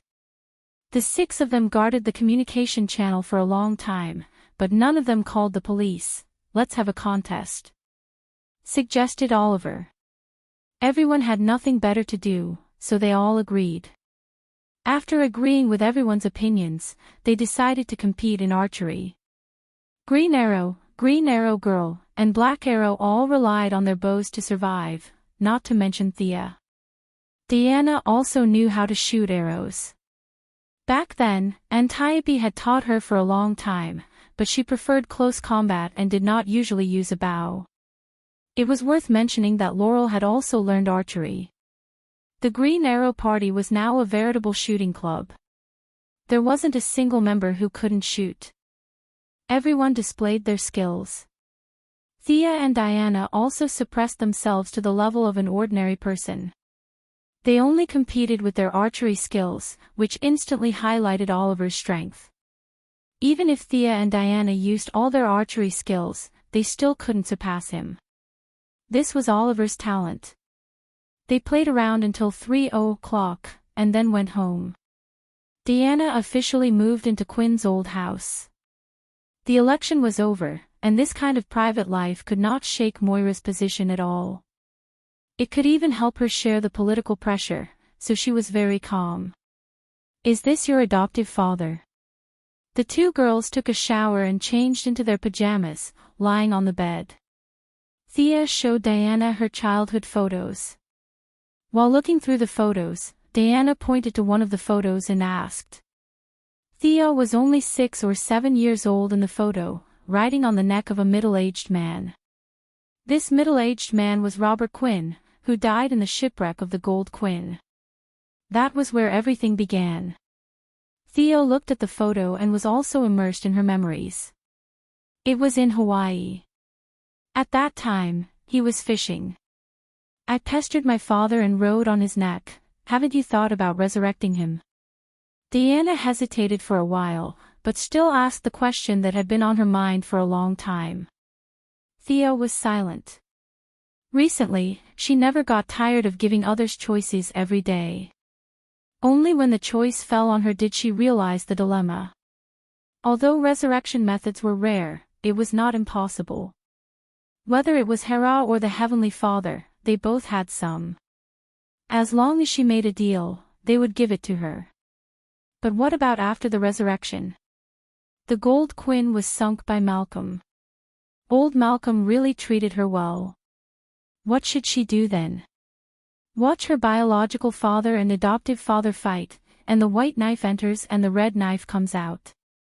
Besides, Moira's attitude and Oliver's thoughts also needed to be considered. They all knew what she was capable of now, but no one mentioned resurrecting Robert Quinn. It was more of a dilemma. Thea silently stroked Robert Quinn's photo. The mistake of her father's generation had been made. What should she do? In order to stop all this from happening, should she go back to the past and cause a big incident like Thea's version of the Flashpoint? That would be interesting. If Robert Quinn knew that he had caused a multiverse-level disaster, he would not be willing. He would rather die with a smile. Thea was sure of that. Diana kissed her on the forehead, and Theo lay down in her arms. The two of them didn't have any sparring, but just hugged each other quietly until dawn. Thea did not make up her mind in the end. Just like Batman chose to indulge the ninja master, she chose to be an ostrich and drag on to maintain the status quo. Another month passed quickly, and it was finally the day of the swearing-in. Early in the morning of January 20th, the family of three was dragged to the church for a worship ceremony. Moira was serious and solemn, while Oliver and Thea were a little more casual. At least this wooden god was not worthy of the goddess of wealth. After that, the former president accompanied the current president to Capitol Hill. Thea certainly could not hold the holy sword on such a day. She wore a quilt. She wore a blue dress, carried a handbag, and wore a pair of 6-centimeter high heels. She wore a few simple accessories, and looked very low-key and simple. In truth, the dress was personally woven by Armani using divine threads. The high heels were made of dragon leather, and the heels were made of polished dragon teeth. The accessories were also part of Hades's collection. Any one of them was a quasi-divine artifact. She had now reached the point where she could casually waste precious materials without blushing. Dr. Quinn is getting more and more beautiful. The former president had never seen Oliver, but he knew Thea. Of course, in the past, Thea had never brought him any good news, so for a long time, it was a nightmare for the young lady to appear in the president's dreams. Today, the former president swept away his decadence, and his face was glowing. He walked with the wind as if there were springs in his shoes. Compared to Moira's serious face and his cheerful appearance, those who did not know the inside story would think that Moira was the former president and he was the current president. Chapter 646. Looking at the former president's energetic appearance, he did not look like he was going to Arkham for treatment as advertised by the media.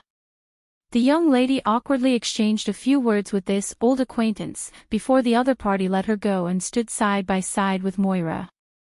Ms. Moira Quinn, are you willing to serve as the President of the United States? When everything was set up, the Chief Justice of the Supreme Court asked loudly. Moira put her hand on the Bible in front of her. Strengthened twice by her daughter, her voice was loud and did not sound like a middle-aged woman at all. I solemnly swear that I will faithfully carry out the duties of the President of the United States and do my best to abide by, protect, and defend the Constitution of the United States. After the routine procedure, there was a warm applause. Thea also happily clapped twice. After that, the former president was sent off and the new president began his first policy speech. In fact, it was all routine and cliché. Before the election, Moira had repeated the same words hundreds of times, but she still had to go through the process. She also talked about eliminating poverty, protecting the rights of women and children, increasing employment, vigorously developing the economy, and so on. The elites in the audience had to pretend that it was the first time they heard it. They all pretended to be very moved and responded with warm applause. The vice president had been sworn in front of the president. He was also Thea's old acquaintance, the former Minister of Defense, General Swanwick. This black general had officially retired from politics and was now Moira's deputy. After several internal games, the position of Minister of Defense was handed over to Clark's father-in-law, General Ryan. They just had to wait for Moira to take office and go through the nomination process. Analysts agreed that the combination of a president with a huge financial group background and a vice president with a military background would be more executive and inclusive than the previous government. After the speech, it was time for the inauguration luncheon. Many guests had been standing under the sun for half a day. Some of the older guests were so tired that they were about to collapse. They took the opportunity to rest for a while and eat a simple meal. Most of the guests were greeting each other.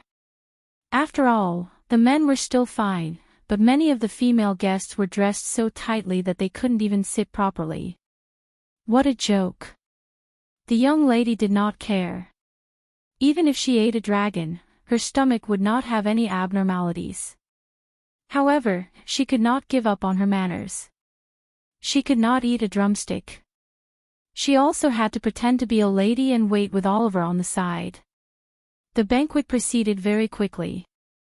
Formalism was everywhere, and it was the same here. The luncheon almost ended right on time. A group of people walked out in an orderly manner. According to the procedure, it was the presidential inauguration parade. The motorcade circled along Pennsylvania Avenue, and finally, the president went up to the viewing platform of the White House to watch. The parade was made up of the honor guards of the three armed forces, civic groups, and various floats. Finally, there was an inaugural ball, and the event finally came to an end. I'm so tired. The young lady felt that today was even more tiring than the battle with the eldest son.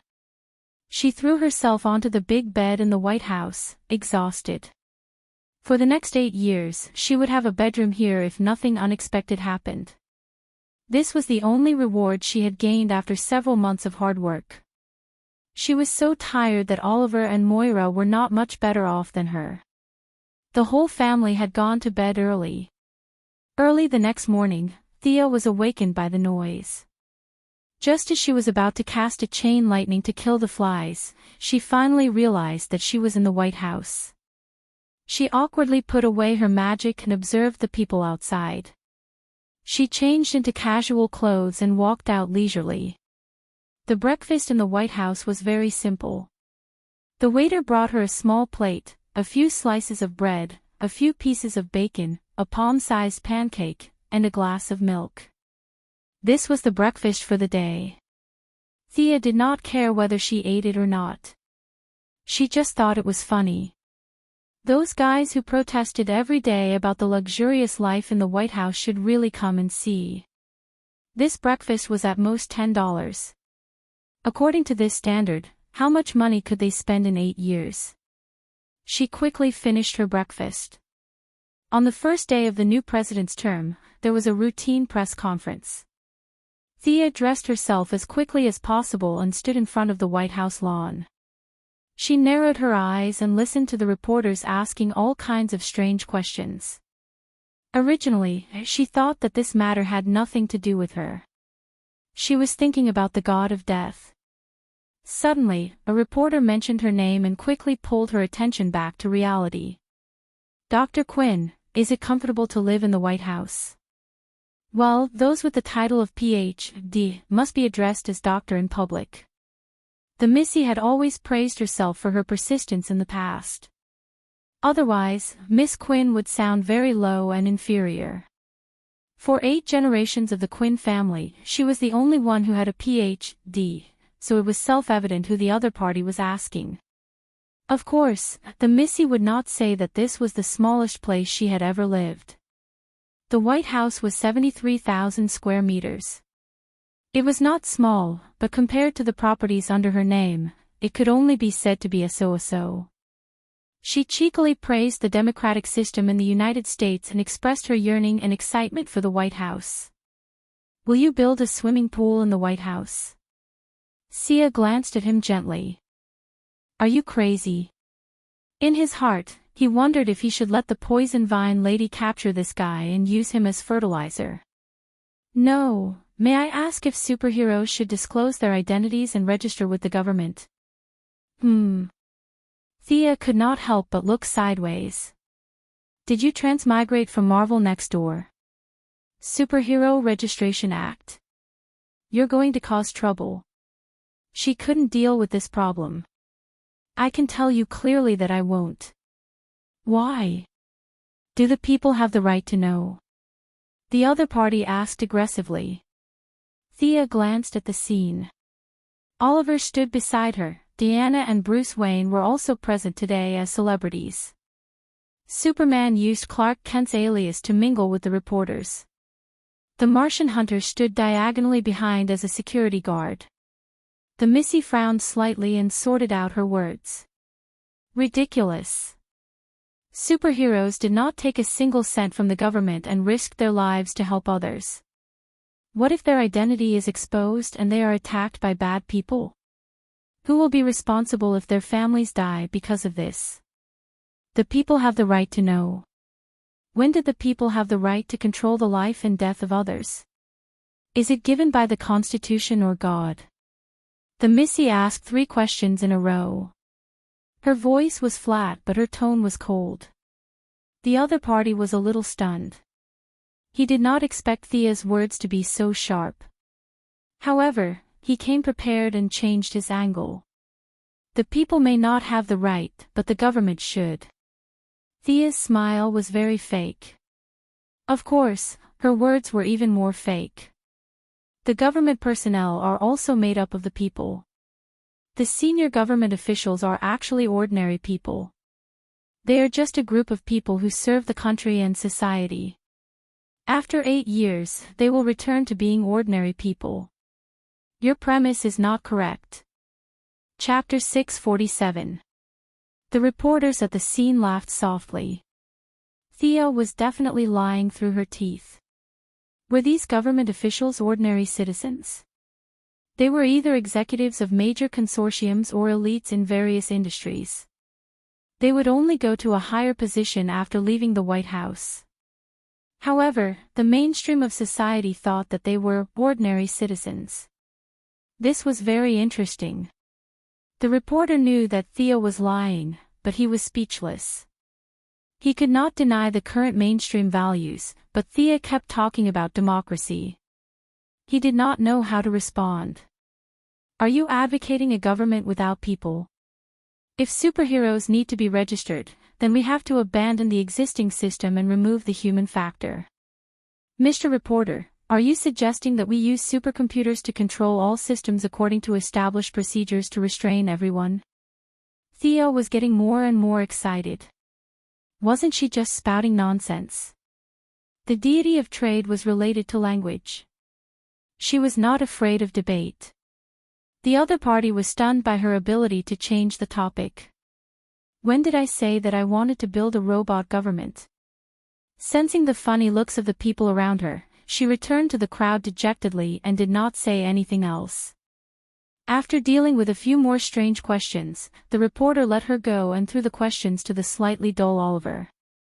After an hour, the 3 of them finally finished all the procedures.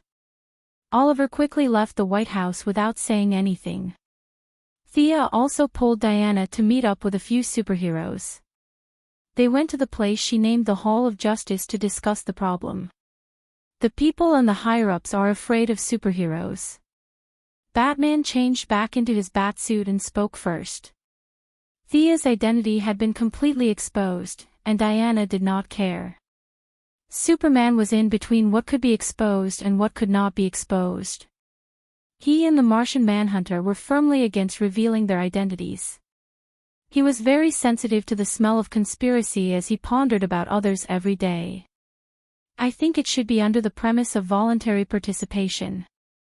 It depends on the individual's opinion on whether or not to disclose their true identity. We should give the individual the right to choose, and not a veto. Superman was very keen on this theory that his father had taught him, the so-called right to choose. No, what if someone impulsively announces their identity and regrets it later? Batman flatly refused. Powerful gods and aliens like you can choose to go public, but human superheroes can't do that. We'll grow old, and one day, we won't be able to wear capes anymore. What will we do then? Thea immediately supported Batman. This was the value of ordinary superheroes. They were not gods on Earth and could not run faster than the speed of light. Every time they put on a cape and walked on the streets, they were risking their lives to do something. They could lose their lives in an accident or fall from several floors and be paralyzed for life. If they were to reveal their identities, it would be too dangerous. I generally support Batman, but Superman's opinion can also be adopted. Earth's superheroes can hide it, but if they really can't help it, we shouldn't oppose it. Thea tried to mediate the opinions of the two, but unfortunately, Superman and Batman were very stubborn. Superman was determined to give the choice to the individual. According to his original words, they had no right to make decisions for others. Batman, on the other hand, had an attitude of "I'm very experienced. They will regret it in the future, so I must take precautions in advance." The young lady's opinion was relatively neutral. She felt that Superman was too idealistic, and Batman thought too much about the dark side. Neither was suitable. As a result, the two refuted her again and criticized her for swaying her position. After that, Diana and the Martian Manhunter also joined in the discussion, and the five of them argued endlessly. In the end, they could only temporarily put aside the dispute and wait for more superheroes to appear before discussing this issue. In the next few days, Moira officially entered her role and began to meet frequently with people from all walks of life. To put it nicely, it was to listen to the opinions of all parties. To put it bluntly, it was to argue with a bunch of people. Moira was busy for a whole week before she cleaned up the mess left by the former president and began to patrol within her authority. The first stop was the Ministry of Defense. General Ryan led a group of senior military officials to accompany her. Thea was quite familiar with the Pentagon, and now she also came to watch. Her future policy was also discussed with her mother. Moira was very appreciative of Thea's way of making the former president spend all his time on military affairs and incur infamy. After that, the current president vigorously developed the people's livelihood. After taking a cursory look at the mothership in the dock and the giant mechs that were still training in the military base, Moira expressed her approval. After that, they came to the second stop, the Heaven's Eye Society. "Is this the new mutant you recruited?" Thea pointed to a female warrior in a purple-red bodysuit and asked Amanda. Now, there were more and more mutants in the Heaven's Eye Society. Dr. Light and Dr. Mist were the best among them. Including the Suicide Squad, their number was really not small. Hee hee. Her code name is Black Orchid. Amanda smiled a little awkwardly. The role had changed, and now she didn't know whether to answer Thea's question or not. Thea glanced at the female warrior and snorted softly, "It's the product of human experiments. You added the green of all things and the red of all things into the same body at the same time. This is the only survivor, right?" After that, she shook her head gently and let go of the topic. At the same time, she also praised the black technology of the Heaven's Eye Society. The green of all things and the red of all things, such things that deviated from the rules, how did they coexist in the human body? The Heaven's Eye Society bases were all over the country, and Moira didn't have the time to check them one by one. She just listened to some reports and completed the established procedures. It was just that she finally proposed to visit the Black House. The Black House had always been under Steve's direct control, and even Amanda, who now controlled the Heaven's Eye Society, didn't infiltrate it. But fortunately, Steve was a really patriotic person. For the president's order, he chose to directly execute it. Thea also took her mother's arm and stepped into the Black House. Chaos. Turning on the indoor lights, looking at the room in front of them that was comparable to a small library, the few people who entered for the first time all had the same feeling. The young lady ignored the gazes of the few people and looked at her own collection. After looking at the treasure house of the three Zeus brothers, she only had one thought. This place was simply a garbage dump. All kinds of messy things were piled up together, and there must be some high-quality goods. For example, at first glance, she saw a golden helmet in the shape of a full golden bell, quietly placed in the corner. This was the sole manifestation of the god of order of the two rivers, Nabu. The person who wore the helmet could instantly merge with Nabu and become a powerful mage, and had a lot of abilities such as time travel, immunity to aging, and precognition of danger. It was recorded that there were a total of 8 people who had worn this helmet, and they all called themselves Dr. Fate. Chapter 648. Ridiculous. Thea scoffed at their self-title. What was the point of being possessed by a god, assimilating their form of existence and gaining unparalleled power in a short period of time? They couldn't even see themselves clearly, yet they gave themselves the code name of fate. It was ridiculous. Using the short decades of human life experience and knowledge to understand a god that had existed for tens of thousands of years, she could only say that she should cherish it. This was a possession artifact. The only lucky thing was that God Nabu was kind. Otherwise, God Nabu could be resurrected with a body. Sia used her divine telekinesis to check the helmet. The other party's spirit body was still full of vitality. However, there was a limit to how strong the spirit power was. She forced herself into his spiritual world and found that this guy was not a bad guy. It was just that his understanding of the order was too narrow and did not match her position as the god of wealth. Thea retreated embarrassedly. She couldn't absorb this guy's divine power. Her personality and position were both neutral. There was a big gap between her and the order. It was worthless. She crossed out the helmet and continued to watch with her mother. The floor was full of junk. Whenever the people of the Sky's Eye Society found something strange, they would throw it into the room. They didn't know what it was for, so the only way was to pile it up. Divine power, magic power, wizard power, and even some power that Thea couldn't name filled this space. Merlin's robe, African tribal totems, voodoo altars, Native Americans hunting javelins, and she even saw the writings of some Onmyoji. The Sky's Eye Society must have robbed these things, right? These things were relatively harmonious, but they were all placed outside by Steve. The content inside was even more unbearable. Colonel Steve Trevor, can you tell me what this is?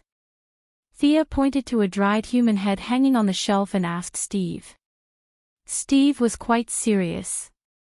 He took out his little notebook and flipped through it for a long time. It's the ancestral body of a small tribe called Kuka from Central Africa. Thea squinted at the body. It was horrifying just to look at it. Colonel Steve, this thing doesn't have a trace of magic wave.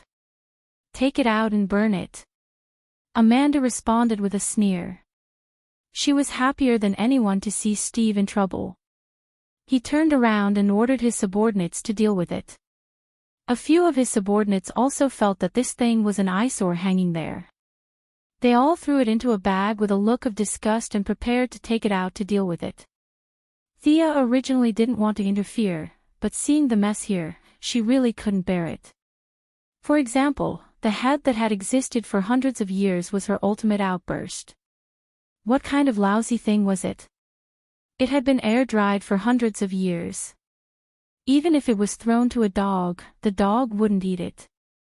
Instead, it was hung up so conspicuously like a treasure. The Steve from 100 years ago was much more fun. However, she didn't make things too difficult for the Heaven's Eye Society. She would give her own suggestions regarding curses, and it was up to them whether they accepted them or not. Over the next few days, Moira began to tour various places. Considering that some places were indeed dangerous, Missy accompanied her to visit Belgrave Prison again. This prison on the Gulf of Mexico was surrounded by swamps, and the most notorious criminals in the United States were imprisoned here. 13,000 criminals were imprisoned here, and the prison guards all looked tough and well-equipped. The United States was very interesting. The result of the democratic system was a frighteningly high crime rate. 1 in 100 people in the country had been in prison. Prison culture was quite popular on a certain level. Prison Break and Shawshank's Redemption were all specialties formed by this unique culture. The mother and daughter followed the prison warden with a large number of guards. Defense Minister General Ryan and Heaven's Eye Society's Amanda also brought their own people to accompany and protect them. The prison warden was a black man with a fierce face and a tall figure. Thea didn't bother to look at him after a glance. This guy must have been greedy for money in this position. Strictly speaking, the main part of Belgrave Prison was underground. The criminals on the first floor were all ordinary people who had committed serious crimes. Once they entered the second level of the underground, there would be some capable and organized criminals. For example, Captain Lang Han, who Thea had dealt with before, and Bee Woman, who controlled the Bee robots, were all imprisoned on this floor. On the fourth floor, which was the bottom floor, there were already many criminals with superpowers. Several elites of the Suicide Squad were imprisoned here in different areas. Some of the cells were specially modified for superpowers. Suicide Squad. Moira looked at the mission information of the Suicide Squad and was a little hesitant. She couldn't be blamed for thinking so. Amanda was simply too harsh on this group of people. She simply sent them to wherever they were needed. They entered and exited the most dangerous places and did the most dangerous jobs, and the reward was Amanda's empty promise of a reduced sentence. As for how long their original sentence was, no one knew. This was a little too much. Today, there were 5 members in the Suicide Squad. They were Death Archer, Clown Girl, Killer Crocodile, Revenge Demon, and Bronze Tiger, the Grand Master of Combat who was defeated by Oliver in Star City a few days ago. Under Amanda's nervous gaze, Moira closed the document seriously. Treat them with respect. Don't give them a mission that will kill them. Black Skin Amanda immediately said that the leader was wise. She firmly supported her.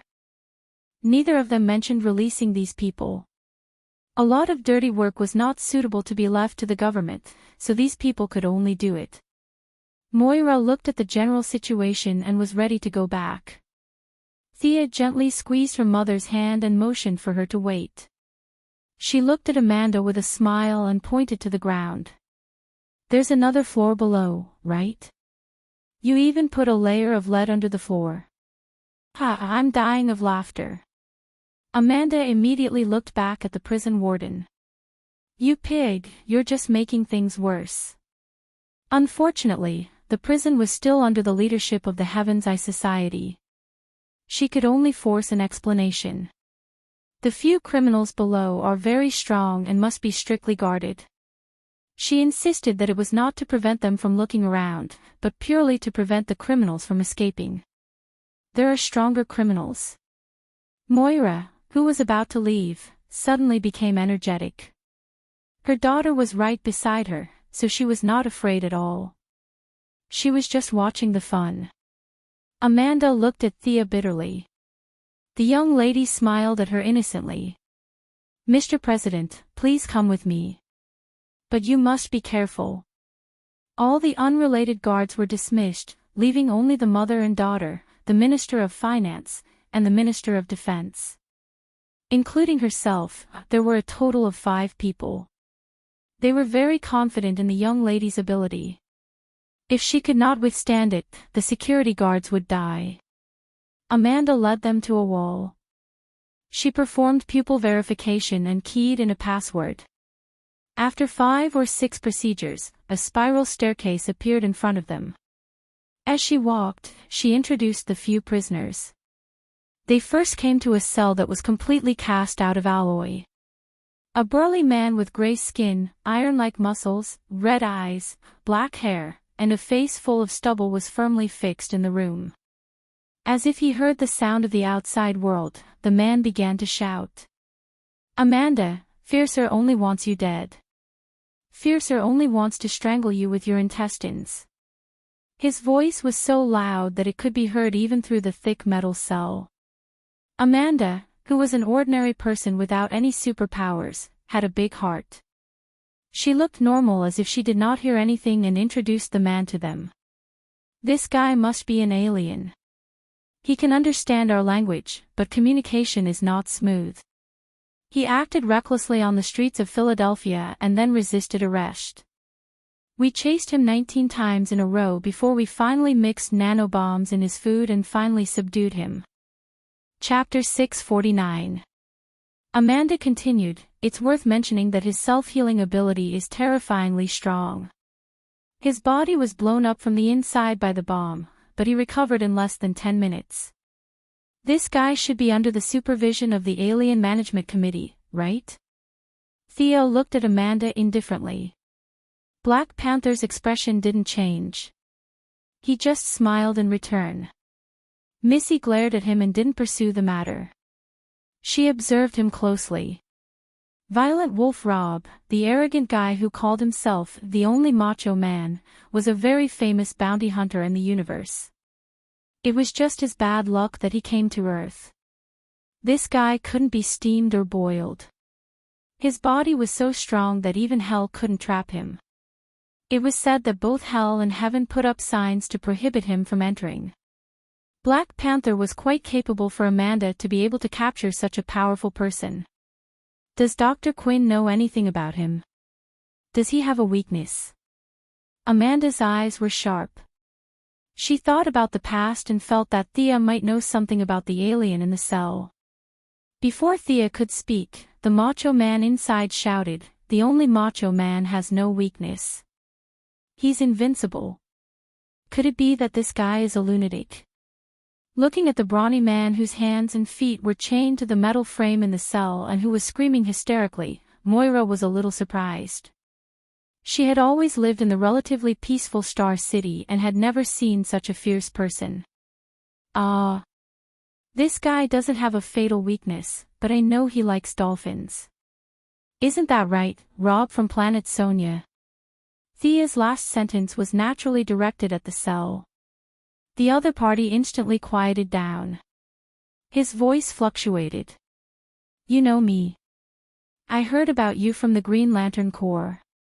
Missy threw the blame to him.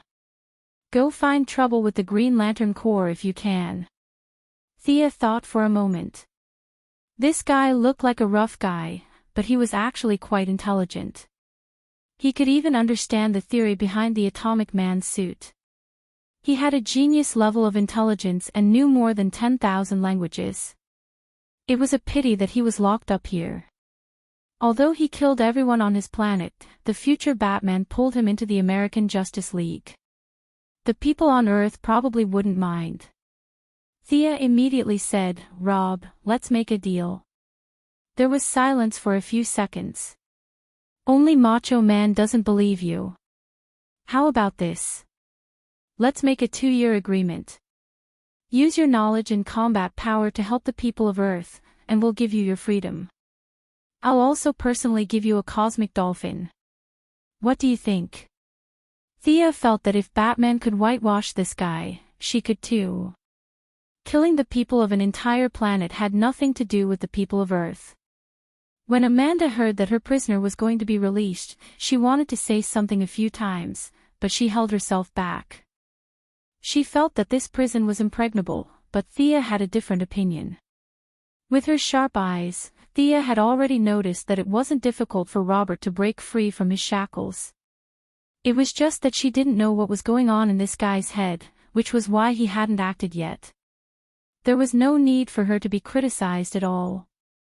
She calmly exposed this layer of window paper. "Stop pretending. Sit up and let's talk." As soon as she finished speaking, Robert suddenly sat up under Amanda's nervous gaze. The metal shackles that bound his hands and feet broke like pieces of paper. Thea glanced at Amanda. The meaning in her eyes was nothing more than, "See, if I didn't come today, your intestines would have been pulled out and strangled by this rough guy next time." There was finally a trace of panic in Amanda's expression. The enemy wasn't restrained. If he rushed out, she, as an ordinary person, couldn't stop him. Robert broke free from his shackles, stretched his hands and feet, walked to the side of the cell, and looked at Thea through a thick layer of metal. He was 2 meters tall, and Thea was also 1.8 meters tall. She was wearing high heels, so the difference in height between them wasn't big. Robert's blood-red eyes looked at her for a long time, and the corner of his mouth had a trace of a sneer. "I've killed a few guys like you." Thea wasn't surprised that Robert had killed gods. The universe was too big, and there were always some old gods that fell into the hands of the strong and became a boast. Thea was fearless. "I'm not like them. You're no match for me. Ha! You're very strong. Do you have a space dolphin? The two didn't talk about the release, and only talked about the content of the deal. Yes, I only have two, and I spent a lot of money to buy them. Thea controlled a large neutral business alliance, Diana liked all kinds of rare materials, and she liked cute little animals. There were very few space dolphins in the entire universe. This animal was similar to the Earth's dolphins. Its body was shiny, its belly was white, and its tail was swinging. It looked silly. The only difference was the living environment. One lived in the sea, and the other lived in space. Other habits were similar. Thea searched the universe and only found two. Now, she was ready to take out one to make a deal. A bunch of Earth people couldn't compare to the value of a space dolphin. Robert was very clear. His eyes seemed to fall into some kind of memory. He could feel Thea's divine power. Robert didn't know what a god was, but he had been on the battlefield for a long time. He did kill old gods, and more than one. Making a deal with a strong person was completely in line with his principles. Not to mention that it was a space dolphin. He was still worried and asked, "As long as I help the Earthlings for 2 years?" "Yes, you can't kill, and you can't destroy. If the Earthlings ask you anything, you must tell them if you know. If there is an invasion, no matter what you are doing, you must wholeheartedly help the Earthlings to fight." Thea stated her requirements. Robert's scary big face thought for a while, and his scarlet eyes looked straight at Thea. "Okay, I promise you." Thea nodded and pulled Moira back a few steps. The two ministers and Amanda didn't know what she meant, but they also stepped back. Next, Robert punched the wall of the metal cell fiercely. The cell shook violently, but it didn't break. Amanda was relieved. However, this was just the beginning. Robert fully demonstrated what madness was to them. If one punch couldn't break it, he punched 10 times. When his left hand was broken, he changed to his right hand. When his right hand was also distorted, his left hand returned to normal. When he punched the 33rd time, the cell finally couldn't bear the weight and a big hole with a diameter of 1/2 meter was punched out. The only fierce man is out. Where's the dolphin? Robert didn't even look at his bloody fists. He opened his mouth and asked about the dolphin. "See, Amanda. Your cell can't hold him at all." Theo looked at Black Panther playfully. Amanda felt lucky and embarrassed. She was speechless to the extreme.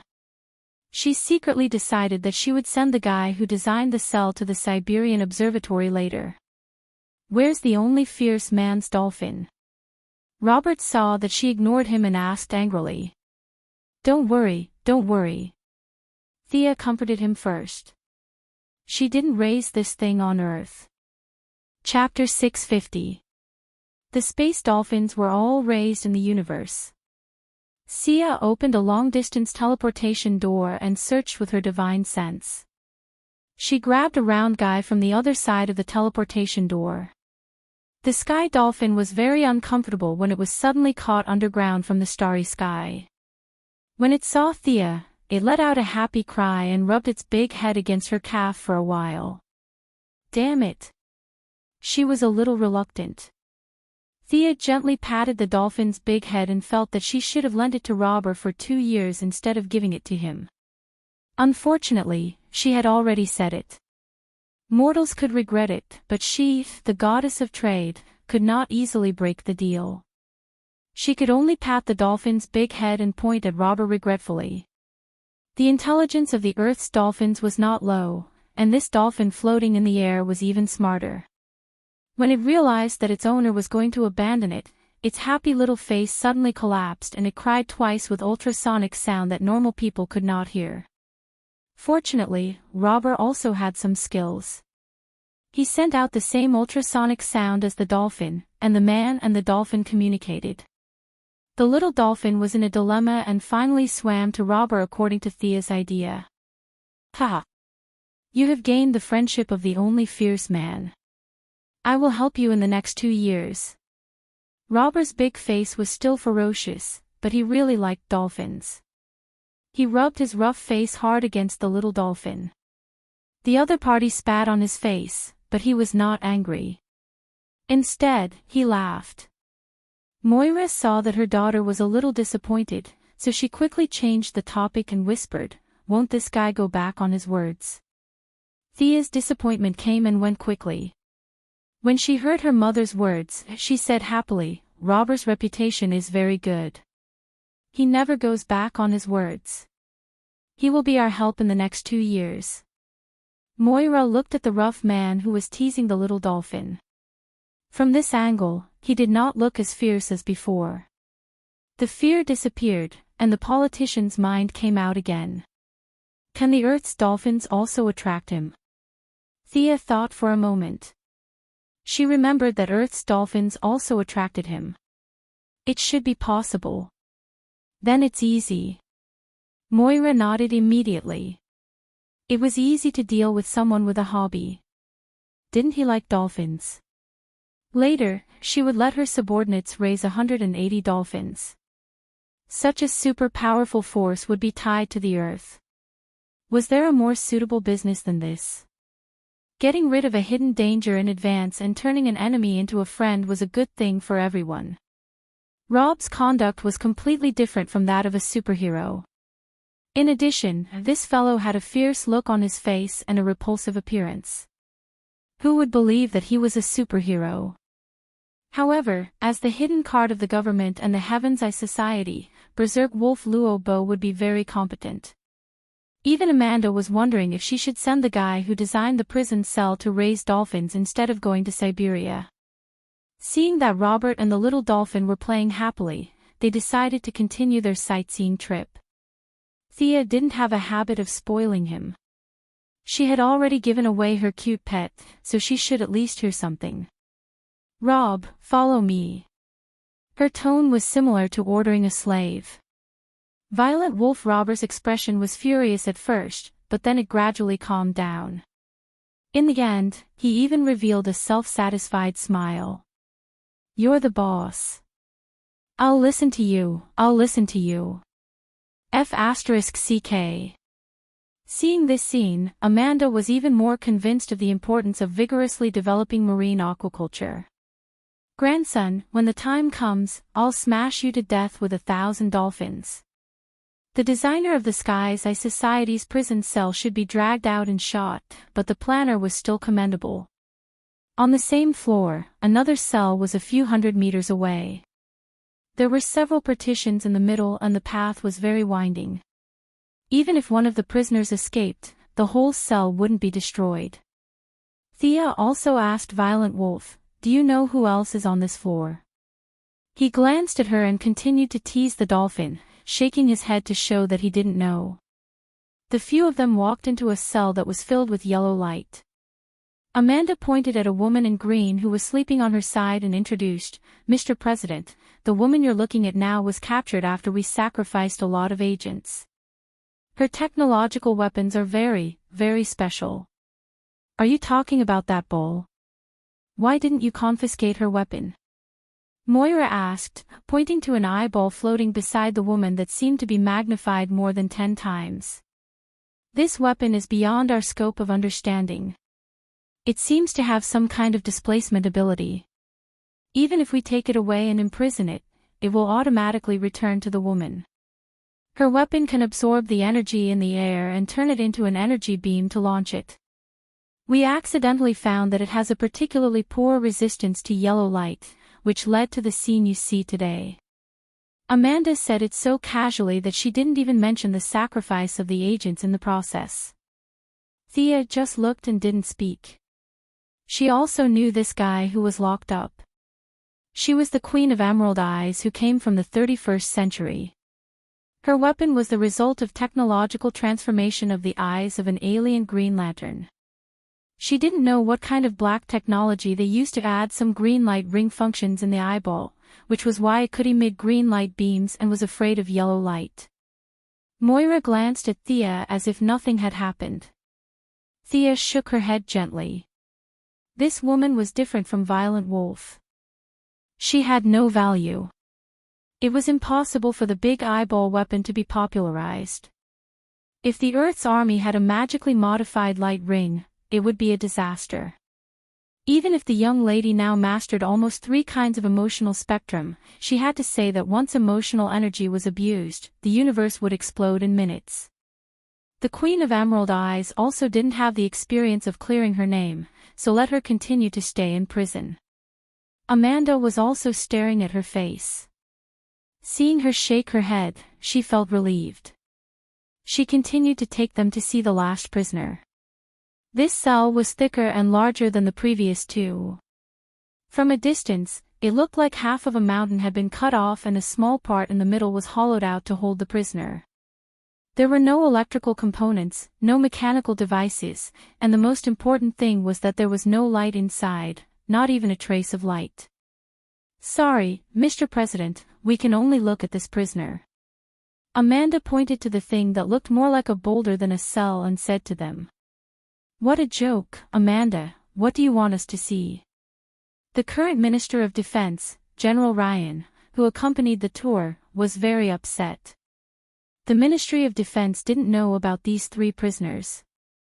If Thea hadn't exposed them today, how long would they have been kept in the dark? Mr. Minister, Amanda didn't lie. This prisoner is really dangerous. Thea looked inside and was indeed shocked. She hurriedly stopped the old general who was about to argue with Amanda. This prisoner was very dangerous, at least to ordinary people. It was definitely the highest level of danger. She turned to Black Panther and asked, I want to ask a question. This target seems to be beyond the limit of your ability. Can you tell me how you captured him? Amanda sighed. She had nothing better to do but offend the Ministry of Defense. She had no choice. This guy wasn't captured by us. He came here on his own accord. He called himself Johnny Solo.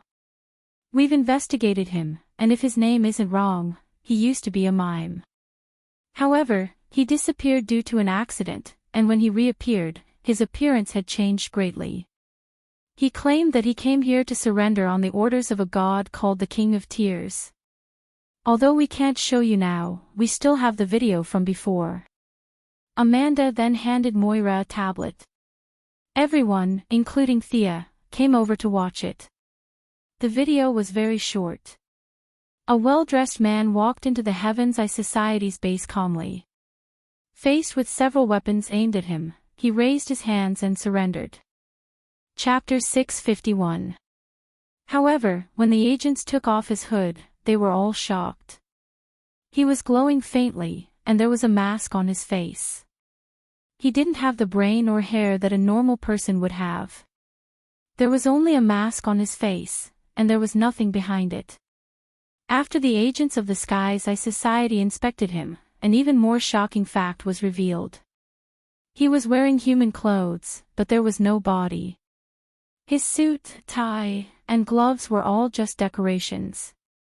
Other than calling himself Johnny Solo and surrendering to the Sky's Eye Society under the orders of someone called the King of Tears, he refused to reveal any information. When Amanda asked him to take off his mask, he said very seriously that anyone who saw his face would die. Seeing such a great danger to society, Amanda had no choice but to lock him up until today. Thea observed him for a long time. He wasn't lying. Anyone who saw his face would die. This guy's aura was undoubtedly that of a god's chosen. However, this King of Tears didn't seem to be a god from Earth. She wasn't surprised. There were very few gods, but there were also a lot of them. Earth had a bunch of gods, so there were naturally some on other planets as well. Hiromir, who was killed earlier, was a god from Mars. Rao, who Supergirl Fiora and the others always talked about, was also a god from Krypton. It wasn't surprising that there was a god that she didn't know. This King of Tears was different from the professional gods on Earth. He was more like a god of rules. The big rules, such as time, space, life, and death. These were rules that even Darkseid was dumbfounded when he saw them. He couldn't understand anything else either. However, this god was different. He wrote a rule of his own, and that was to kill anyone who saw him. In Thea's opinion, this rule was too restrictive. One had to see him for it to take effect. According to this rule, the air would disappear when it saw him, and the stars would explode when they saw him. However, he couldn't withstand such a huge backlash, so he had to find a place to hide. This chosen completely followed his teachings. He usually wore a mask, but when he needed to, he would take it off. Wow, the world would be peaceful. This attack method was exactly the same as Diana's usual accumulation of power by wearing the silver guardian bracelet, and the artificial spiritual talent that Thea had created for Cassandra.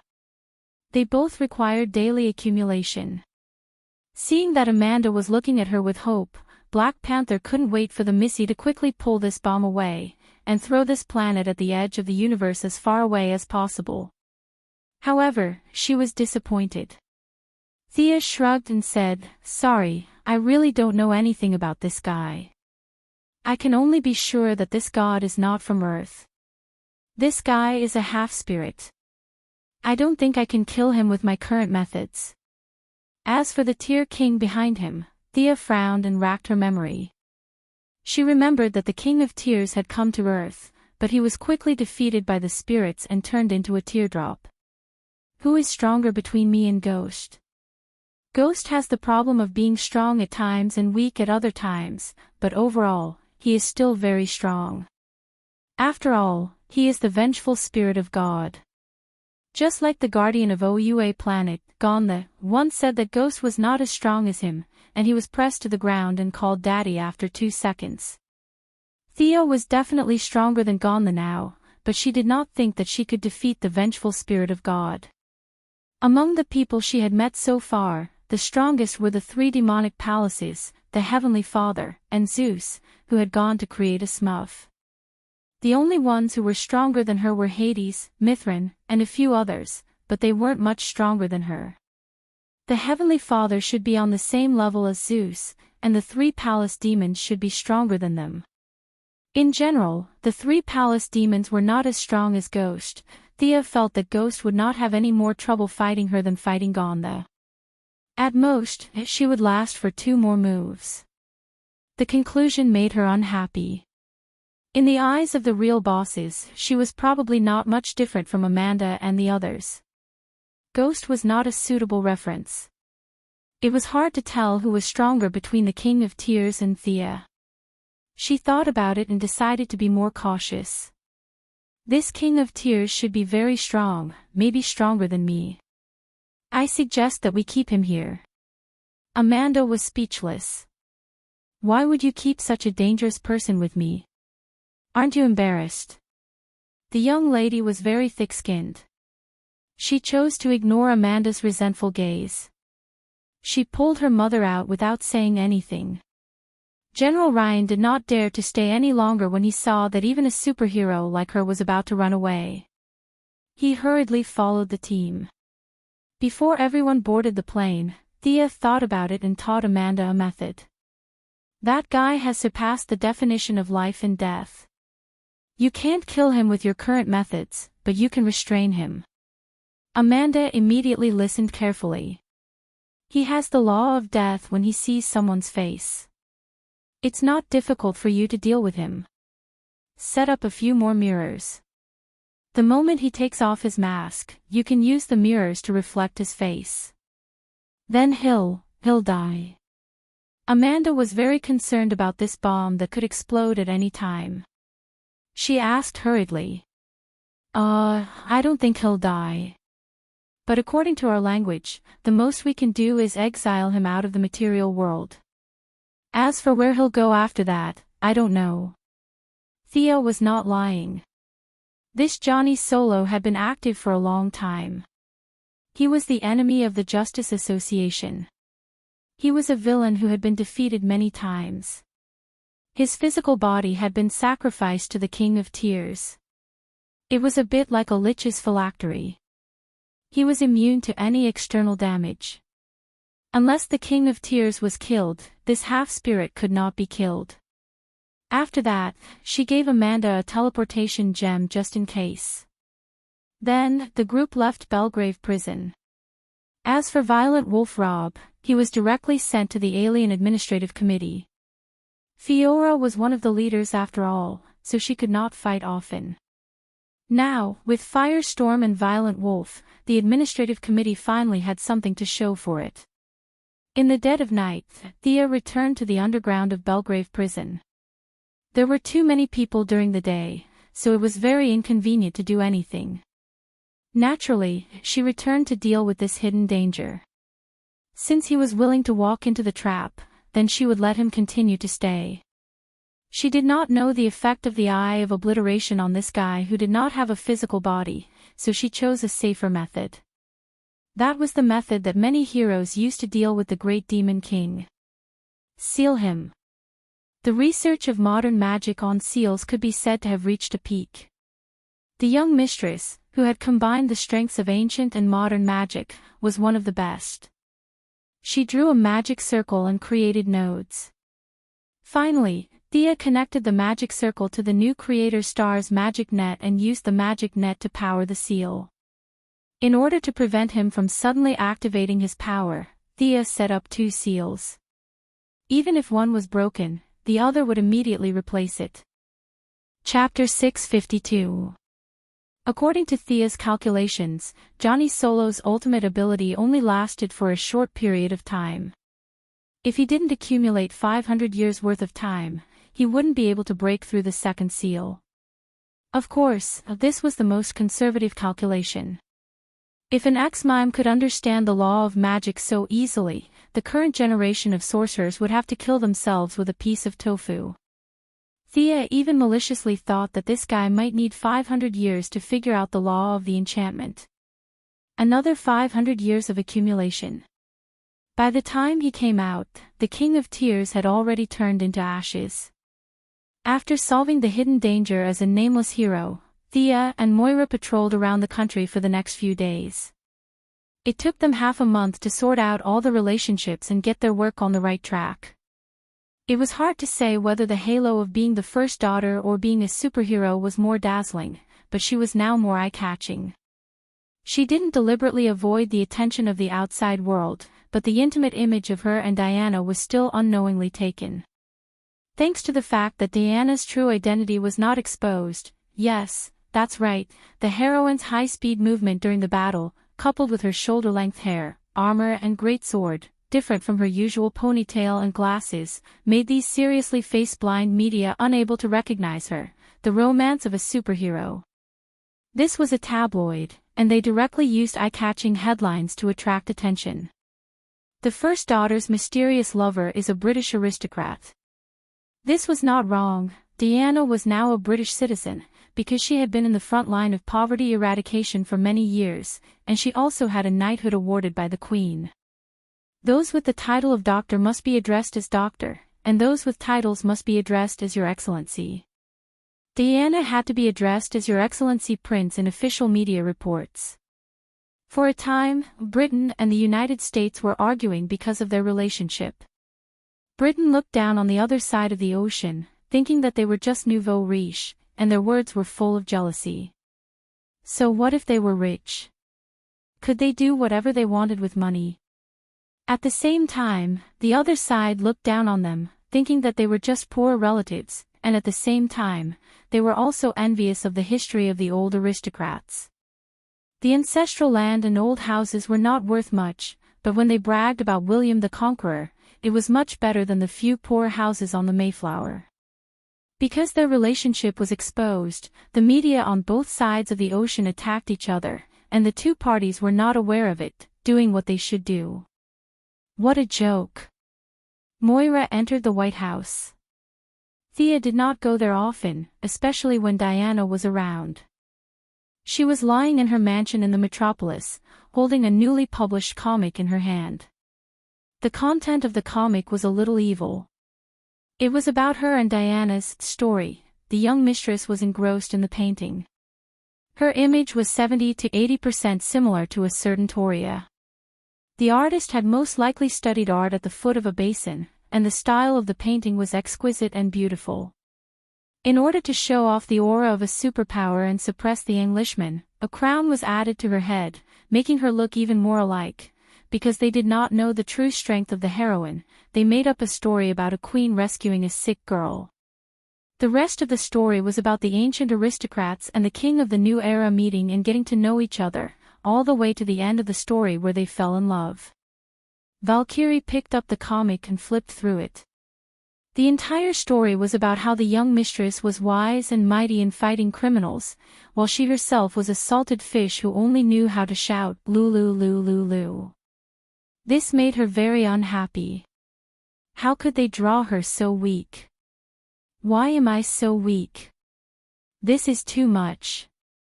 Looking at Diana's red face, Thea held her belly and laughed, causing Diana to chase after her. Diana's original purpose was to protect the Earth, and she did not want to expose her true identity. Although she was very unhappy, she did not run to the media to show her strength. However, 2 days later, she regretted it.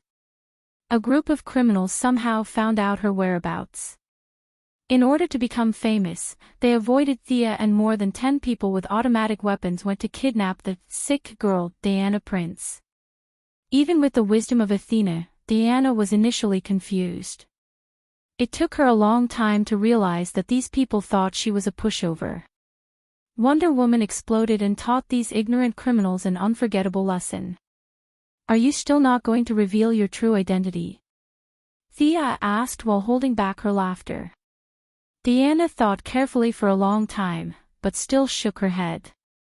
Mother said that my duty was to silently protect the Earth and mankind. I should not be exposed. Seeing that she was unwilling, Thea did not force her. As long as this period of time passed, the media would naturally be too lazy to report it. Time passed slowly, and it was already March. Moira had been in office for 2 months. Last month, she personally landed on Mars. This was the first national leader to land on an alien planet. This alone was enough to be recorded in history. Thea and Diana's storm gradually subsided in the official media, but on some indescribable websites, the two had become a hot search term, with all kinds of pictures and comics. Some of the artists were really good, and Milady even registered an account just to follow the latest issue. In between her daily entertainment, she did not forget about her business. Technological products were slowly being transferred to civilian use. Although the military was dissatisfied, in the face of the huge financial group, their complaints were dispensable. Clean energy projects had always been the focus of the Quinn Group's development. Even during the time of Robert Sr., it was the group's main product. Now, Milady, who was full of black technology, had maximized this advantage. She did not need to control all the resources, nor did she have that much energy. Trade and wealth were not about accumulation, but about circulation. So, it was imperative to share some of the work and profits. In just a month, the Quinn Group continued to cooperate with financial groups from all over the world. Flying in the sky, running on the ground, swimming in the water, clothing, food, housing, transportation, all kinds of industries came to seek cooperation. Now, in her office was an old acquaintance, Lex Luthor's sister, Lena Luthor. This little girl was 2 years younger than Thea. She inherited the mess left by her brother early and worked hard in the business world. Luthor Enterprises, which had been eroded by many investors, now showed signs of revival. Although Thea was also one of these investors, it did not affect the relationship between the two. Especially after the little girl knew that she was a superhero, she even had a little admiration. Well, Lena, I've finished reading your plan. If you can understand the technology of the maglev car, then we can cooperate. After finalizing the intention of cooperation, the specific details could be discussed by the subordinates. Even if Luthor Enterprises was not as good as it used to be, with the scientific and technological achievements left behind before, it was still a behemoth. It could be revived by handling a few big projects. Lena was not like her evil-looking mother, nor was she as arrogant as her brother. It could be said that she was an anomaly in the Luther family. Chapter 653. The two of them chatted for a while before Lena got up and left. When she pushed the door open, she bumped into another girl. The two of them didn't know each other, but the friendly Lena still greeted each other. The two of them nodded and brushed past each other. Thea then looked at the person at the door and was surprised. Kara. What's the matter? Little Supergirl, who had a lot on her mind, turned around and watched Lena walk away before she slowly walked into the office. She looked around for a long time, and Thea was confused. The young mistress did not know what she was up to. She sat calmly on the chair and waited. Today, little Supergirl came to visit in normal clothes. Whether it was the Martian hunter, Superman, or even her adoptive mother, they all asked her to keep a low profile. The consequence of keeping a low profile was that her taste in clothes was a mess. It was clearly a dress that cost thousands of dollars, but it smelled like dirt when she wore it. Sister Thea. Supergirl took off her glasses and looked around. When she saw that the environment was safe, she spoke in a low voice. The young mistress crossed her legs and waited for her to continue. Look at my ears. Supergirl clenched her fists and finally said a complete sentence. Theo looked at Supergirl, who lifted her hair and white earlobes. She was confused. What was she trying to show her? Little Supergirl seemed to know that her behavior was ridiculous. She explained embarrassedly, that I don't have ear piercings. Thea saw her touching her ears and could not help but touch her own ears. Why was she telling her this all of a sudden? Hey, why don't you get it? The girl was a little anxious. I want to make a hole, but Earth's tools won't work. Damn, Sia finally realized what was going on. Who knew what she was trying to say? She just wanted to make an ear piercing. She did not expect the Kryptonian's body of steel to have such a problem. Looking at Supergirl's pitiful eyes, the young mistress scratched her head. Divine bodies did not have such a problem. They could control every muscle to make ear piercings automatically. She was like that, and so was Diana. But the Kryptonians did not know how to do it. She first contacted Fiora, who was working as the head of the Alien Merchant Alliance to develop the trade. At first, the female adjutant thought it was a big deal. When she heard that it was such a problem, she did not know whether to laugh or cry. However, she had pierced her ears on Krypton. At that time, she had not absorbed the yellow sun, and her body was only slightly stronger than that of the people on Earth. She did not have the problem that Kara was having now. When Kara left Krypton, he was only 12 years old. He was still young, so he missed the best opportunity. Right now, Fiora couldn't think of any good ideas. Thea then went to ask Superman. Clark didn't need to have his ears pierced, but how did he clean up the stubble on his face? Thea was just about to make a call to ask. Heat rays. After getting this answer, Thea was stunned for a moment. Presumably, in order to come up with this method, Superman must have spent a lot of time practicing. Thea put down the phone and said to Supergirl with uncertainty, try using heat rays. Control the temperature and use the refraction of the mirror. As it turned out, Supergirl was indeed an amazing warrior. She could learn all the skills related to combat in one go. Unfortunately, heat rays could only shave the stubble. If it was too much heat, the mirror would not be able to withstand it. If it was too little, it would be ineffective. Thea tried using her gaze again, but the effect was minimal. She was afraid that if she used too much force, Supergirl's ears would be destroyed. That would be a great sin. Let's do it the hard way. Follow me. The office could not do such a big job. Thea dragged Supergirl to Paradise Island. Diana also heard the news and came to watch the show. A fine gold drill, paired with an electric drill that I added some speed. Come, lie here. Let's try it. The young lady rolled up her sleeves, wore a hat, a mask, and a white lab coat. She held the electric drill like a mad scientist and gestured for Supergirl to lie down. Looking at the shiny electric drill in her hand, Supergirl would be lying if she said she was not afraid. However, when she thought about how others could wear earrings while she could not, she gritted her teeth and endured it. Kara lay on the rock as if she was going to be executed. Thea tied up Kara's hair, adjusted it, and pierced it into her ears. It had to be said that after being modified with advanced technology, her electric drill had a high conversion rate of speed. Paired with the fine gold drill, which was already hard to begin with, and added with toughness and sharpness enchantments, she had a 30% chance of piercing Kara's ears. However, reality gave her a slap in the face. The speed power she stole from Reverse Lightning ran wildly. The drill shattered into pieces and Supergirl screamed. Thea thought that something happened and hurriedly stopped. However, when she asked about the situation, she found out that it was too noisy. She sealed off Supergirl's 5 senses and ignored the bitterness on Supergirl's face. Thea took the electric drill and continued to strike. After drilling for 3 minutes, she stood up embarrassedly. The fine gold drill was ground to nothing. Under the high-speed rotation, it completely turned into powder.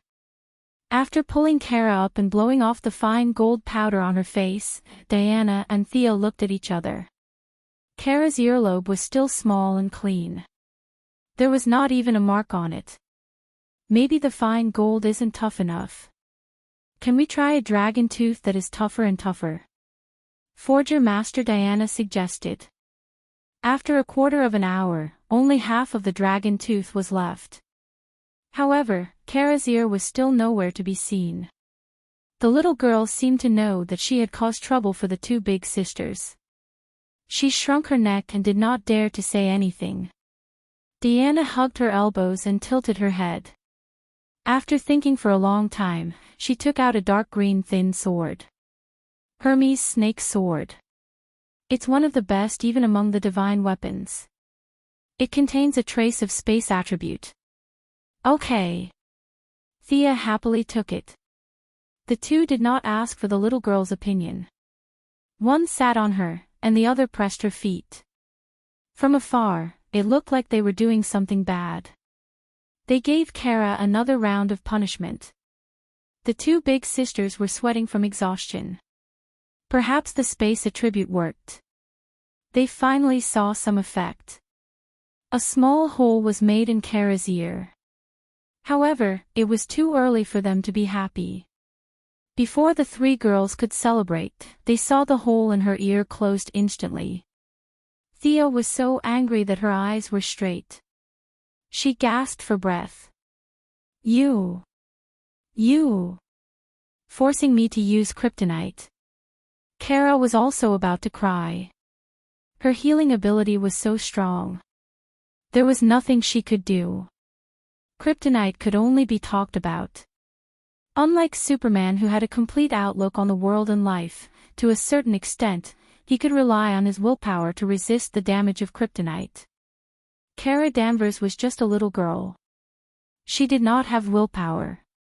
As soon as Thea took out her kryptonite, she fell to the ground like a salted fish without even touching it. If there was direct skin contact, wouldn't the little girl die instantly? Why don't I use the holy sword? It can permanently damage Doomsday. It's easy to give you an ear. Thea said as she pulled out the holy sword. Did she have to make such a big fuss? Kara looked at the dazzling sword and felt his liver tremble. Diana looked at her lover in annoyance. You can't control that sword well, right? Do you have any technological means? Yes, technological means. Kara nodded like a chick pecking at rice. She was afraid that the holy sword would cut off her ear. Chapter 654. Technological means. If she had a choice, she would not have used the holy sword. It would be troublesome if she could not control such a powerful weapon. The young mistress went through the current technology and her own black technology in her mind, and she really thought of a way. When Luther collected Superman's cells, he used a nano-level robot. Thea thought the robot's needle was kryptonite, but later she found out that Luther used a fake kryptonite in order to not be discovered by Superman. Just like kryptonite, it could degrade Kryptonian cells, but the process was very subtle and unnoticeable. To be able to bypass Superman's super senses and blatantly harvest cells, one had to admit that Luther was really powerful. The fake kryptonite should be able to solve Kara's current problem. It could even be used to shave Superman's beard and Fiora's hair and eyebrows. This technology was definitely not in the list of commercial acquisitions. Other than asking Luther himself, she could only look at his records. Fortunately, Thea had a good relationship with Lena Luthor. She left Diana to accompany Kara and teleported to the Luthor group. Lena Luthor knew her intention. Of course, Thea would not say that she wanted to get her ears pierced. Her excuse was to deal with Kryptonian artificial weapons. Lena readily agreed to let her see Luthor's notes. Luther was very knowledgeable and had deep knowledge in all walks of life. Thea stayed in Luther's old house for half a day before she found the composition and manufacturing process of the fake kryptonite in the vast records. She did not need modern equipment to produce it. Firestorm had the ability to create inorganic materials out of thin air. She found the fat old man and told him about Luther's notes in detail. She also consulted Berserk Wolf Rob's opinion and directly created a large piece of fake kryptonite. She returned to Paradise Island with this piece of kryptonite. This time, it finally worked.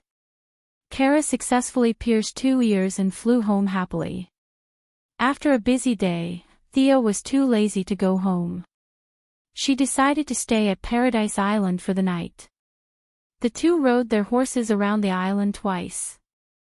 Thea saw that Diana was in high spirits, so she happily played with her. In the end, nothing happened to them. The two horses were so tired that they almost fainted. They had been staying at home with Hades every day, so there was no need for them to run like this. The two goddesses let go of the pitiful pony and strolled through the mountains. When they reached the top of the mountain, they happened to see the slowly descending sun. I really envy Kara. She's so carefree. She's so happy. The afterglow shone on the Valkyrie's face, accentuating her perfect cheeks and sharp nose. For a moment, she seemed to be enveloped by a sense of divinity. Thea didn't say anything. Instead, she sat on the ground. Diana also sat down. The two of them leaned closely together. You seem to be in a bit of a rush recently. I haven't seen this kind of emotion from you in a long time. Diana turned her face and looked into her lover's eyes. Thea did not mention that she suddenly felt a sense of crisis because of the King of Tears. She wasn't strong enough. So what if she was the King of Earth? It was just a matter of a finger in front of the real big shots. Especially since she had sacrificed so much for this world. There were so many people who had ties with her. At first, she might have been able to run if she couldn't win. Now, could she still run? Even if she could run, how many people could she take with her? The Martian hunter was a good example. Although he didn't say it, Thea knew that he had always regretted that he didn't have the ability to save his people. In the face of a real catastrophe, how much stronger could she be compared to him?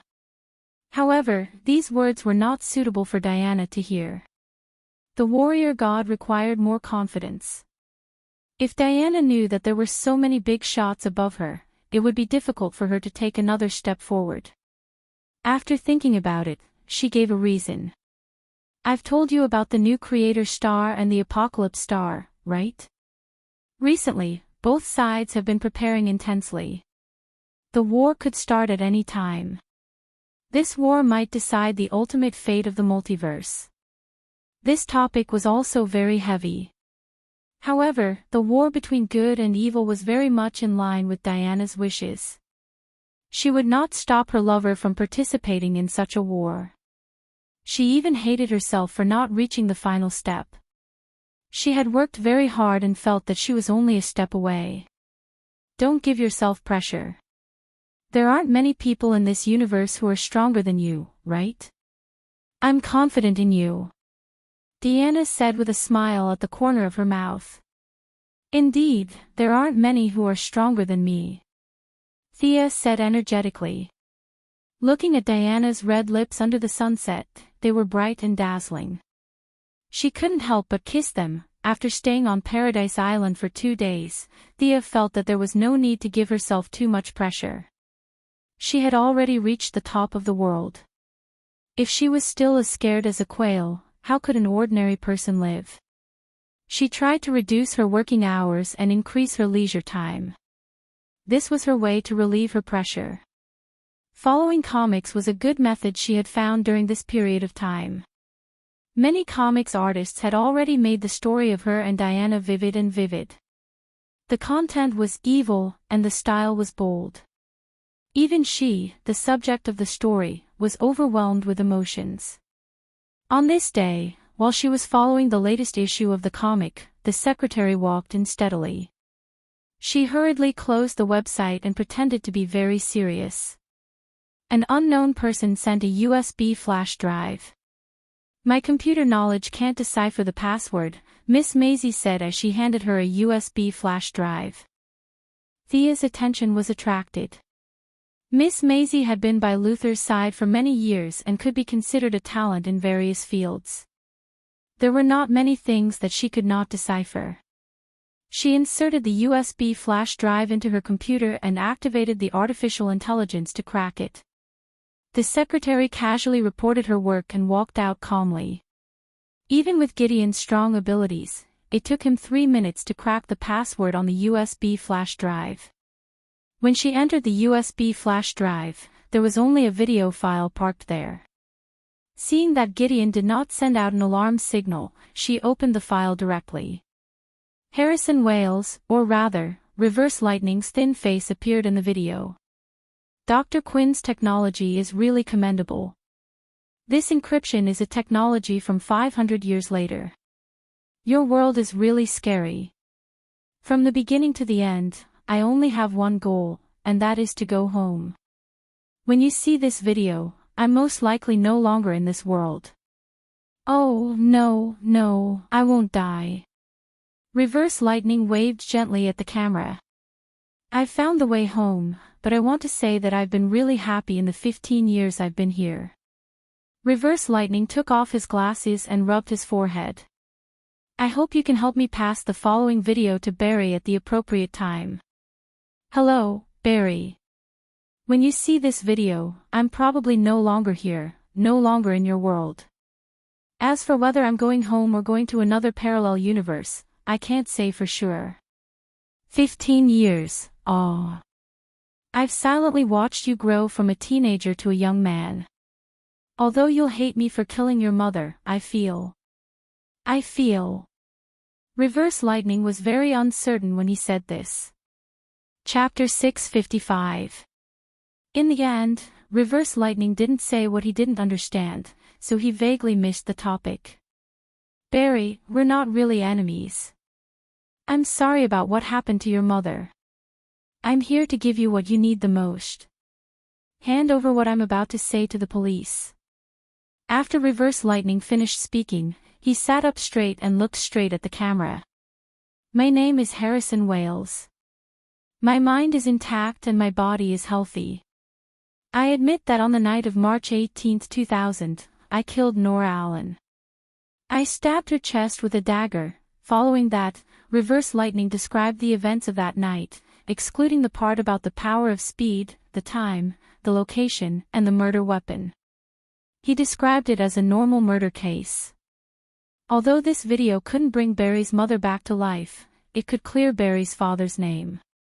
It could be said that it was his final gift. Thea didn't hesitate and called the Advanced Technology Laboratory. What? Barry isn't here. Caitlin isn't here either. Psyker, who answered the phone, gave her a piece of bad news. When she asked further, she found out that the two had disappeared for 2 days and 3 nights. Psyker was now looking for them on the national network. Thea thought for a moment and still teleported to Central City.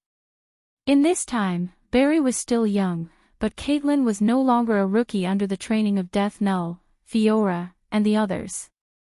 Whether it was fighting ability or superpower, she was steadily above average. Eliminating the possibility of them eloping, it was most likely that they ran into some big trouble and didn't even send a message back. Caitlin also had a light ring, but the light ring's call was like a stone sinking into the sea. There were only 2 explanations.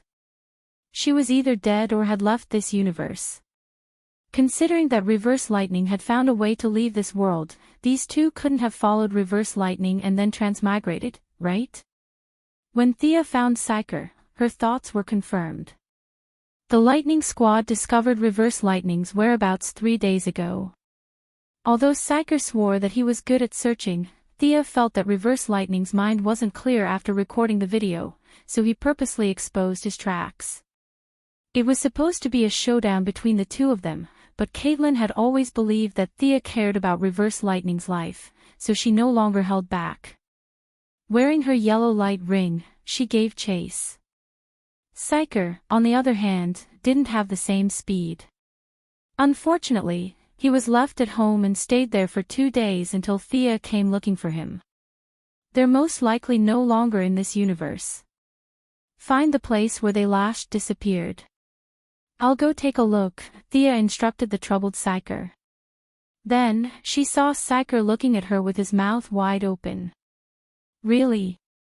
Are you sure there's a parallel space? Yes. Thea didn't say anything in her heart. Jinbua Cisco Ramon, when your superpower awakens, you can even travel through parallel universes as you wish. She did not know when this idiot's superpower would awaken, and there was no need to wait. The Mother Box could travel through all the parallel timelines, and Zeus Lightning Arrow could traverse the timelines. Thea's current means were extremely plentiful. As long as someone was still alive, she could find them. How do you need to get there? I mean, you can travel through parallel universes. Psyker looked at her with a curious expression. How would Miss Thea know how the Mother Box worked? The technological level of the new Creator Star and Apocalypse Star was countless years ahead of Earth. Batman even used steel bones. He had never heard of anyone who had researched and understood this thing. Psyker did not speak with a straight face. Only then did he remember that his good friend Barry and his big sister Caitlin were still missing. He patted his head and began to check their last traces.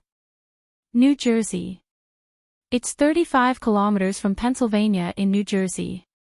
That's where the tracker in Barry's suit disappeared. When Thea confirmed the location and prepared to observe the scene, she saw Psyker staring at her with an aura that said, "If you don't take me there, I'll kill myself here." Miss Thea took a closer look. The cells in Psyker's body were extremely active. As long as there was a little stimulation from the outside world, he would break through his original shackles. It could be said that he was only one step away from becoming a shockwave. However, she could not explain this to him, so she changed her words. I have a feeling that if you come with me, this journey will be very exciting for you. However, your previous life will completely leave you. Are you prepared? Choice, another choice. Giving others a choice was such a wonderful thing. Psyker did not understand the deeper meaning behind her words. He found it funny and said, "There will be danger. Traveling through parallel universes will turn me into a different life form." No, you're completely wrong. You have the potential to become a superhero. Do you know Psyker Ramon? Your cells are very active now, and you're only one step away from complete formation. A little stimulation from the outside world, perhaps a bullet or a speeding car, will bring a new world to your eyes. Are you prepared for this? Psyker wanted to say yes. In this day and age, other than people like Batman and Shiva, who would say no to superpowers? However, he understood his own feelings. He was far from prepared. Just a second before Thea was about to activate the teleportation, he finally made up his mind. I'm not prepared, but Barry is my brother. I have to save him. His expression and words were sincere. Thea did not say anything more. At most, she would send him back if there was any danger. She watched as he turned around to pack his things. He took a big bag of toothbrushes and tissues, and wished he could take a few tablets. Do you think we're going out to play? Thea threw away his messy things and handed him a pistol. Then, she dragged him along and activated the teleportation. The two of them arrived at the scene and followed the tracker's instructions. Even though it had been 2 days, the traces left behind by the lightning speed were still fresh in their minds. Occasionally, Caitlin's frost blast would be scattered all around them. Psyker raised his pistol and moved forward carefully. Seeing how careful he was, Thea wanted to laugh. However, in order to train him, she did not say that there were no enemies in a radius of a few miles. We're here. The tracker should have reached here. The error should be about 100 meters. Psyker walked to the side of a small path and lowered his head to measure with his device for a long time before he said with certainty. After that, he stared at Thea intently. He wanted to see how the process of traveling through parallel universes worked. Thea used her heart to feel the surrounding aura. The aura was deep and powerful. She felt that it was good news. These guys did not travel through time. If she was not wrong, they had run into a parallel universe. She reached out and touched her earring. She compared the information stored in the mother box and matched the corresponding space coordinates. With a loud bang, an orange tunnel appeared in front of them. Chapter 656. Thea didn't know which part of Earth they were on. She dragged Psyker, whose mouth was wide open, and jumped in. She had planned to use her magic to protect Psyker. After all, there were no conditions set in the sonic tunnel. Theoretically, anyone could walk through it. However, even the weakest of the new gods was stronger than Psyker. She was afraid that he would explode and die. However, the outcome was gratifying. The sonic boom channel had directly facilitated Psyker's final step. His shockwave ability had completely awakened, and the sonic boom channel, which would have caused some damage to him, was now like a gentle breeze. Psyker Ramon had silently completed his metamorphosis without even realizing it. The two of them walked out of the tunnel. What greeted them was not the smiling faces of Barry and Caitlin, but several weapons spewing energy bullets. Before Psyker could react, Thea waved her hand and a light screen blocked the attack. Who are you? 6 or 7 men pointed their weapons at the two of them. Even though they had more people than Thea, they were still very nervous. They were all dressed in rags. Even the energy guns in their hands, the only thing that gave them courage, were about to run out of energy in Thea's eyes. She ignored these fugitives and looked around. Judging from their language, they were still on Earth. As for whether they were in the New Jersey of this universe, it was hard to tell. The cars on the side of the road were piled up messily. The roads were badly damaged, and debris could be seen everywhere. The guys in front of her had a strong smell of blood on them. It wasn't hard to tell that there was a war here. She just didn't know if it was a local war or a national one. Thea took out the light ring to contact Caitlin. Only then did she realize a serious problem. The light ring couldn't be used in this parallel universe. Without the yellow light to charge and transmit information, the light ring was a dead object. She scratched her head. She could only ask the passers-by in front of her. Is this the United States? The few of them remained silent. Let me change the question. What year is it? They suddenly looked nervous. By the way, do you have a superhero here? Superman. Thea realized that before she could finish her sentence, these people had turned around and ran away. This exhausted her patience. She spread her fingers, and a guy who seemed to be the leader of the group was caught by her magician's hand. "Can't I talk to you nicely and answer my question? Why do you have such a big reaction when I mention Superman?" Thea hovered in the air and looked down at the downtrodden man. The man's neck was grabbed by the hand of magic, and his limbs were trembling. He was obviously scared to death, but he still chose to keep silent. Thea, who had not used brainwashing for a long time, could only go back to her old profession. Now that she had become a god, the spell she was very familiar with was even more powerful. He tapped the man's forehead with his finger, and a large cluster of memories was quickly read. Thea frowned halfway through. There was something wrong with this world. At first, when she saw them gnashing their teeth at the mention of Superman, Thea thought that this was a superhuman world. However, after reading some of the memories, she knew that she had guessed wrong. The Superman here was still a good person, but he was invaded by the Apocalypse Star and was captured. Now, he had been transformed into the Apocalypse Devil Superman and was no longer the superhero he used to be. On the contrary, he had caused great damage to Earth. The Wasteland Wolf. The name of the Apocalypse Star's commander was well known in this world. Even these ordinary people who were far away from the war knew this name because he was the conqueror of Earth. Countless superheroes fell at his feet, and now humans could only crawl at his feet and live on his grace. The man knew very little. He only knew that Superman was captured.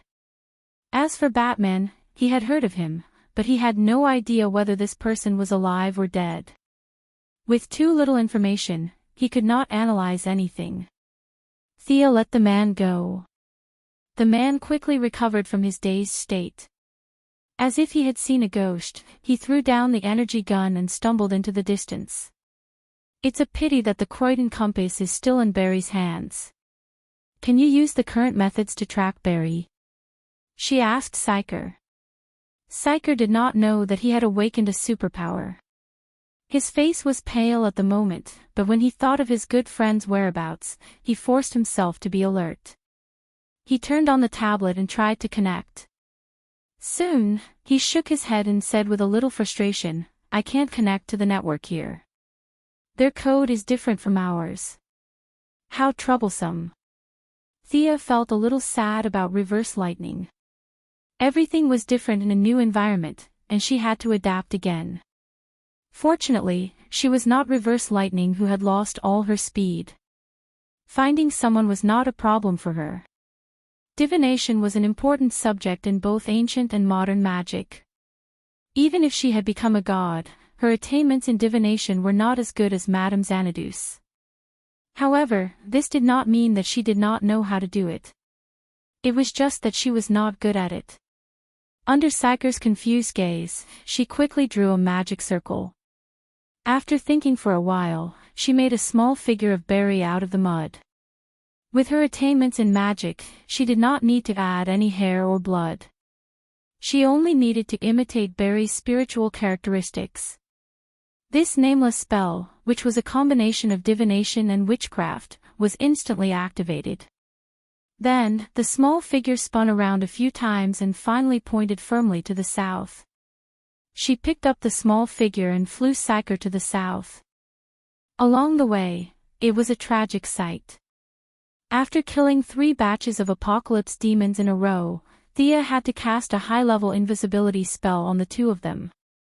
These apocalypse demons were quite advanced in technology. They could see through ordinary invisibility spells. What happened to this world? Was it invaded by aliens?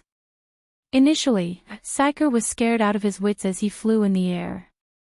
However, perhaps he was brave, or perhaps the tragic situation on the ground attracted his attention. When the 2 of them flew past the 9th human settlement that was destroyed by the apocalypse demons, the young mistress took out her whip and killed all the soldiers. After saving a dozen survivors, he finally could not help but ask Thea. "Everything is possible in a parallel world. I can only help where I can." First, find Barry. Believe me, I will make these bastards pay the price. The young mistress said firmly. Now that she was also a member of the new god tribe, it was her duty to attack the Apocalypse Star. It was just a Great Plains wolf. She could easily mobilize her magic army and crush him. Even the Heavenly Father might personally make a move. He had a deep-seated hatred for the Great Plains wolf for killing his wife. However, if the Heavenly Father made a move, the scale of the war would instantly expand.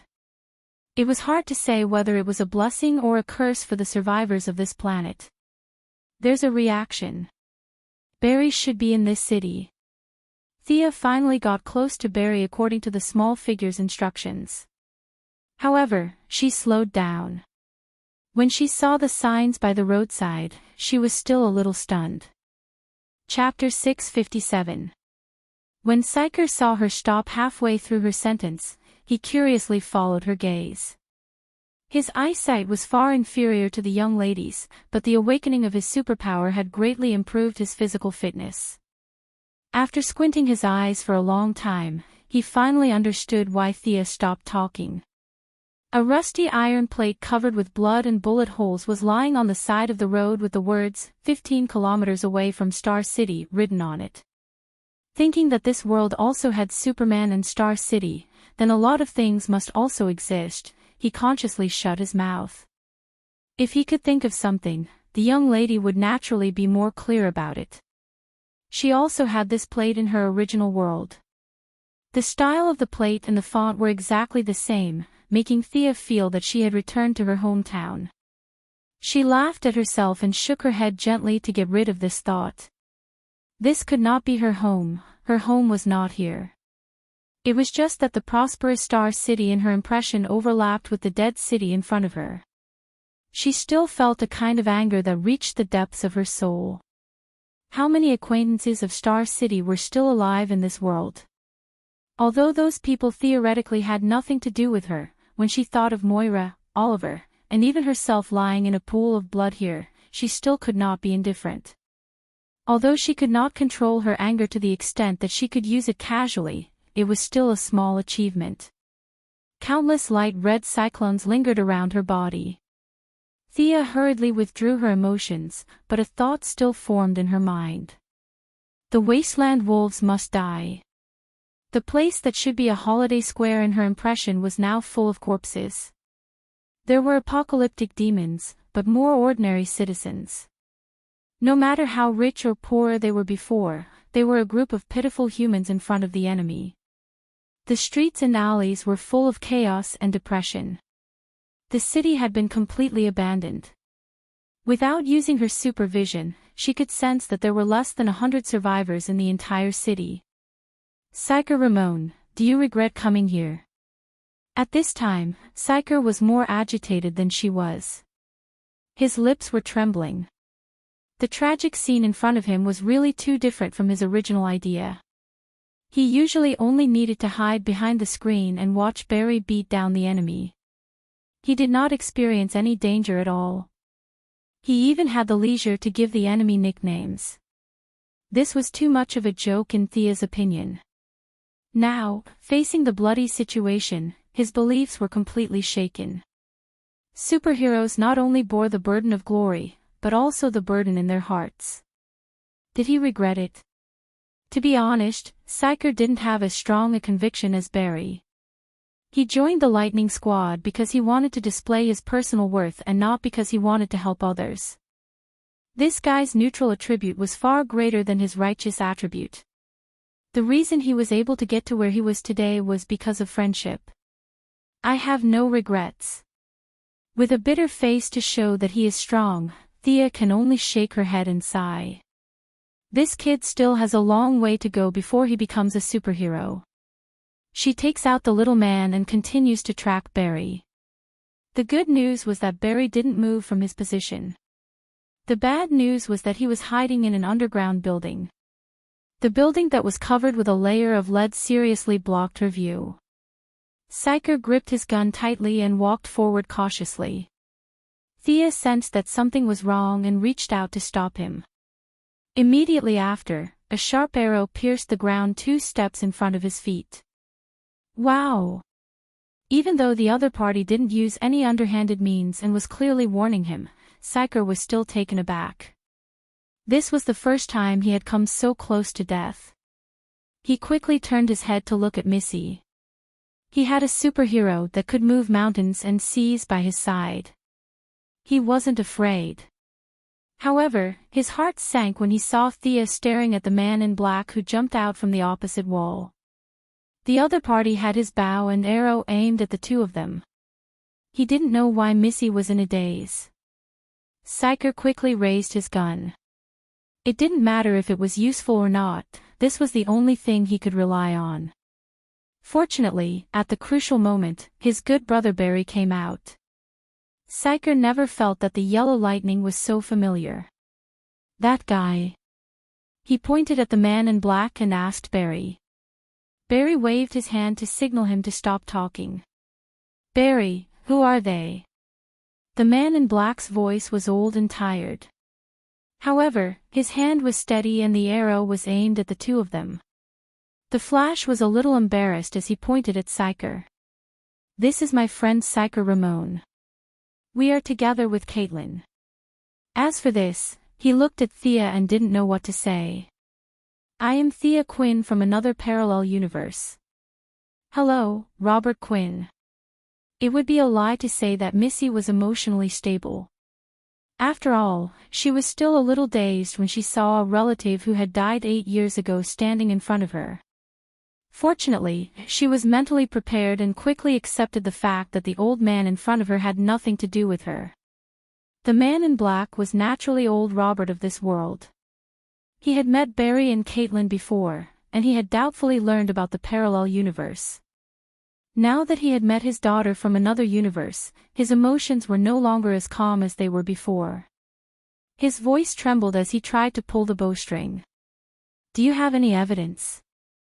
Thea didn't know whether to laugh or cry. What evidence could she take out? They were from 2 different universes. Their experiences were definitely different. Hey, trust me. She is indeed Robert Quinn's daughter in our universe. She is not an enemy. Little Flash quickly came to smooth things over. Thanks to his gentle aura and sunny image, old Robert put down his bow and arrow. A daughter from a parallel universe. Ridiculous. Old Robert walked out slowly. Thea couldn't help but give him a sidelong glance. Green robe, black eye patch, white beard, bow and arrow on his back. This was Green Arrow's outfit. As if sensing her confusion, Little Flash quickly explained for her. In this universe, Oliver died in a shipwreck. The current Green Arrow is old Robert. Wow! Psyker was just about to exclaim when Flash covered his mouth. It was best to just brush this matter aside and pretend that they didn't hear anything.